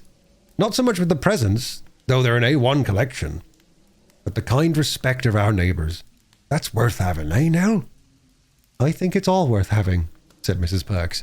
"And you've made a most ridiculous fuss about nothing, Bert, if you ask me." "Oh, I ain't," said Perks firmly. "If a man didn't respect himself, no one else would do it for him." "But everyone respects you, Bobby," said Bobby. "They all said so." "I knew you'd like it when you really understood," said Phyllis brightly. "You'll stay to tea?" said Mr. Perks. Later on, Peter proposed to Mr. Perks's health, and Mr. Perks proposed a toast, also honoured in tea, and the toast was, "May the garland of friendship ever be green," which was much more poetical than anyone had expected from him. "Jolly little kids, those," said Mr. Perks to his wife as they went to bed. "Oh, they're all right, bless their hearts," said his wife. "And it's you that's the aggravatingest old thing that ever was. I was ashamed of you, I tell you." "You didn't need to be, old gal. I climbed down handsome soon as I understood it wasn't charity. But charity's what I never did abide, and won't neither." All sorts of people were made happy by that birthday party. Mr. Perks and Mrs. Perks, and the little Perkses by all the nice things and all the kind thoughts of their neighbours. The Three Chimneys children by the success, undoubted though unexpectedly delayed, of their plan. And Mrs. Ransom, every time she saw the fat Perks baby in the perambulator, Mrs. Perks made quite a round of visits to thank people for their kind birthday presents, and after each visit felt that she had a better friend than she had thought. "Yes," said Mr. Perks, reflectively. "It's not so much what you does as what you means. That's what I say. Now, if it had been charity—" "Oh, drat charity," said Mrs. Perks. "Nobody won't offer you any charity, Bert, so however much you was to want it, I lay. That was just friendliness, that was." When the clergyman called on Mrs. Perks, she told him all about it. "It was friendliness, wasn't it, sir?" said he. "I think," said the clergyman, "it was what is sometimes called loving kindness." So you see, it was all right in the end. But if one does that sort of thing, one has to be careful to do it in the right way. For, as Mr. Perks said, when he had time to think it over, it's not so much what you do as what you mean. Chapter 10. The Horrible Secret. Sorry, my apologies, I'll read that again. Chapter 10. The Terrible Secret. When they first went to live at Three Chimneys, the children had talked a great deal about their father, and had asked a great many questions about him, and what he was doing, and where he was, and when he would be home. Mother always answered their questions as well as she could, but as the time went on, they grew to speak less of him. Bobby had felt almost from the start, for some strange miserable reason, these questions hurt Mother and made her sad, and little by little the others came to have this feeling too, though they could not have put it into words. One day, when Mother was working so hard that she could not leave off even for 10 minutes, Bobby carried up her tea to the big bare room that they called Mother's workshop. It had hardly any furniture, just a table and a chair and a rug, but always big pots of flowers on the windowsills and on the mantelpiece. The children saw to that. And from the 3 long uncurtained windows, the beautiful stretch of meadow and moorland, the far violet of the hills, and the unchanging changefulness of cloud and sky. "Here's your tea, Mother love," said Bobby. "Do drink it while it's hot." Mother laid her pen among the pages that were scattered all over the table. The pages covered with her writing, which was almost as plain as print, and much prettier. She ran her hands into her hair, as if she were going to pull it out by handfuls. "Ah, poor dear head," said Bobby. "Does it ache?" "No. Yes. Not much," said Mother. "Bobby, do you think Peter and Phil are forgetting Father?" "No," said Bobby indignantly. "Why?" "You none of you ever speak of him now." Bobby stood first on one leg and then on the other. "We often talk about him when we're by ourselves," she said. But not to me, said Mother. Why? Bobby did not find it easy to say why. You... She stared and stopped. She went over to the window and looked out. Bobby, come here, said her mother, and Bobby came. Now, said Mother, putting her arm around Bobby and laying her ruffled head against Bobby's shoulder. Try to tell me, dear. Bobby fidgeted. Tell Mother. Well then, said Bobby, I thought you were so unhappy about Daddy not being here, it made you worse when I talked about him, so I stopped doing it. And the others? I don't know about the others, said Bobby. I've never said anything about that to them, but I expect they feel the same about it as me. Bobby, dear, said Mother, still leaning her head against her, I'll tell you. Besides parting from Father, he and I have had a great sorrow. Oh, terrible. Worse than anything you can think of. And at first it did hurt to hear you talking of him as if everything were just the same. But it would be much more terrible if you were to forget him. That would be worse than anything. The trouble, said Bobby in a very little voice, I promised I would never ask you any questions. And I never have I? But the trouble, it won't last always? No, said Mother. The worst will be over when Father comes home to us. I wish I could comfort you, said Bobby. Oh, my dears, do you suppose you don't? Do you think I haven't noticed how good you've all been, not quarrelling nearly as much as you used to, and all the little kind things you do for me, the flowers and cleaning my shoes and tearing up to make my bed before I get time to do it myself? Bobby had sometimes wondered whether Mother noticed these things. That's nothing, she said, to what I must get on with my work, said Mother, giving Bobby one last squeeze. Don't say anything to the others. That evening, in the hour before bedtime, instead of reading to the children, Mother told them stories of the games she and Father used to have when they were children and lived near each other in the country. Tales of the adventures of Father with Mother's brothers when they were all boys together. Very funny stories they were, and the children laughed as they listened. Uncle Edward died before he was grown up, didn't he? Said Phyllis, and as Mother lighted the bedroom candles. Yes, dear, said Mother. You would have loved him. He was such a brave boy, and so adventurous, always in mischief, and yet friends with everybody in spite of it. And your Uncle Reggie's in Ceylon. Yes, and Father's away too. But I think they'd all like to think we'd enjoyed talking about the things they used to do. Don't you think so? Not Uncle Edward, said Phyllis in a shocked tone. He's in heaven.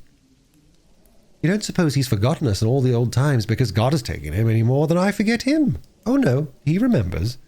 He's only away for a little time. We shall see him some day. And Uncle Reggie, and Father too, said Peter. Yes, said Mother. Uncle Reggie and Father too. Good night, my darlings. Good night, said everyone. Bobby hugged her mother more closely even ever than usual, and whispered in her ear, Oh, I do love you so, Mummy. I do. I do. When Bobby came to think it all over, she tried not to wonder what the great trouble was, but she could not always help it. Father was not dead like poor Uncle Edward. Mother had said so. And he was not ill, or Mother would have been with him. Being poor wasn't the trouble. Bobby knew it was something nearer the heart than money could be. I mustn't try to think what it is, she told herself. No, I mustn't. I am glad Mother noticed about us not quarrelling so much. We'll keep that up. And alas, that very afternoon she and Peter had what Peter called a first-class shindy. They had not been a week at Three Chimneys before they'd asked Mother to let them have a piece of garden each for their very own, and she agreed, and the south border went under the peach trees had been divided into 3 pieces, and they were allowed to plant whatever they liked there. Phyllis had planted mignonette and nasturtium and Virginia stock in hers. The seeds came up, and though they looked just like weeds, Phyllis believed that they would bear flowers someday. The Virginia stock justified her faith quite soon, and her garden was gay with a band of bright little flowers, pink and white and red and mauve. I can't weed for I fear I pull up the wrong things, she used to say comfortably. It saves such a lot of work. Peter sowed vegetable seeds in his, carrots and onions and turnips. The seed was given to him by the farmer who lived in the nice black and white wooden plaster house just beyond the bridge. He kept turkeys and guinea fowls and was a most amiable man. But Peter's vegetables never had much of a chance. because he liked to use the earth of his garden for digging canals and making forts and earthworks for his toy soldiers. And the seeds of vegetables rarely come to much in a soil that is constantly disturbed for the purposes of war and irrigation.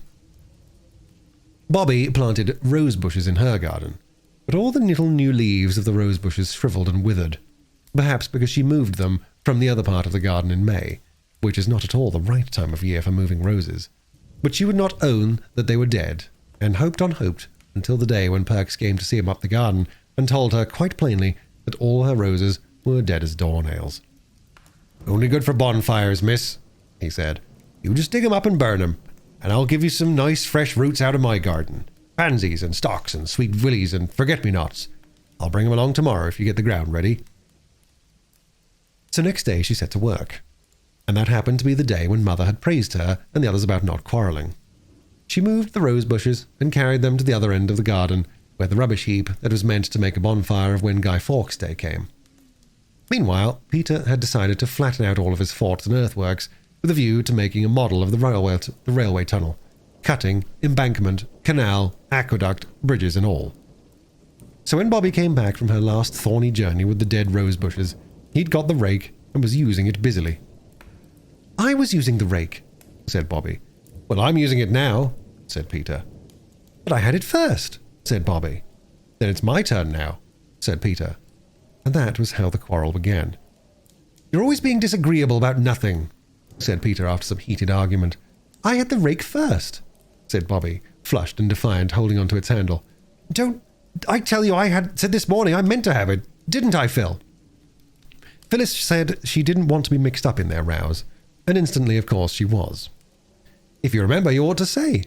"Of course she doesn't remember, but she might say so." I wish I had a brother instead of two whiny little kiddie sisters," said Peter. This was always recognized as indicating the high watermark of Peter's rage. Bobby made the reply she always made to it. "I can't think why little boys were ever invented." And just as she said it, she looked up and saw the 3 long windows of Mother's workshop flashing in the red rays of the sun. The sight brought back those words of praise. "Oh, don't quarrel like you used to do." "Oh!" cried Bobby, just as if she'd been hit, or had caught her finger in a door, or had felt the hideous, sharp beginnings of toothache. "What's the matter?" said Phyllis. Bobby wanted to say, "Don't let's quarrel. Mother hates it so." But though she tried hard, she couldn't. Peter was looking too disagreeable and insulting. "Take the horrid rake, then," was the best she could manage, and she suddenly let go her hold on the handle.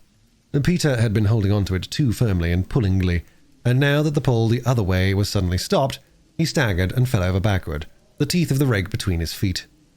"Serve you right," said Bobby before she could stop herself. Peter lay still for half a moment, long enough to frighten Bobby a little. Then he frightened her a little more, for he sat up, screamed once, turned rather pale, and then lay back and began to shriek, faintly but steadily. It sounded exactly like a pig being killed a quarter of a mile off.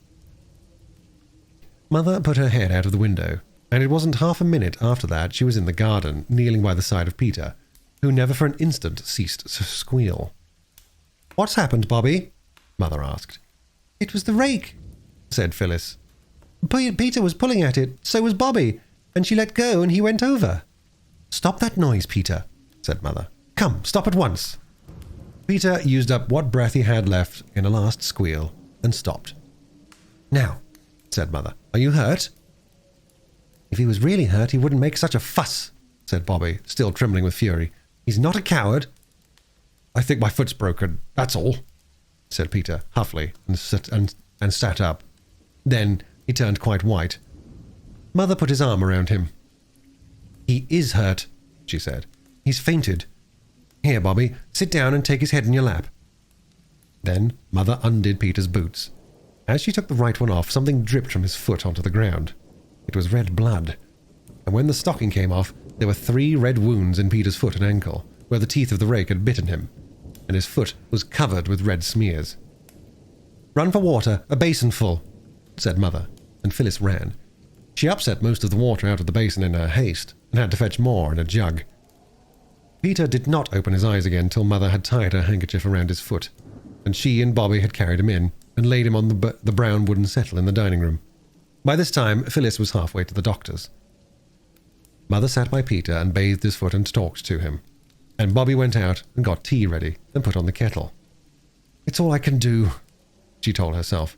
"Or suppose Peter should die, or be a helpless cripple for life, or have to walk with crutches, or wear a boot with a sole like a log of wood." She stood by the back door, reflecting on these gloomy possibilities, her eyes fixed on the water butt. "I wish I'd never been born," she said, and she said it out loud. "Why, Lord of mercy, what's that for?" asked a voice, and Perks stood before her with a wooden trug, basket full of green-leaved things and soft, loose earth. "Oh, it's you," she said. "Peter's hurt his foot with a rake, 3 great gaping wounds like soldiers get, and it was partly my fault." "That it wasn't. I'll go bail," said Perks. "Doctor seen him?" "Phyllis has gone for the doctor." "He'll be all right. You see if he isn't," said Perks. "Why, my father's second cousin had a hay fork run into him, right into his insides, and he was right as ever in a few weeks, all excepting his being a bit weak at the head afterwards.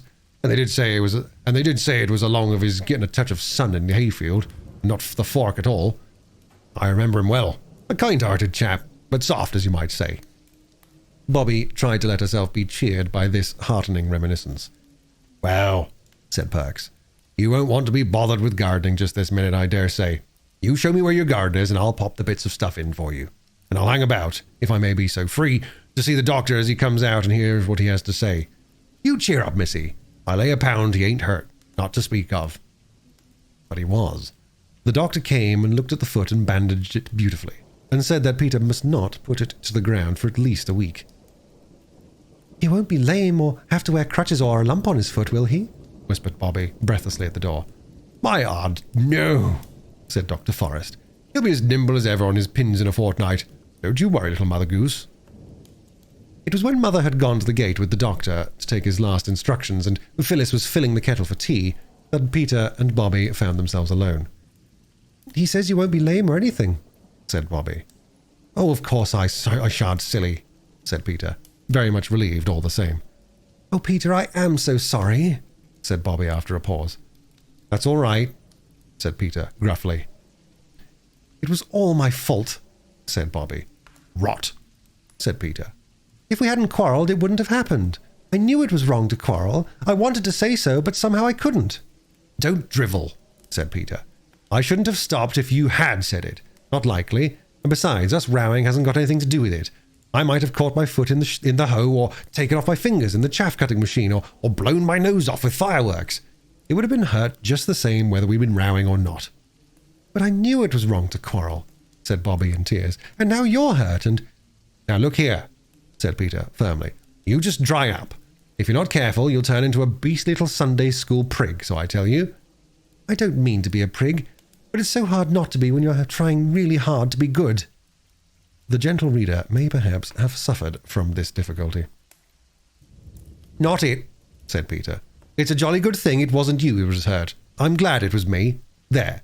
If it had been you, you'd have been lying on the sofa looking like a suffering angel and being the light of the anxious household and all that, and I couldn't have stood it." "No, I shouldn't," said Bobby. "Yes, you would," said Peter. "I tell you I shouldn't." "I tell you you would." "Oh, children," said Mother's voice at the door. "Quarrelling again? Already?" "We aren't quarrelling. Not really," said Peter. "I wish you wouldn't think it's rows every time we don't agree." When Mother had gone out again, Bobby broke out, "Peter, I am sorry you're hurt, but you are a beast to say that I'm a prig." "Well," said Peter unexpectedly, "perhaps I am. You did say I wasn't a coward, even when you were in such a wax. The only thing is, don't you be a prig, that's all. You keep your eyes open, and if you feel priggishness coming on, just stop in time, see?" "Yes," said Bobby. "I see." "Then let's call it Pax," said Peter magnanimously. "Bury the hatchet in the fathoms of the past. Shake hands on it, I say. Bobby, old chap, I am tired." He was tired for many days after that, and the settle seemed hard and uncomfortable in spite of all the pillows and bolsters and soft-folded rugs. It was terrible to not be able to go out. They moved the settle to the window, and from there Peter could see the smoke of the trains winding along the valley, but he could not see the trains. At first, Bobby found it quite hard to be as nice to him as she wanted to be, for fear he should think her priggish. But that soon wore off, and both she and Phyllis were, as he observed, jolly good sorts. Mother sat with him when his sisters were out, and the words, "He's not a coward," made Peter determined not to make any fuss about the pain in his foot, though it was rather bad, especially at night. Praise helps people very much sometimes. There were visitors too. Mrs. Perks came up to ask how he was, and so did the station master, and several of the village people. But the time went slowly. "I do wish there was something to read," said Peter.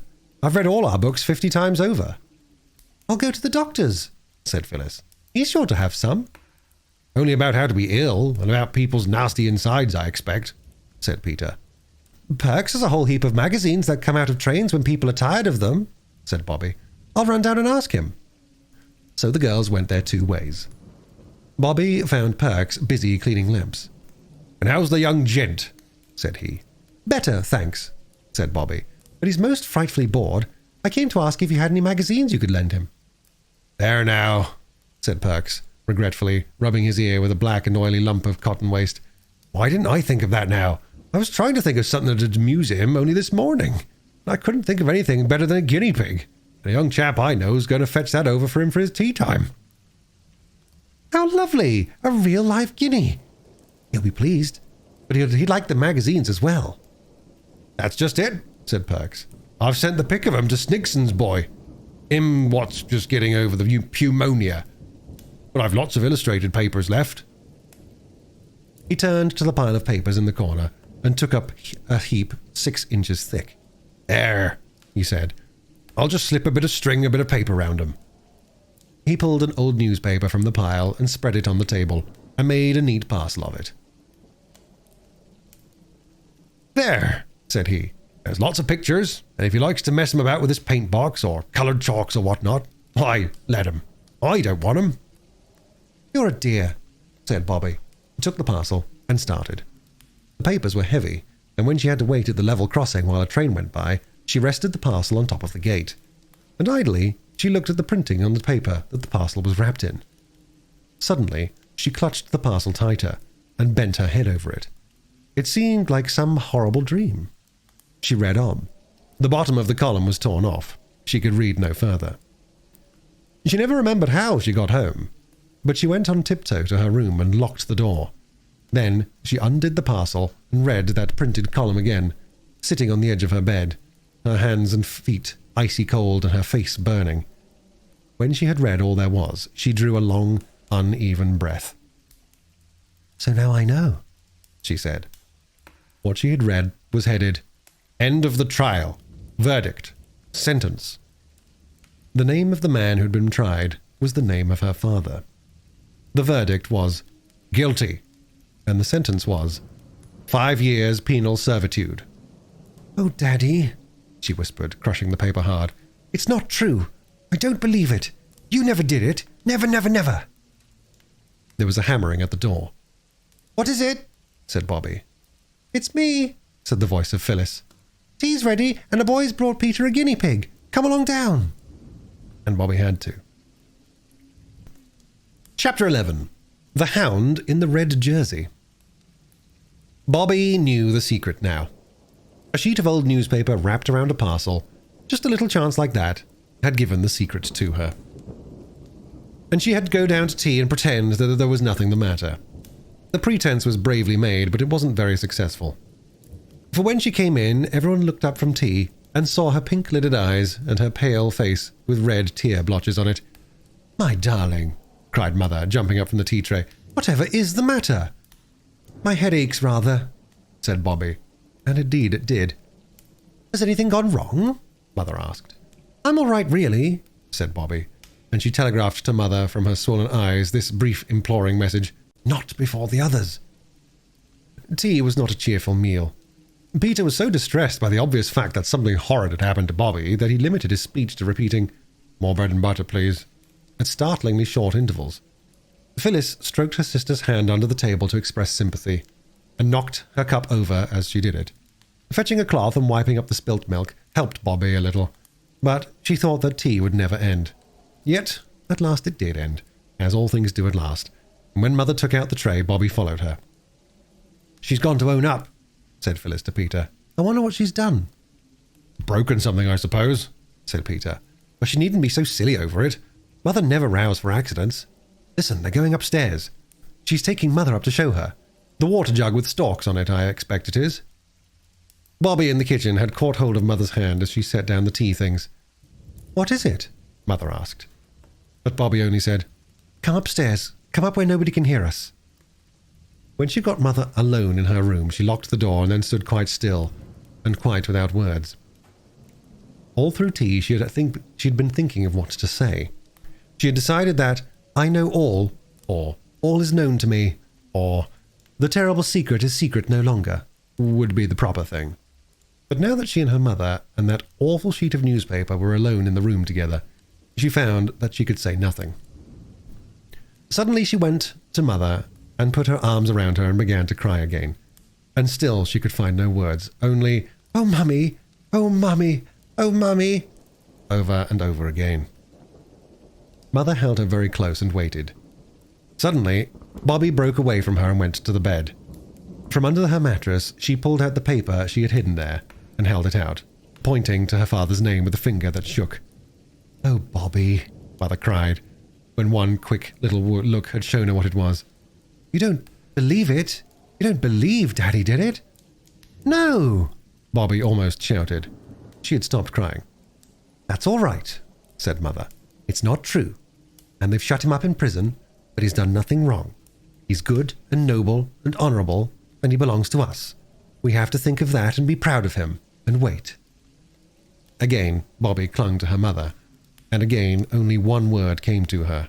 But now that word was "Daddy," and "Oh, Daddy, oh, Daddy, oh, Daddy," again and again. "Why didn't you tell me, Mummy?" she asked presently. "Are you going to tell the others?" Mother asked. "No." "Why?" "Because—" "Exactly," said Mother. "So you understand why I didn't tell you. We two must help each other to be brave." "Yes," said Bobby. "Mother, will it make you more unhappy if you tell me all about it? I want to understand." So then, sitting cuddled up close to her mother, Bobby heard all about it. She heard how these men who had asked to see Father on that remembered last night when the engine was being mended had come to arrest him, charging him with selling state secrets to the Russians, with being, in fact, a spy and a traitor. She heard about the trial, and about the evidence, letters found in Father's desk at the office, letters that convinced the jury that Father was guilty. "Oh, how could they look at him and believe it?" cried Bobby. "How could anyone do such a thing?" "Someone did it," said Mother, "and all the evidence was against Father. Those letters, yes, how did the letters get into his desk? Someone put them there, and the person who put them there was the person who was really guilty." "He must be feeling pretty awful all this time," said Bobby thoughtfully. "I don't believe he had any feelings," Mother said hotly. "He couldn't have done a thing like that if he had." "Perhaps he just shoved the letters into the desk to hide them when he thought he was going to be found out. Why don't you tell the lawyers or someone that it must have been that person? There wasn't anyone that would have hurt Father on purpose, was there?" I don't know. The man under him who got Daddy's place when the awful thing happened, he was always jealous of your father because Daddy was so clever and everyone thought such a lot of him. And Daddy never quite trusted that man." "Couldn't we explain all that to someone?" "Nobody will listen," said Mother, very bitterly. "Nobody at all. Do you suppose I've not tried everything? No, my dearest, there's nothing to be done. All we can do, you and I and Daddy, is to be brave and patient and," she spoke very softly, "to pray, Bobby, dear." "Mother, you've gotten very thin," said Bobby abruptly. "A little, perhaps. And oh," said Bobby, "I do think you're the bravest person in all the world, as well as the nicest." "We won't talk of all this any more, will we, dear?" said Mother. "We must bear it and be brave.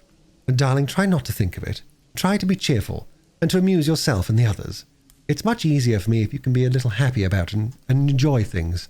Wash your poor little round face, and let's go out into the garden for a bit." The other two were very gentle and kind to Bobby, and they did not ask her what was the matter. This was Peter's idea. and he had drilled Phyllis, who would have asked 100 questions if she'd been left to herself. A week later, Bobby managed to get away alone, and once more she wrote a letter, and once more it was to the old gentleman. "My dear friend," she said, "you see what is in this paper. It is not true. Father never did it. Mother says someone put the papers in Father's desk, and she says the man under him that got Father's place afterwards was jealous of Father, and Father suspected him a long time. But nobody listens to a word she says. But you are so good and clever, and you found out about the Russian gentleman's wife directly. Can't you find out who did the treason, because he wasn't Father, upon my honour. He is an Englishman and incapable to do such things. And then they would let Father out of prison. It is dreadful, and Mother is getting so thin. She told us once to pray for all prisoners and captives. I see now. Oh, do help me. There is only just Mother and me now, and we can't do anything. Peter and Phil don't know. I'll pray for you twice every day as long as I live, if you'll only try. Just try to find out. Think if it was your daddy, how you would feel. Oh, do help me. With love, I remain your affectionately little friend, Roberta. P.S. Mother would send her regards if she knew I was writing, but it is no use telling her I am, in case you can't do anything. But I know you will. Bobby, with best love." She cut the account of her father's trial out of the newspaper, with Mother's big cutting-out scissors, and put it in the envelope with her letter. Then she took it down to the station, going out the back way and round by the road, so that the others should not see her and offer to come with her. And she gave the letter to the station master to give to the old gentleman next morning. "Where have you been?" shouted Peter from the top of the yard wall where he and Phyllis were. "To the station, of course," said Bobby. "Give us a hand, Pete." She set her foot on the lock of the yard door. Peter reached down a hand. "What on earth?" she asked as she reached the wall top, for Phyllis and Peter were very muddy. A lump of wet clay lay between them on the wall, and they'd each a slip of slate in a very dirty hand. And behind Peter, out of reach of accidents, were several strange rounded objects, rather like very fat sausages, hollow but closed up at one end. "It's nests," said Peter. "Swallows' nests. We're going to dry them in the oven and hang them up with string under the eaves of the coach house." "Yes," said Phyllis. "And then we're going to save up all the wool and hair we can get, and in the spring we'll line them, and then how pleased the swallows will be." "I've often thought people don't do nearly enough for dumb animals," said Peter, with an air of virtue. "I do think people might have thought of making nests for poor little swallows before this." "Oh," said Bobby, vaguely.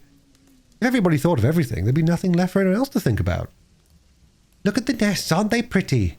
said Phyllis, reaching across Peter to grab a nest. "Look out, Phil, you goat," said her brother, but it was too late. Her strong little fingers had crushed the nest.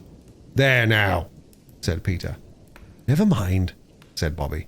"It is one of my own," said Phyllis, "so you needn't jaw, Peter. Yes, we've put our initial names on the ones we've done, so that the swallows will know who they have to be grateful to and fond of." "Swallows can't read, silly," said Peter. "Silly yourself," retorted Phyllis. "How do you know?" "Who thought of making the nests anyhow?" said Peter. "I did," screamed Phyllis. "Yeah," rejoined Peter. "You only thought of making hay ones and sticking them out of the ivy for the sparrows, and they'd have been sopping long before egg-laying time. It was me said clay and swallows." "I don't care what you said."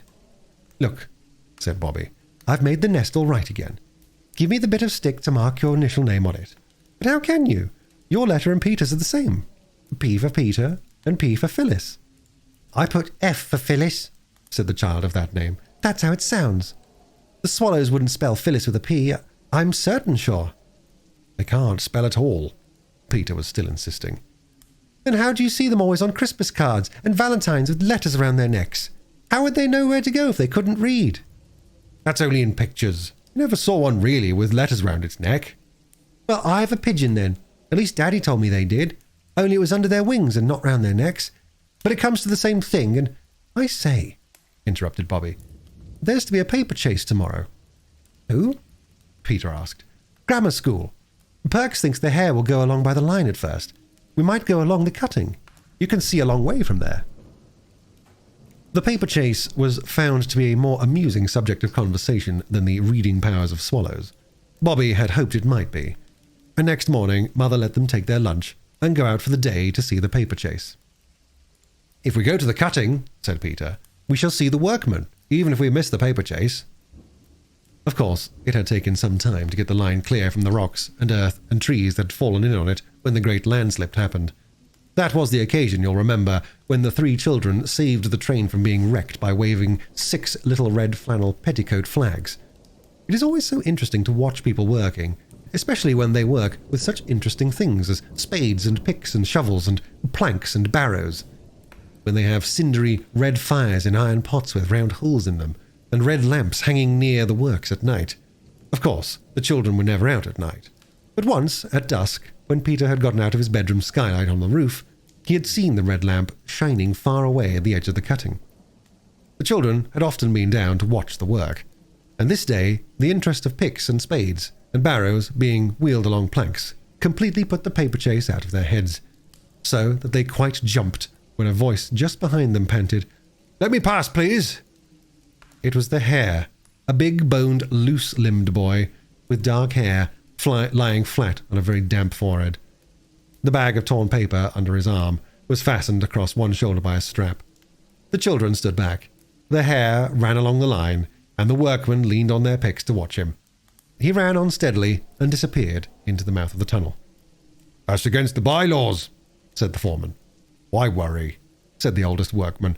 "Live and let live's what I always say. Ain't you never been young yourself, Mr. Bates?" "I ought to report him," said the foreman. "Why spoil sport's what I always say." "Passengers are forbidden to cross the line on any pretense," murmured the foreman doubtfully. "He ain't no passenger," said one of the workmen. "Nor he ain't crossed the line, not where we could see him do it," said another. "Nor yet he ain't made no pretenses," said a third. "And," said the oldest workman, "he's out of sight now. What the eye don't see, heart needn't take no notice of, as I always say." And now, following the track of the Hare by the little white blots of scattered paper, came the hounds. There were 30 of them, and they all came down the steep, ladder-like steps, 1s and 2s and 3s and 6s and 7s. Bobby and Phyllis and Peter counted them as they passed. The foremost ones hesitated a moment at the foot of the ladder.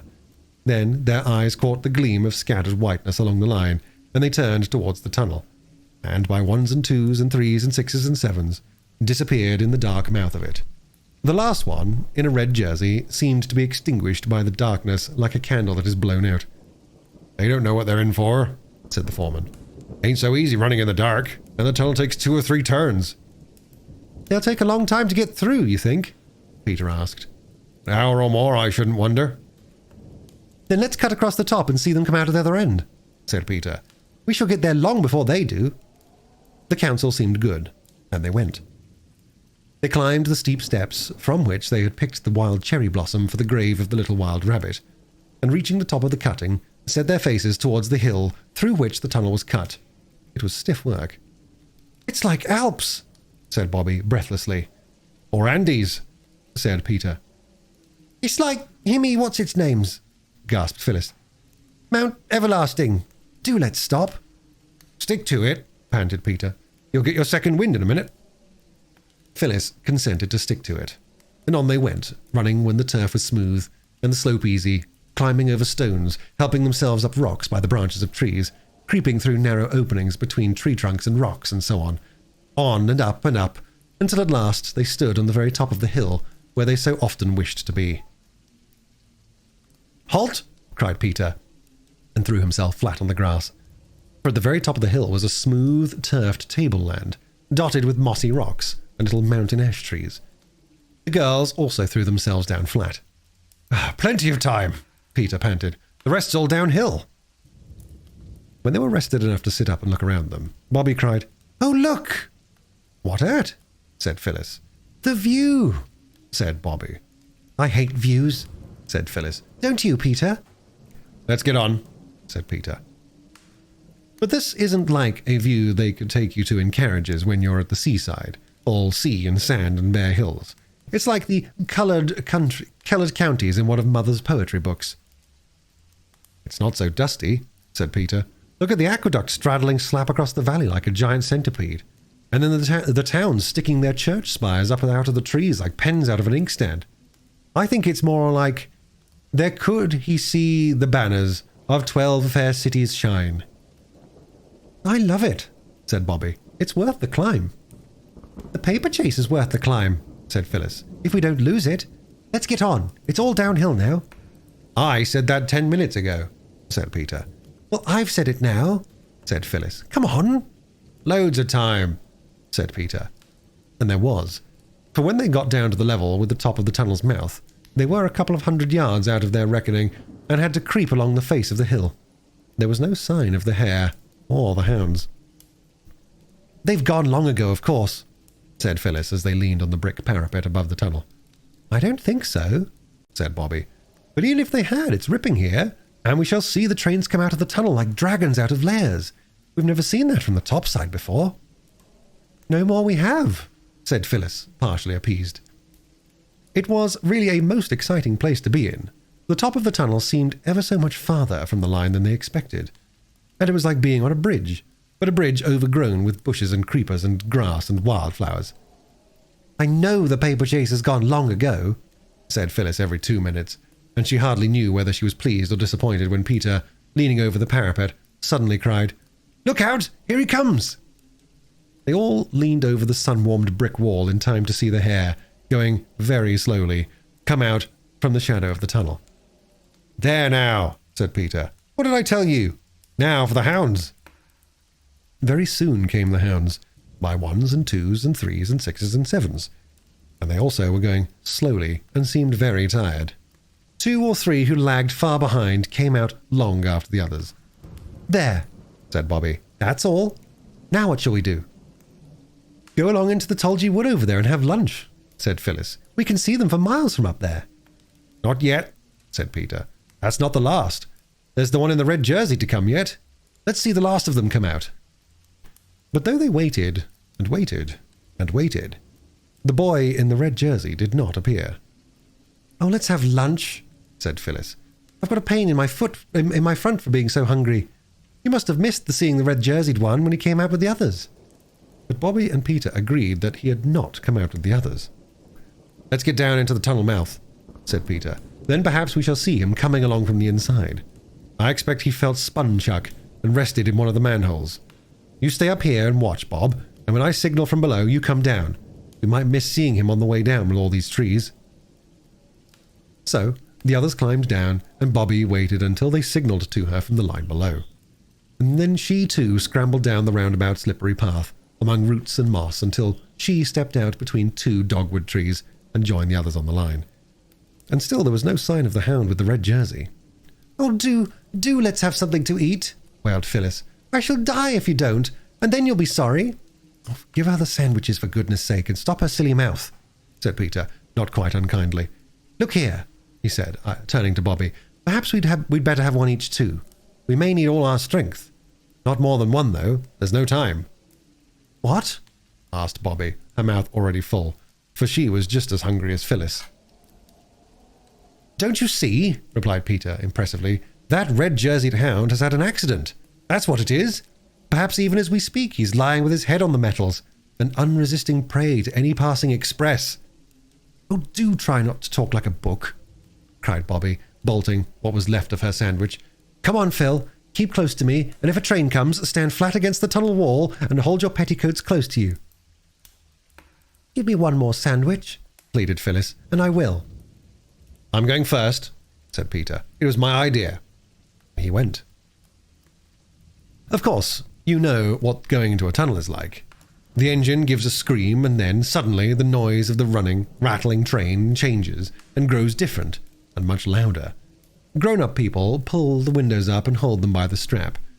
The railway carriage suddenly grows like night, with lamps, of course, unless you are in a slow local train, in which lamps are not always provided. Then, by and by, the darkness outside the carriage window is touched by puffs of cloudy whiteness. Then you see a blue light on the walls of the tunnel.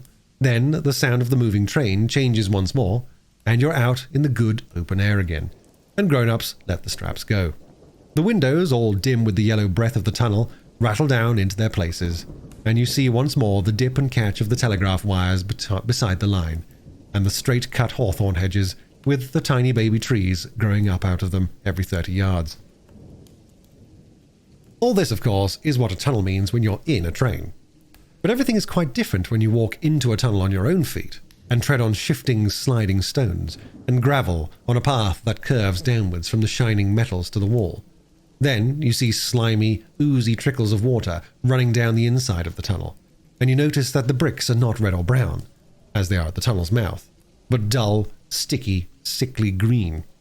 Your voice when you speak is quite changed from what it was out in the sunshine, and it is a long time before the tunnel is quite dark. It was not yet quite dark in the tunnel when Phyllis caught at Bobby's skirt, ripping out half a yard of gathers, but no one noticed this at the time. I want to go back, she said. I don't like it. It'll be pitch dark in a minute. I won't go on in the dark. I don't care what you say, I won't. Don't be a silly cuckoo, said Peter. I've got a candle and matches, and what's that? That was a low humming sound on the railway line, a trembling of the wires beside it, and a buzzing, humming sound that grew louder and louder as they listened. It's a train, said Bobby. Which line? Let me go back, cried Phyllis, struggling to get away from the hand by which Bobby held her. Don't be a coward, said Bobby. It's quite safe. Stand back. Come on, shouted Peter, who was a few yards ahead. Quick, manhole! The roar of the advancing train was now louder than the noise you hear when your head is under water in the bath and both taps are running, and you are kicking with your heels against the bath's tin sides. But Peter had shouted for all he was worth, and Bobby heard him. She dragged Phyllis along to the manhole. Phyllis, of course, stumbled over the wires and grazed both of her legs, but they dragged her in, and all three stood in the dark, damp-arched recess while the train roared louder and louder. It seemed as if it would deafen them. And, in the distance, they could see its eyes of fire growing bigger and brighter every instant. It is a dragon! I always knew it was! It takes its own shape here in the dark! Shouted Phyllis. But nobody heard her. You see, the train was shouting too, and its voice was bigger than hers. And now, with a rush and a roar and a rattle and a long, dazzling flash of lighted carriage windows, a smell of smoke and a blast of hot air, the train hurtled by, clanging and jangling and echoing in the vaulted roof of the tunnel. Phyllis and Bobby clung to each other. Even Peter caught hold of Bobby's arm, in case she should be frightened, as he explained afterwards. And now, slowly and gradually, the tail lights grew smaller and smaller, and so did the noise, till, with one last whizz, the train got itself out of the tunnel, and silence settled again on its damp walls and dripping roof. "Oh!" said the children, all together in a whisper. Peter was lighting the candle end with a hand that trembled. "Come on," he said, but he had to clear his throat before he could speak in his natural voice. "Oh," said Phyllis. "If the red-jerseyed one was in the way of the train—" "We've got to go and see," said Peter. "Couldn't we go and send for someone from the station?" said Phyllis. "Would you rather wait here for us?" asked Bobby severely, and of course that settled the question. So the three went on into the deeper darkness of the tunnel. Peter led, holding the candle end high to light the way. The grease ran down his fingers, and some of it right up his sleeve. He found a long streak from wrist to elbow when he was in bed that night. It was not more than 150 yards from the spot where they had stood while the train went by that Peter stood still, shouted, "Hello!" and then went on much quicker than before. When the others caught him up, he stopped, and he stopped within a yard of what they had come into the tunnel to look for. Phyllis saw a gleam of red and shut her eyes tight. There, by the curved, pebbly downline, was the red-jerseyed hound. His back was against the wall, his arms hung limply by his sides, and his eyes were shut. "Was the red blood? Is he all killed?" asked Phyllis, screwing her eyelids more tightly together. "Killed? Nonsense," said Peter. "There's nothing red about him except his jersey. He's only fainted. What on earth are we going to do?" "Can we move him?" asked Bobby. "I don't know. He's a big chap." "Suppose we bathe his forehead with water?" "No, I know we haven't any. But milk's just as wet. There's a whole bottle." "Yes," said Peter. "And they rub people's hands, I believe." "They burn feathers, I know," said Phyllis. "What's the good of saying that when we haven't any feathers?" "As it happens," said Phyllis in a tone of exasperated triumph. "I've got a shuttlecock in my pocket, so there." And now Peter rubbed the hands of the red-jerseyed one. Bobby burned the feathers of the shuttlecock one by one under his nose. Phyllis splashed warmish milk on his forehead. And all three kept on saying as fast and as earnestly as they could, "Oh, look up! Speak to me! For my sake, speak!" Chapter 12. What Bobby Brought Home. "Oh, look up! Speak to me! For my sake, speak!" The children said the words over and over again to the unconscious hound in a red jersey, who sat with closed eyes and a pale face against the side of the tunnel. "Wet his ears with milk," said Bobby. "I know they do it to people that faint, with eau de cologne, but I expect milk's just as good." So they wetted his ears, and some of the milk ran down his neck under the red jersey. It was very dark in the tunnel. The candle end Peter had carried, which now burned on a flat stone, gave hardly any light at all. "Oh, do look up," said Phyllis. "For my sake. I believe he's dead." "For my sake," repeated Bobby. "No, he isn't." "For any sake," said Peter. "Come out of it." And he shook the sufferer by the arm. And then the boy in the red jersey sighed, and opened his eyes, and shut them again, and said in a very small voice, "Chuck it." "Oh, he's not dead," said Phyllis. "I knew he wasn't." And she began to cry. "What's up? I'm all right," said the boy. "Drink this," said Peter, firmly thrusting the nose of the milk bottle into the boy's mouth. The boy struggled, and some of the milk was upset before he could get his mouth free to say, "What is it?" "It's milk," said Peter. "Fear not, you are in the hands of friends. Phil, you stop bleating this minute." "Do drink it," said Bobby gently. "It'll do you good." So he drank, and the three stood by without speaking to him. "Let him be a minute," Peter whispered. "It'll be all right as soon as the milk begins to run like fire through his veins." He was. "I'm better now," he announced. "I remember all about it." He tried to move, but the movement ended in a groan. "Bother! I believe I've broken my leg," he said. "Did you tumble down?" asked Phyllis, sniffing. "Of course not, I'm not a kiddie," said the boy indignantly. "It was one of those beastly wires tripped me up, and when I tried to get up again I couldn't stand. So I sat down. Gee willikins, it does hurt though. How did you get here?" "We saw you go into the tunnel, and we went across the hill to see you all come out. And the others did, but all but you, and you didn't, so we are a rescue party," said Peter with pride. "You've got some pluck, I will say," remarked the boy. "Well, that's nothing," said Peter with modesty. "Do you think we could walk if we helped you?" "I could try," said the boy. He did try, but he could only stand on one foot. The other dragged in a very nasty way. "Here, let me sit down. I feel like dying," said the boy. "Let go of me. Let go, quick." He let down and closed his eyes. The others looked at each other by the dim light of the little candle. "What on earth?" said Peter. "Look here," said Bobby quickly. "You must go and get help. Go to the nearest house." "Yes, that's the only thing," said Peter. "Come on." "If you take his feet and Phil and I take his head, we could carry him to the manhole." They did it. It was perhaps as well for the sufferer that he had fainted again. "Now," said Bobby, "I'll stay with him. You take the longest bit of candle and... Oh, be quick, for this won't burn long." "I don't think Mother would like me leaving you," said Peter doubtfully. "Let me stay, and you and Phil go." "No, no," said Bobby. "You and Phil go, and lend me your knife. I'll try to get his boot off before he wakes up again."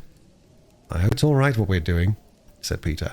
"Of course it's all right," said Bobby impatiently. "What else would you do? Leave him here all alone because it's dark? Nonsense. Hurry up, that's all." So they hurried up. Bobby watched their dark figures and the little sight of the little candle with an odd feeling of having come to the end of everything. She knew now, she thought, what nuns who were bricked up alive in convent walls felt like. Suddenly, she gave herself a little shake. "Don't be a silly little girl," she said.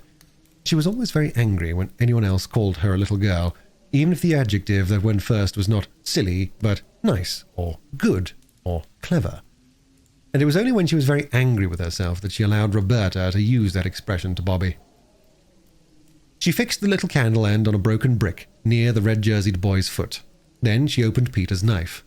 It was always hard to manage. A halfpenny was generally needed to get it open at all.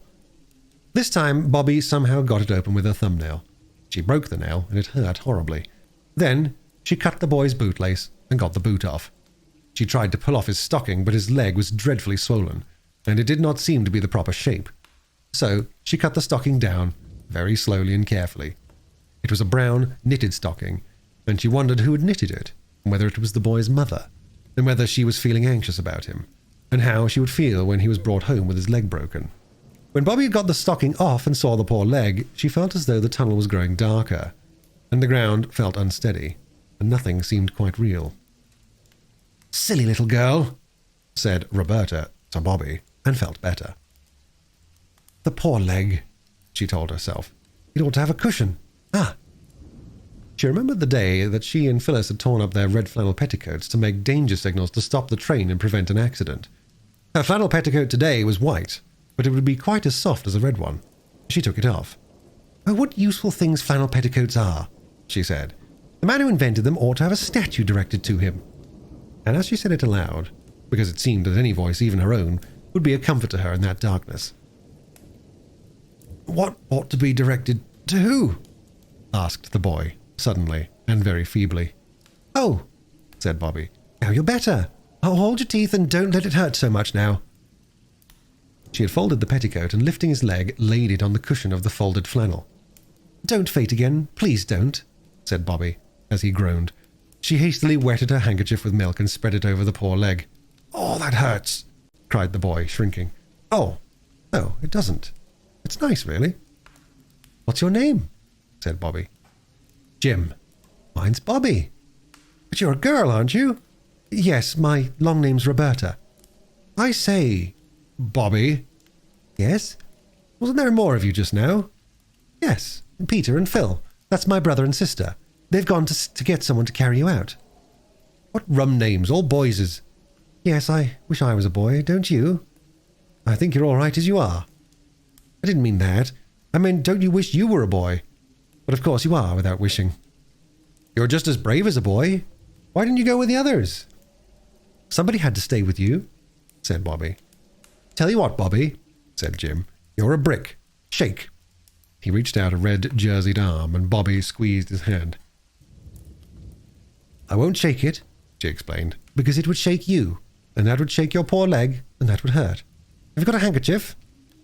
"I don't expect I have." He felt in his pocket. "Yes, I have." "What for?" She took it and wetted it with milk and put it on his forehead. "That's jolly," he said. "What is it?" "Milk," said Bobby. "We haven't any water." "You're a jolly good little nurse," said Jim. "I do it for Mother sometimes," said Bobby. "Not milk, of course, but scent or vinegar, or water, I say. I must put the candle out now, because there mayn't be enough of the other one to get you out by." "By George," said he, "you think of everything." Bobby blew. Out went the candle. You have no idea how black velvety the darkness was. "I say, Bobby," said a voice through the blackness, "aren't you afraid of the dark?" Not very. That is—" "Let's hold hands," said the boy. And it really was rather good of him, because he was like most boys of his age and hated all material tokens of affection, such as kissing and holding of hands. He called such things pawings and detested them. The darkness was more bearable to Bobby now that her hand was held in the rough hand of the red-jerseyed sufferer, and he, holding her little smooth hot paw, was surprised to find that he did not mind it so much as he expected. She tried to talk, to amuse him, to take his mind off his sufferings.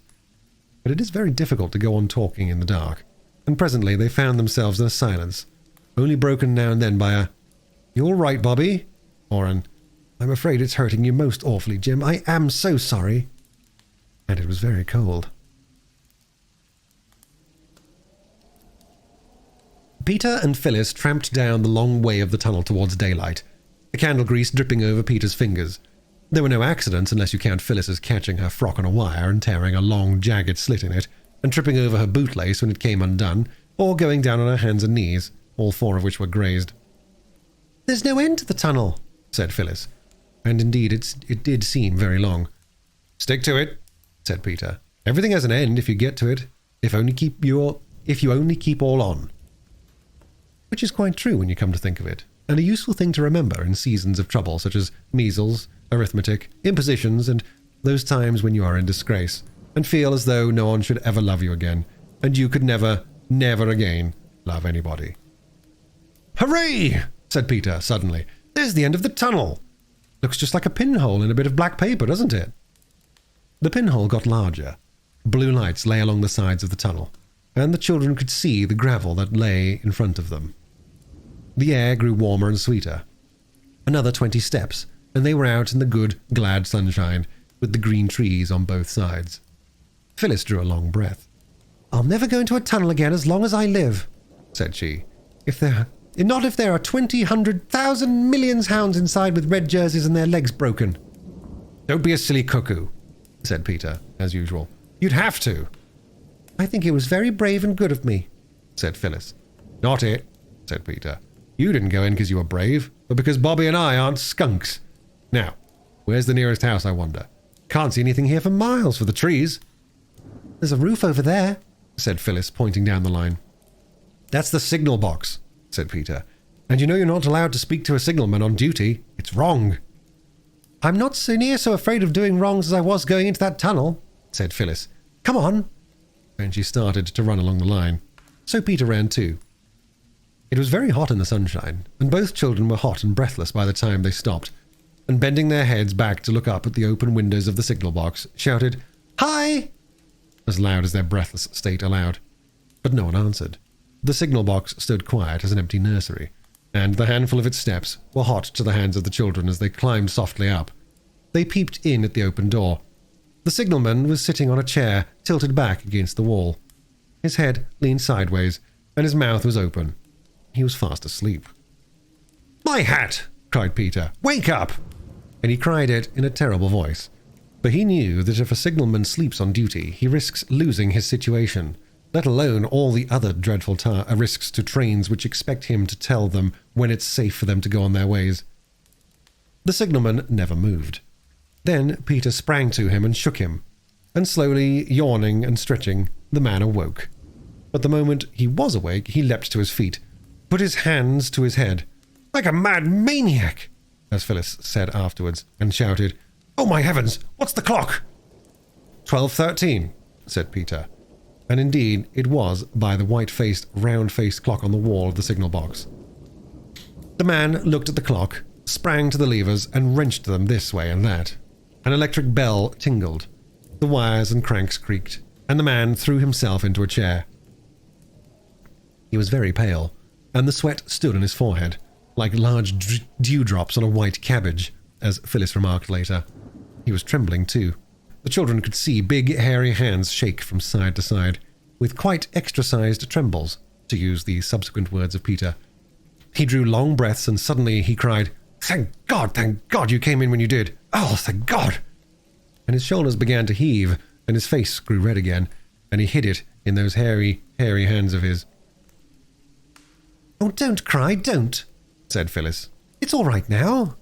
And she patted him on one big, broad shoulder, while Peter conscientiously thumped the other.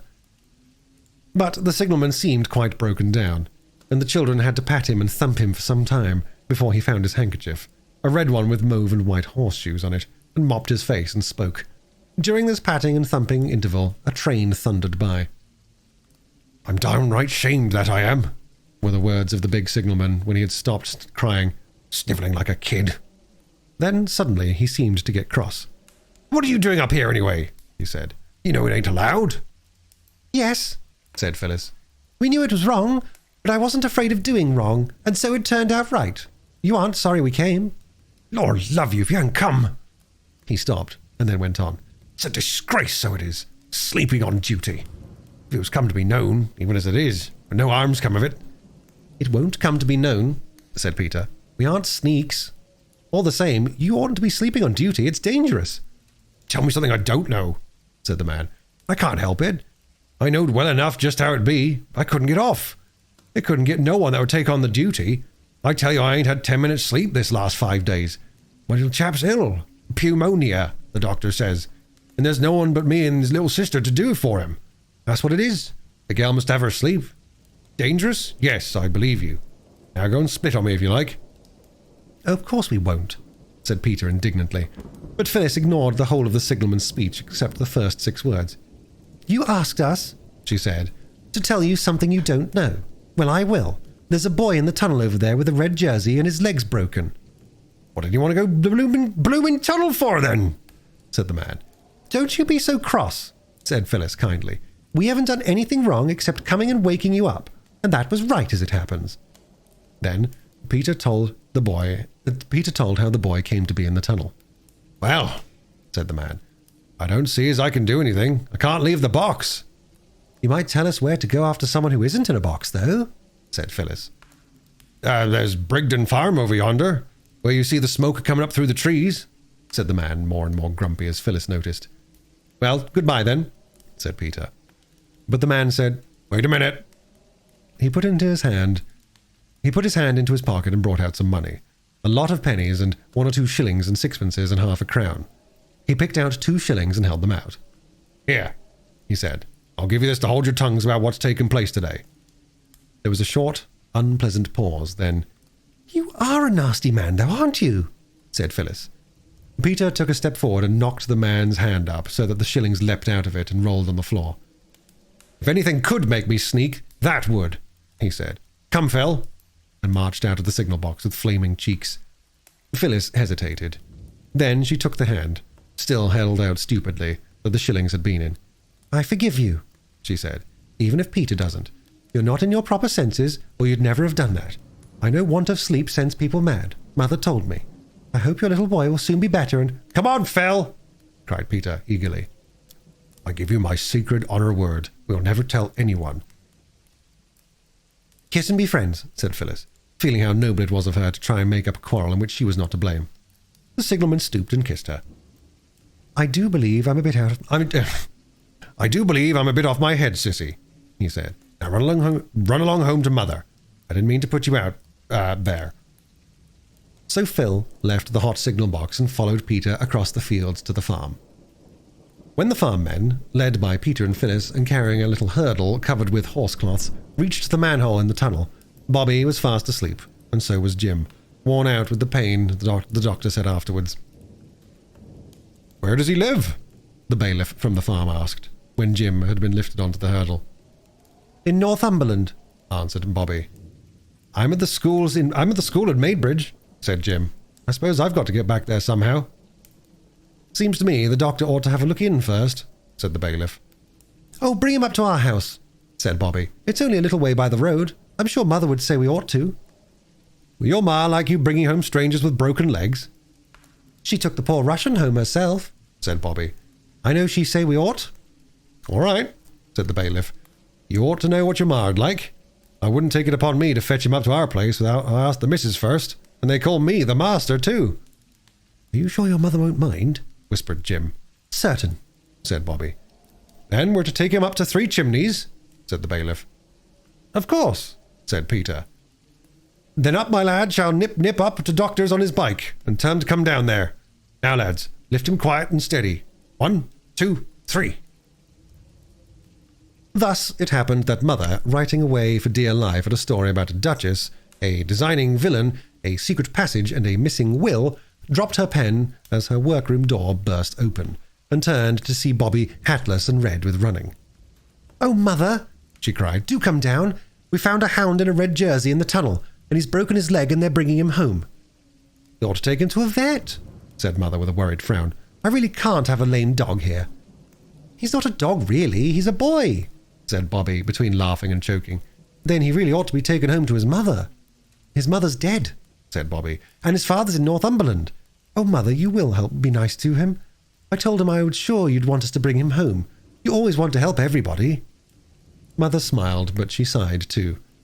It's nice when your children should believe you willing to open house and heart to any and everyone who needs help, but it is rather embarrassing sometimes too when they act on their belief. Oh well, said Mother, we must make the best of it. When Jim was carried in, dreadfully white and with set lips, whose red had faded to a horrible bluey-violet colour, Mother said, I am glad you brought him here. Now, Jim, let's get you comfortable in bed before the doctor comes. And Jim, looking at her kind eyes, felt a little warm, comforting flush of new courage. It'll hurt rather, won't it? He said. I don't mean to be a coward. You won't think I'm a coward if I faint again, will you? I really and truly don't do it on purpose. and I do hate to give you all this trouble." "Don't you worry," said Mother. "It's you that have the trouble, you poor dear, not us." And she kissed him just as if it had been Peter. "We love to have you here, don't we, Bobby?" "Yes," said Bobby, and she saw by her mother's face how right she had been to bring the wounded hound in the red jersey. Chapter 13. The Hound's Grandfather. Mother did not get back to her writing at all that day, for the jerseyed hound whom the children had brought to Three Chimneys had to be put to bed, and then the doctor came, and hurt him most horribly. Mother was with him all through it, and that made it a little better than it would have been, but bad was the best, as Mrs. Viney said. The children sat in the parlour downstairs and heard the sound of Doctor's boots going backwards and forwards over the bedroom floor. Once or twice there was a groan. "It's horrible," said Bobby. "Oh, I wish Dr. Forrest would make haste. Oh, poor Jim." "It is horrible," said Peter, "but it's very exciting. I wish doctors weren't so stuck up about who they'd have in the room when they're doing things. I should most awfully like to see a leg get set. I believe the bones crunch like anything." "Don't," said the two girls at once. "Rubbish," said Peter. "How are you going to be Red Cross nurses like you were talking of coming home if you can't stand hearing me saying about bones crunching? You'd have to hear them crunch on the field of battle and be steeped up in gore to the elbows as likely as not, and—" "Stop it!" cried Bobby with a white face. "You don't know how funny you're making me feel." "Me too," said Phyllis, whose face was pink. "Cowards," said Peter. "I'm not," said Bobby. "I helped Mother with your rake-wounded foot, and so did Phil. You know we did." "Well then," said Peter. "Now look here. It'd be a jolly good thing for you if I were to talk to you every day for half an hour about broken bones and people's insides, so as to get used to it." A chair was moved above. "Listen," said Peter. "That's the bone crunching." "Oh, I do wish you wouldn't," said Phyllis. "Bobby doesn't like it." "I'll tell you what they do," said Peter. I can't think what made him so horrid. Perhaps it was because he had been so very nice and kind all the earlier part of the day, and now he had to have a change. This is called reaction. One notices it now and then in oneself. Sometimes, when one has been extra good for a longer time than usual, one is suddenly attacked by a violent fit of not being good at all. "I'll tell you what they do," said Peter. "They strap the broken man down so that he can't resist or interfere with their doctorish designs, and then someone holds his head, and someone holds his leg, the broken one, and then pulls it until the bones fit in, with a crunch, mind you, and then they strap it up and— let's play at bone setting." "Oh, no," said Phyllis. But Bobby said suddenly, "All right, let's. I'll be the doctor, and Phil can be the nurse. You can be the broken boner, and we can get to your legs more easily because you don't wear petticoats." "I'll get the splints and bandages," said Peter. "You get the couch of suffering ready."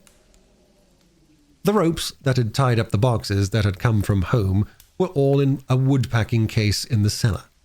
When Peter brought in a trailing tangle of them and 2 boards of splints, Phyllis was excitedly giggling. "Now then," he said, and lay down on the settle, groaning most grievously. "Not so loud," said Bobby, beginning to wind the rope around him and then the settle.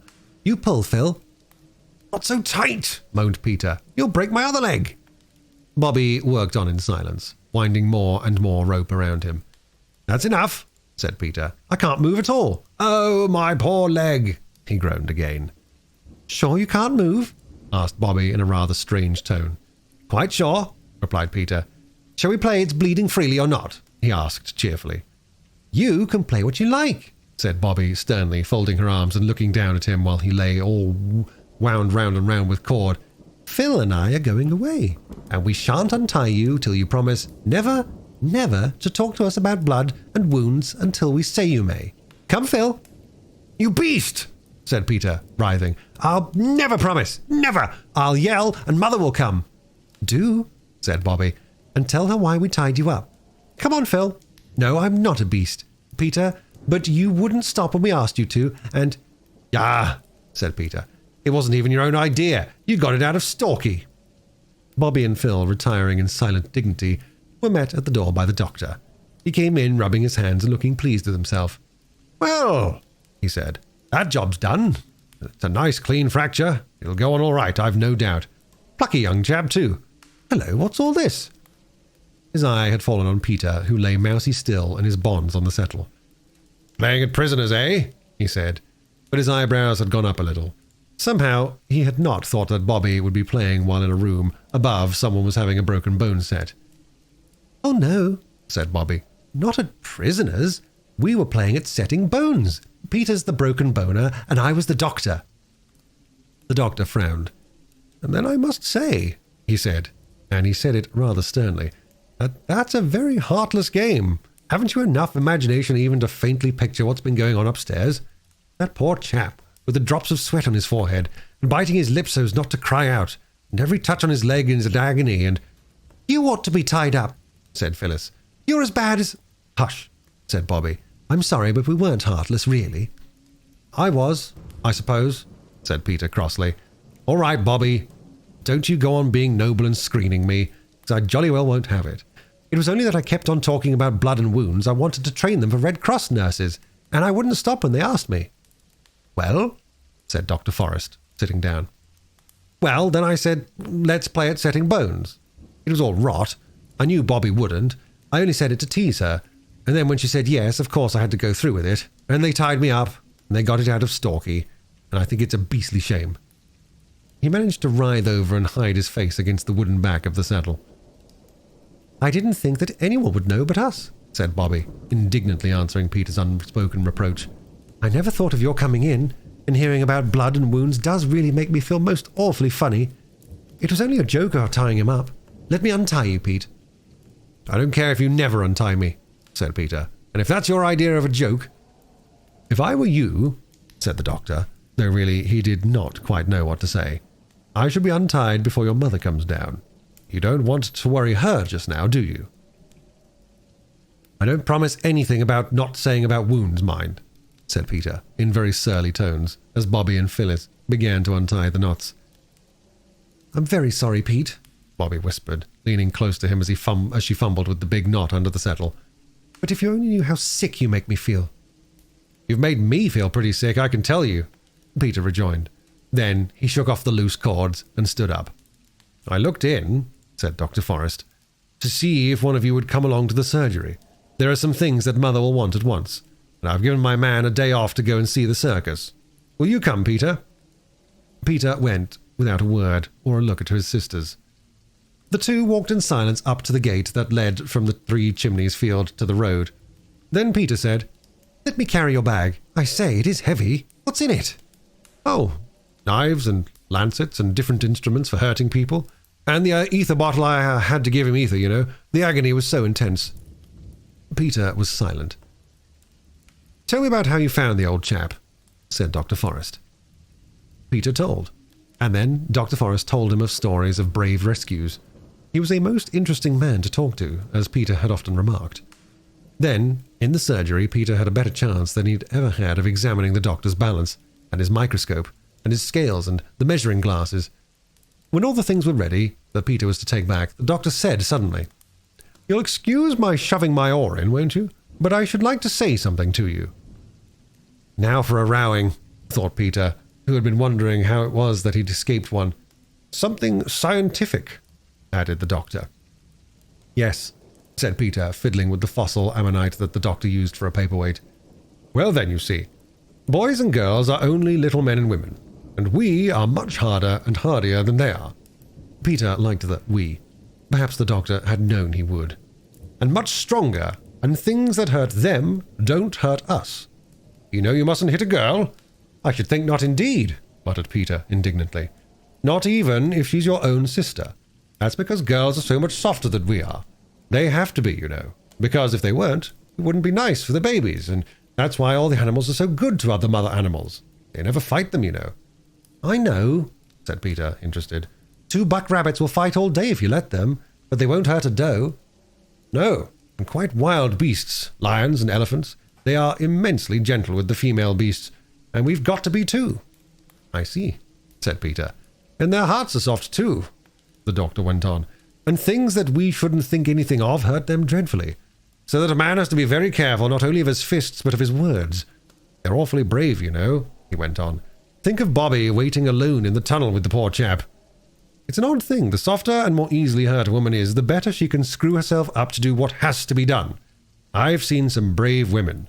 Your mother is one, he ended abruptly. Yes, said Peter. Well, that's all. Excuse my mentioning it, but nobody knows everything without being told. And you see what I mean, don't you? Yes, said Peter. I'm sorry. There.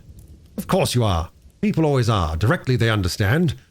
Everyone ought to be taught these scientific facts. So long. They shook hands heartily. When Peter came home, his sisters looked at him doubtfully. It's Pax, said Peter, dumping down the basket on the table.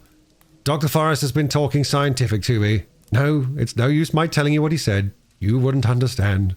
But it all comes to you girls being soft, poor, weak, frightened things like rabbits. So us men have just got to put up with them. He said you were female beasts. Shall I take this up to Mother, or will you?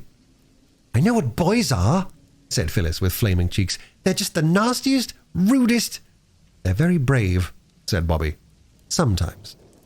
Ah, you mean the chap upstairs? I see.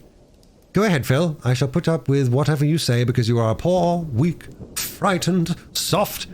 Not if I pull your hair, you won't, said Phyllis, springing at him. He said Pax, said Bobby, pulling her away. Don't you see?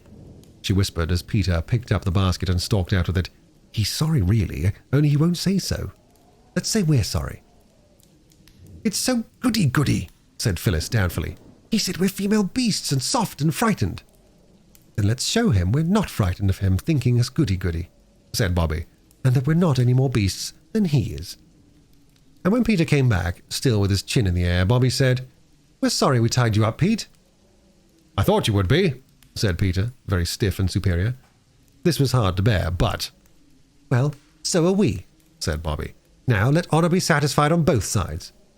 I did call it Pax, said Peter, in an injured tone. Then let it be Pax, said Bobby. Come on, Phil, let's get tea. Pete, you might lay the cloth. I say, said Phyllis, when peace really was restored, which was not until they were washing up the cups after tea. Dr. Forrest didn't really say we were female beasts, did he? Yes, said Peter firmly, but I think he meant that we men were wild beasts too. How funny of him, said Phyllis, breaking a cup.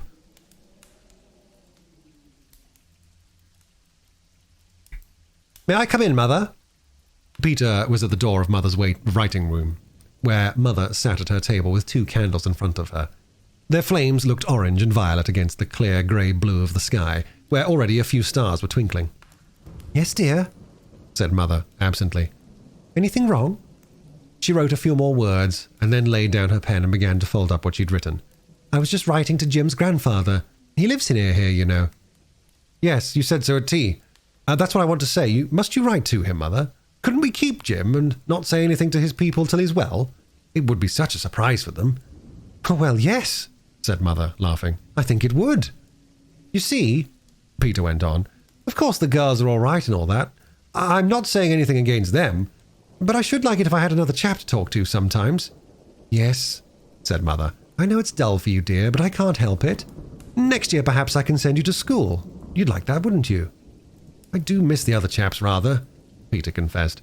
But if Jim could stay after his leg was well, we could have awful larks. I've no doubt of it, said Mother. Well, perhaps he could, but you know, dear, we're not rich. I can't afford to get him everything he'll want, and he must have a nurse. Can't you nurse him, Mother? You do nurse people so beautifully. That's a pretty compliment, Pete, but I can't do nursing and my writing as well. That's the worst of it. Then you must send the letter to his grandfather. Of course, and to his schoolmaster too. We telegraphed to them both, but I must write as well. They'll be most dreadfully anxious. I say, Mother, why can't his grandfather pay for a nurse? Peter suggested. That would be ripping. I expect the old boy's rolling in money. Grandfathers in books always are. Well, this one isn't in a book, said Mother, so we mustn't expect him to roll much. I say, said Peter musingly, wouldn't it be jolly if we were all in a book, and you were writing it? Then you could make all sorts of jolly things happen, and make Jim's legs get well at once and be all right tomorrow, and Father could come home and... Do you miss your father very much? Mother asked, rather coldly. Peter thought. Awfully, said Peter briefly. Mother was enveloping and addressing the second letter. You see, Peter went on slowly, you see, it's not only him being father, but now he's away. There's no other man in the house but me. That's why I want Jim to stay so frightfully much. Wouldn't you like to be writing that book with all of us in it, Mother, and make Daddy come home soon?" Peter's mother put her arm around him suddenly and hugged him in silence for a minute. Then she said, "Don't you think it's rather nice to think that we're in a book that God's writing? If I were writing the book, I might make mistakes. But God knows how to make the story end just right, in the way that's best for us." "Do you really believe that, Mother?" Peter asked quietly. "Yes," she said. "I do believe it. Almost always.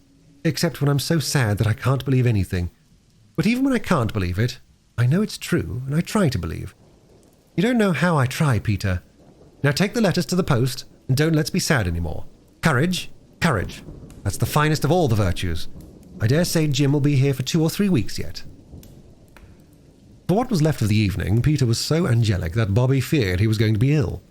She was quite relieved in the morning to find him plaiting Phyllis's hair on the back of her chair in quite his old manner. It was soon after breakfast that a knock came at the door. The children were hard at work, cleaning the brass candlesticks in honor of Jim's visit. "That'll be the doctor," said Mother. "I'll go. Shut the kitchen door. You're not fit to be seen." But it wasn't the doctor. They knew that by the voice and the sound of the boots that went upstairs. They did not recognize the sound of the boots, but everyone was certain that they had heard the voice before. There was a longish interval. The boots and the voice did not come down again. Who could it possibly be? They kept on asking themselves and each other. "Perhaps," said Peter at last, "Dr. Forrest has been attacked by highwaymen and left for dead, and this is the man he's telegraphed for to take his place. Mrs. Viney said he had a local tenant to do his work when he went for a holiday. Didn't you, Mrs. Viney?" "I did so, my dear," said Mrs. Viney from the back kitchen. "He's fallen down in a fit, more likely," said Phyllis. "All human aid despaired of, and this is his man come to break the news to Mother." "Nonsense," said Peter briskly. "Mother wouldn't have taken the man up to Jim's bedroom. Why should she? Listen, the door's opening. Now they'll come down. I'll open the door a crack." He did. "It's not listening," he replied indignantly to Bobby's scandalized remarks. "Nobody in their senses would talk secrets on the stairs. And Mother can't have secrets to talk with Dr. Forrest's stableman, and you said it was him." "Bobby!" called Mother's voice. They opened the kitchen door, and Mother leaned over the stair railing. "Jim's grandfather has come," she said. "Wash your hands and faces, and then you can see him. He wants to see you." The bedroom door shut again. "There now," said Peter. "Fancy us not even thinking of that. Let's have some hot water, Mrs. Viney. I'm as black as your hat." The three were indeed dirty, for the stuff you clean brass candlesticks with is very far from cleaning to the cleaner. They were still busy with soap and flannel when they heard the boots and the voice come down the stairs and go into the dining room. When they were clean, though still damp because it takes such a long time to dry your hands properly, and they were very impatient to see the grandfather, they filed into the dining room. Mother was sitting in the window seat, and in the leather-covered armchair, that father always used to in the armchair that father always used to sit at the other house sat. Their own gentleman. "Well, never I did," said Peter, even before he said, "How do you do?" He was, as he explained afterwards, too surprised even to remember that there was such a thing as politeness, much less to practice it. "It's our own old gentleman," said Phyllis. "Oh, it's you," said Bobby, and then they remembered themselves and their manners and said, "How do you do?" very nicely. "This is Jim's grandfather, Mr. said Mother, naming the old gentleman's name. "How splendid," said Peter. "That's exactly like a book, isn't it, Mother?" "It is rather," said Mother, smiling. "Things do happen in real life that are rather like books sometimes." "I'm so awfully glad it is you," said Phyllis. "When you think of the tons of old gentlemen there are in the world, it might have been almost anyone." "I say, though," said Peter, "you're not going to take Jim away, though, are you?" "Not at present," said the old gentleman. "Your mother has most kindly consented to let him stay here. I thought of sending a nurse, but your mother is good enough to say that she will nurse him herself." "But what about her writing?" said Peter, before anyone could stop him. "There won't be anything to eat if Mother doesn't write." "That's all right," said Mother hastily. The old gentleman looked very kindly at Mother. "I see," he said. You trust your children and confide in them." "Of course," said Mother. "Then I may tell them of our little arrangement," he said. Your mother, my dears, has consented to give up writing for a little while and to become a matron of my hospital." "Oh," said Phyllis blankly. "And shall we have to go away from Three Chimneys and the railway and everything?" "No, no, darling," said Mother hurriedly. "The hospital is called Three Chimneys Hospital," said the old gentleman. "And my unlucky Jim's their only patient, and I hope he'll continue to be so. Your mother will be matron, and there'll be a hospital staff of a housemaid and a cook until Jim is well." "And then will Mother go on writing again?" asked Peter. "We shall see," said the old gentleman, with a slight, swift glance at Bobby. "Perhaps something nice may happen, and she won't have to." "I love my writing," said Mother very quickly. "I know," said the old gentleman. "Don't be afraid that I'm going to try and interfere. But one never knows. Very wonderful and beautiful things do happen, don't they? And we live most of our lives in the hope of them. May I come again to see the boy?" "Surely," said Mother. "And I don't know how to thank you for making it possible for me to nurse him, dear boy." "He kept calling Mother, Mother in the night," said Phyllis. "I woke up twice and heard him." "He didn't mean me," said Mother in a low voice to the old gentleman. "That's why I wanted so much to keep him." The old gentleman rose. "I'm so glad," said Peter, "that you're going to keep him, Mother." "Take care of your mothers, my dears," said the old gentleman. "She's a woman in a million." "Yes, isn't she?" whispered Bobby. "God bless her," said the old gentleman, taking both Mother's hands. "God bless her. Aye, and she shall be blessed. Dear me, where's my hat? Will Bobby come with me to the gate?" At the gate, he stopped and said, "You're a good child, my dear. I got your letter, but it wasn't needed. When I read about your father's case in the papers at the time, I had my doubts. And ever since I've known who you were, I've been trying to find out things. I haven't done very much yet, but I have hopes, my dear. I have hopes." "Oh," said Bobby, choking a little. "Yes, I may say great hopes, but keep your secret a while longer. Wouldn't do to upset your mother with a false hope, would it?" "Oh, but it isn't false," said Bobby. "I know you can do it, and I knew you could when I wrote. It isn't a false hope, is it?" "No," he said. "I don't think it's a false hope, or I wouldn't have told you. And I think you deserve to be told that there is a hope." "And you don't think Father did it, did you? Oh, say you don't think he did." "My dear," he said, "I'm perfectly certain he didn't." If it was a false hope, it was nonetheless a very radiant one that lay warm at Bobby's heart, and through the days that followed, lighted her little face as a Japanese lantern is lighted by the candle within. Chapter 14. The End. Life at the Three Chimneys was never quite the same again after the old gentleman came to see his grandson. Although they now knew his name, the children never spoke of him by it, at any rate when they were by themselves. To them, he was always the old gentleman, and I think he'd better be the old gentleman to us, too. It wouldn't make him seem any more real to you, would it, if I were to tell you that his name was Snooks or Jenkins, which it wasn't. And after all, I must be allowed to keep one secret. It's the only one. I have told you everything else, except what I'm going to tell you in this chapter, which is the last. At least, of course, I haven't told you everything. If I were to do that, the book would never come to an end, and that would be a pity, wouldn't it? Well, as I was saying, life at the Three Chimneys was never quite the same again. The cook and the housemaid were very nice. I don't mind telling you their names. They were Clara and Ethelwyn. But they told Mother they did not seem to want Mrs. Viney, and that she was an old muddler. So Mrs. Viney came only 2 days a week to do washing and ironing. Then Clara and Ethelwyn said they could do all the work all right if they weren't interfered with, and that meant that the children no longer got the tea and cleared it away, and washed up the tea things and dusted the rooms. This would have left quite a blank in their lives, although they had often pretended to themselves and to each other that they hated housework. But now that Mother had no writing and no housework to do, she had time for lessons, and lessons the children had to do. However nice the person who is teaching you may be, lessons are lessons all the world over, and at their best are worse fun than peeling potatoes or lighting a fire. On the other hand, if Mother now had time for lessons, she also had time for play, and to make up little rhymes for the children as she used to. She had not much time for rhymes since she came to Three Chimneys. There was one very odd thing about these lessons. Whatever the children were doing, they always wanted to be doing something else. When Peter was doing his Latin, he thought it would be nice to be learning history like Bobby. Bobby would have preferred arithmetic, which was what Phyllis happened to be doing. And Phyllis, of course, thought that Latin the most interesting kind of lesson, and so on.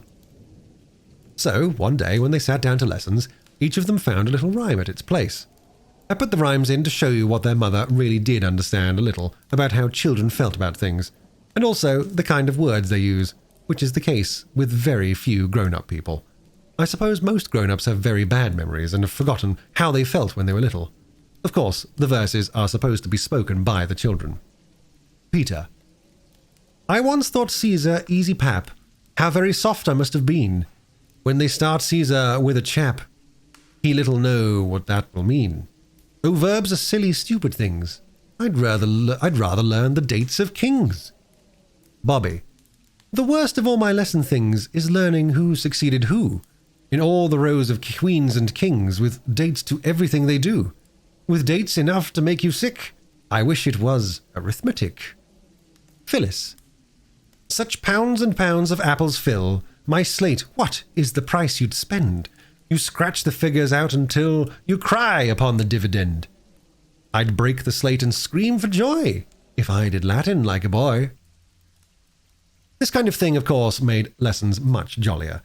It is something to know that the person who is teaching you sees that it is not all plain sailing for you, and does not think that it is just your stupidness that makes you not know your lessons until you've learned them.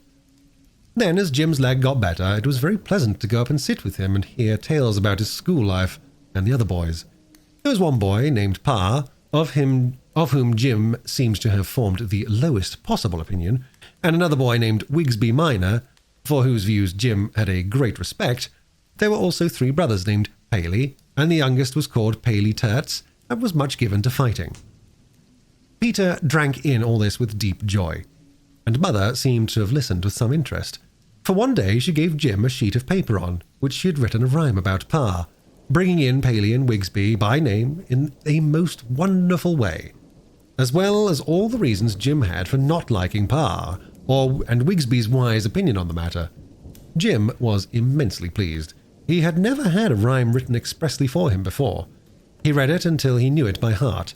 Then he sent it to Wigsby, who liked it almost as much as Jim did. Perhaps you may like it too. The new boy. His name is Pa. He says that he is given bread and milk for tea. He says his father killed a bear. He says his mother cuts his hair. He wears galoshes when it's wet. I've heard his people call him Pet. He has no proper sense of shame. He told the chaps his Christian name. He cannot wicket keep at all. He's frightened of a cricket ball. He reads indoors for hours and hours. He knows the names of beastly flowers. He says his French just like Mossou, a beastly stuck-up thing to do. He won't keep cave, shirks his turn, and says he came to school to learn. He won't play football, says it hurts. He won't play fight with Paley Tertz. He wouldn't whistle if he tried. And when we laughed at him, he cried. Now Wigsby Minor says that Pa is only like all boys are.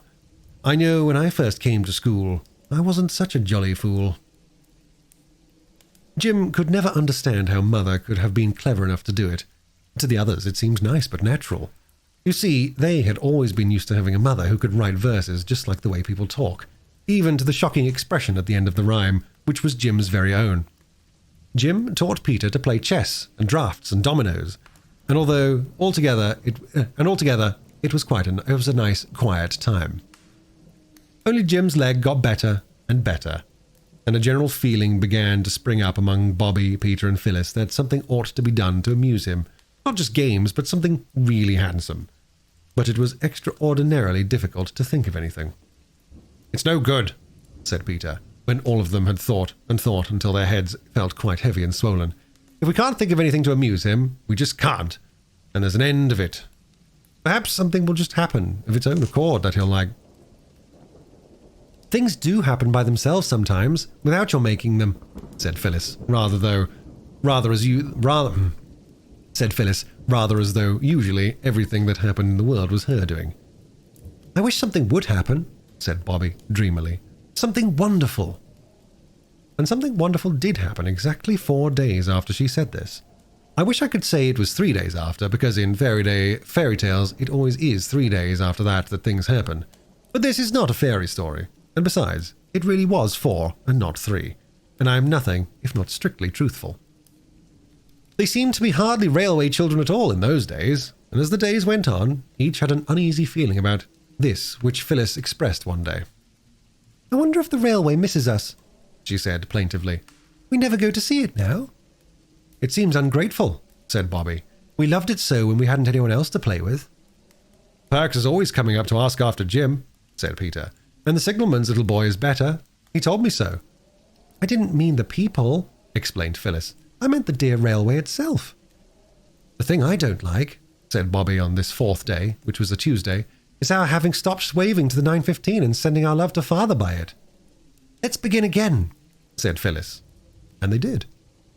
Somehow, the change of everything that was made by having servants in the house and mother not doing any writing made the time seem extremely long since that strange morning at the beginning of things, when they'd first got up so early and burnt the bottom out of the kettle and had apple pie for breakfast and first seen the railway.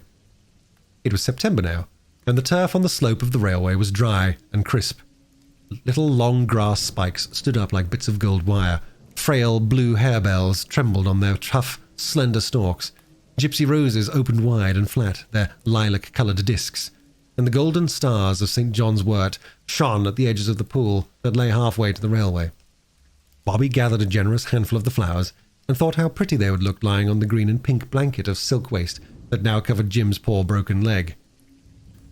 "Hurry up," said Peter, "or we'll miss the 9:15. "I can't hurry more than I am doing," said Phyllis. "Oh, bother it, my bootlace has come undone again." "When you're married," said Peter, "your bootlace will come undone going up the church aisle, and your man that you're going to get married to will tumble over it and smash his nose in on the ornamented pavement. And then you'll say you won't marry him, and you'll have to be an old maid." "I shan't," said Phyllis. "I'd much rather marry a man with a nose smashed in than not marry anybody." "It would be horrid to marry a man with a smashed nose all the same," went on Bobby. "He wouldn't be able to smell the flowers at the wedding. Wouldn't that be awful?"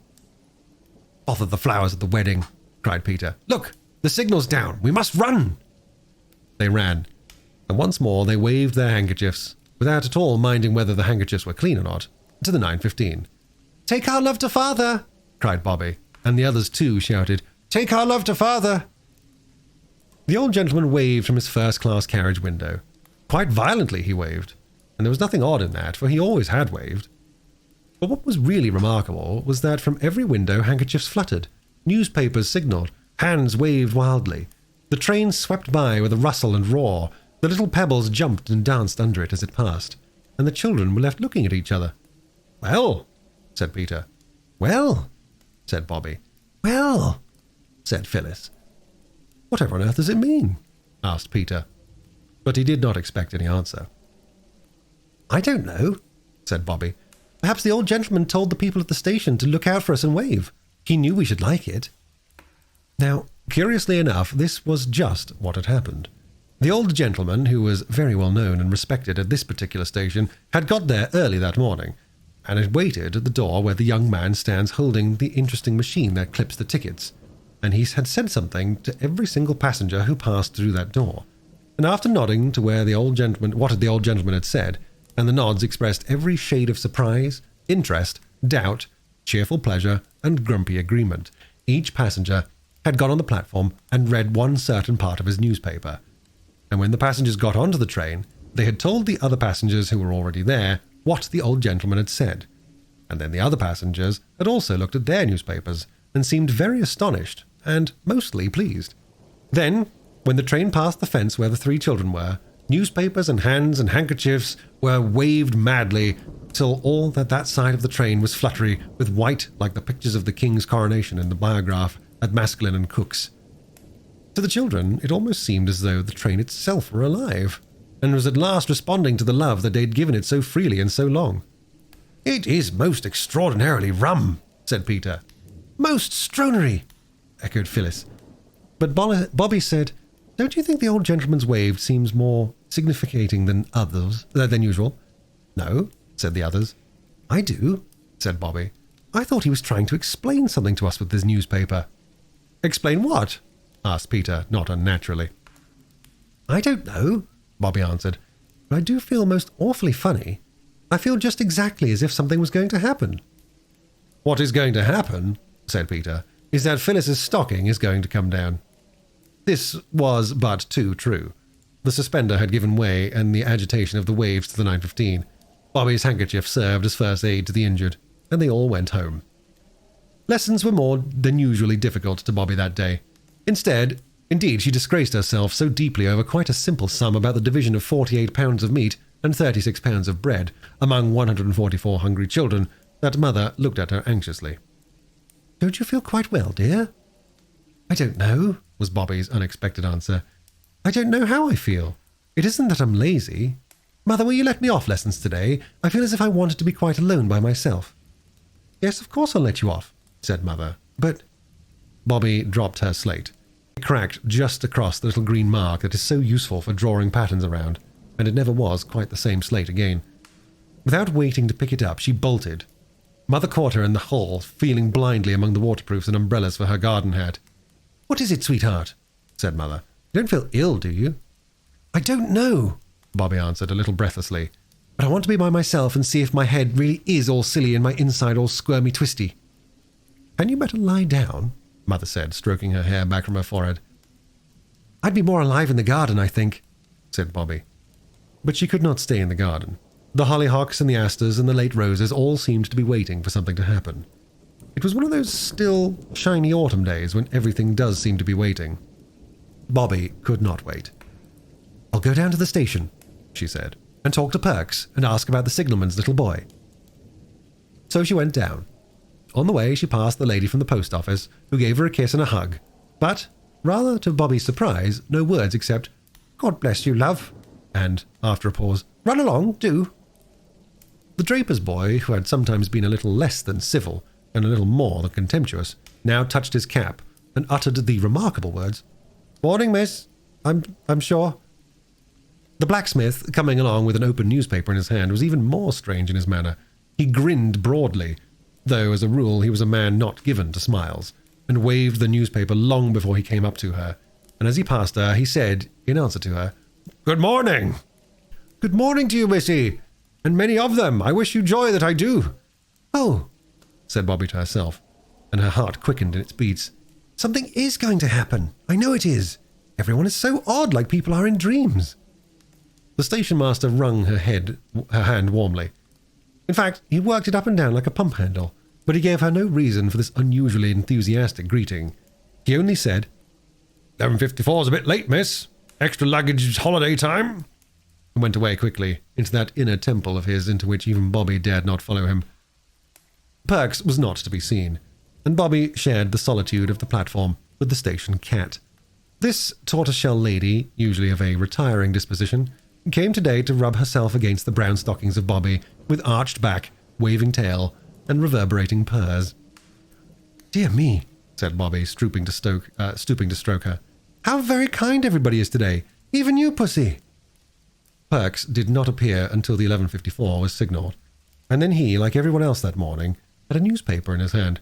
"Hello," he said. "Here you are. Well, if this is the train, it'll be a smart work. Well, God bless you, my dear. I see it in the paper, and I don't think I was ever so glad of anything in all my born days."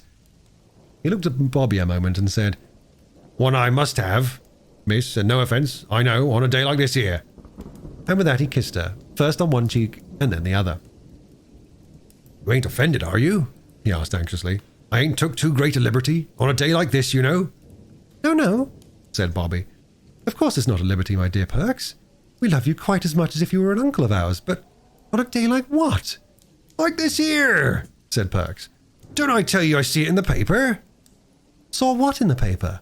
asked Bobby. But already the 11:54 was steaming into the station, and the station master was looking at all the places where Perks was not, and ought to have been.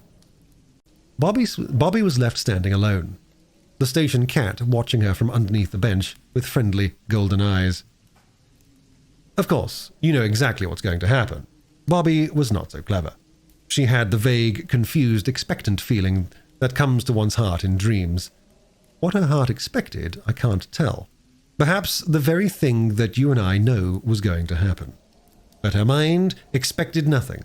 It was almost blank, and felt nothing but tiredness and stupidness and an empty feeling, like your body has when you have been for a long walk, and it is indeed very far past your proper dinner time. Only 3 people got out of the 1154. The first was a countryman with 2 baskety low boxes full of live chickens who stuck their russet heads out anxiously but through the wicker bars. The second was Miss Peckett, the grocer's wife's cousin, with a tin box and 3 brown paper parcels. And the third... "Oh, my daddy! My daddy!" That scream went like a knife into the heart of everyone in the train, and people put their heads out of the windows to see a tall, pale man with lips set in a thin, close line, and a little girl clinging to him, with arms and legs, while his arms went tightly around her. "I knew something wonderful was going to happen," said Bobby, as they went up the road. "But I didn't think it was going to be this. Oh, my daddy, my daddy!" "Then didn't Mother get my letter?" Father asked. "There weren't any letters this morning. Oh, Daddy, it really is you, isn't it?" The clasp of a hand she had not forgotten assured her that it was. "You must go in by yourself, Bobby, and tell Mother quite quietly that it's all right. They've caught the man who did it. Everybody knows now that it wasn't your daddy." "I always knew it wasn't," said Bobby. "Me and Mother and our old gentleman." "Yes," he said. "It's all his doing. Mother wrote and told me you'd found out, and she told me what you'd been to her. My own little girl." They stopped a minute then. And now I see them crossing a field. Bobby goes into the house, trying to keep her eyes from speaking before her lips have found the right words to tell Mother quite quietly that the sorrow and the struggle and the parting are over and done, and that Father has come home. I see Father walking in the garden, waiting. He's looking at the flowers, and each flower is a miracle to the eyes that all these months of spring and summer have seen only flagstones and gravel and a little grudging grass. But his eyes keep turning towards the house, and presently he leaves the garden and goes to stand outside the nearest door. It is the back door. And across the yard the swallows are circling. They are getting ready to fly away from cold winds and keen frost to the land where it is always summer. They are the same swallows that the children built the little clay nests for. Now the house door opens. Bobby's voice calls, "Come in, Daddy, come in!" He goes in, and the door is shut. I think we will not open the door or follow him. I think that just now we are not wanted there. I think it will be best for us to go away quickly and quietly, at the end of the field, among the thin gold spikes of grass, and the harebells and gypsy roses, and St. John's wort. We may just take one last look over our shoulders at the White House, where neither we nor anyone else is wanted now. The end.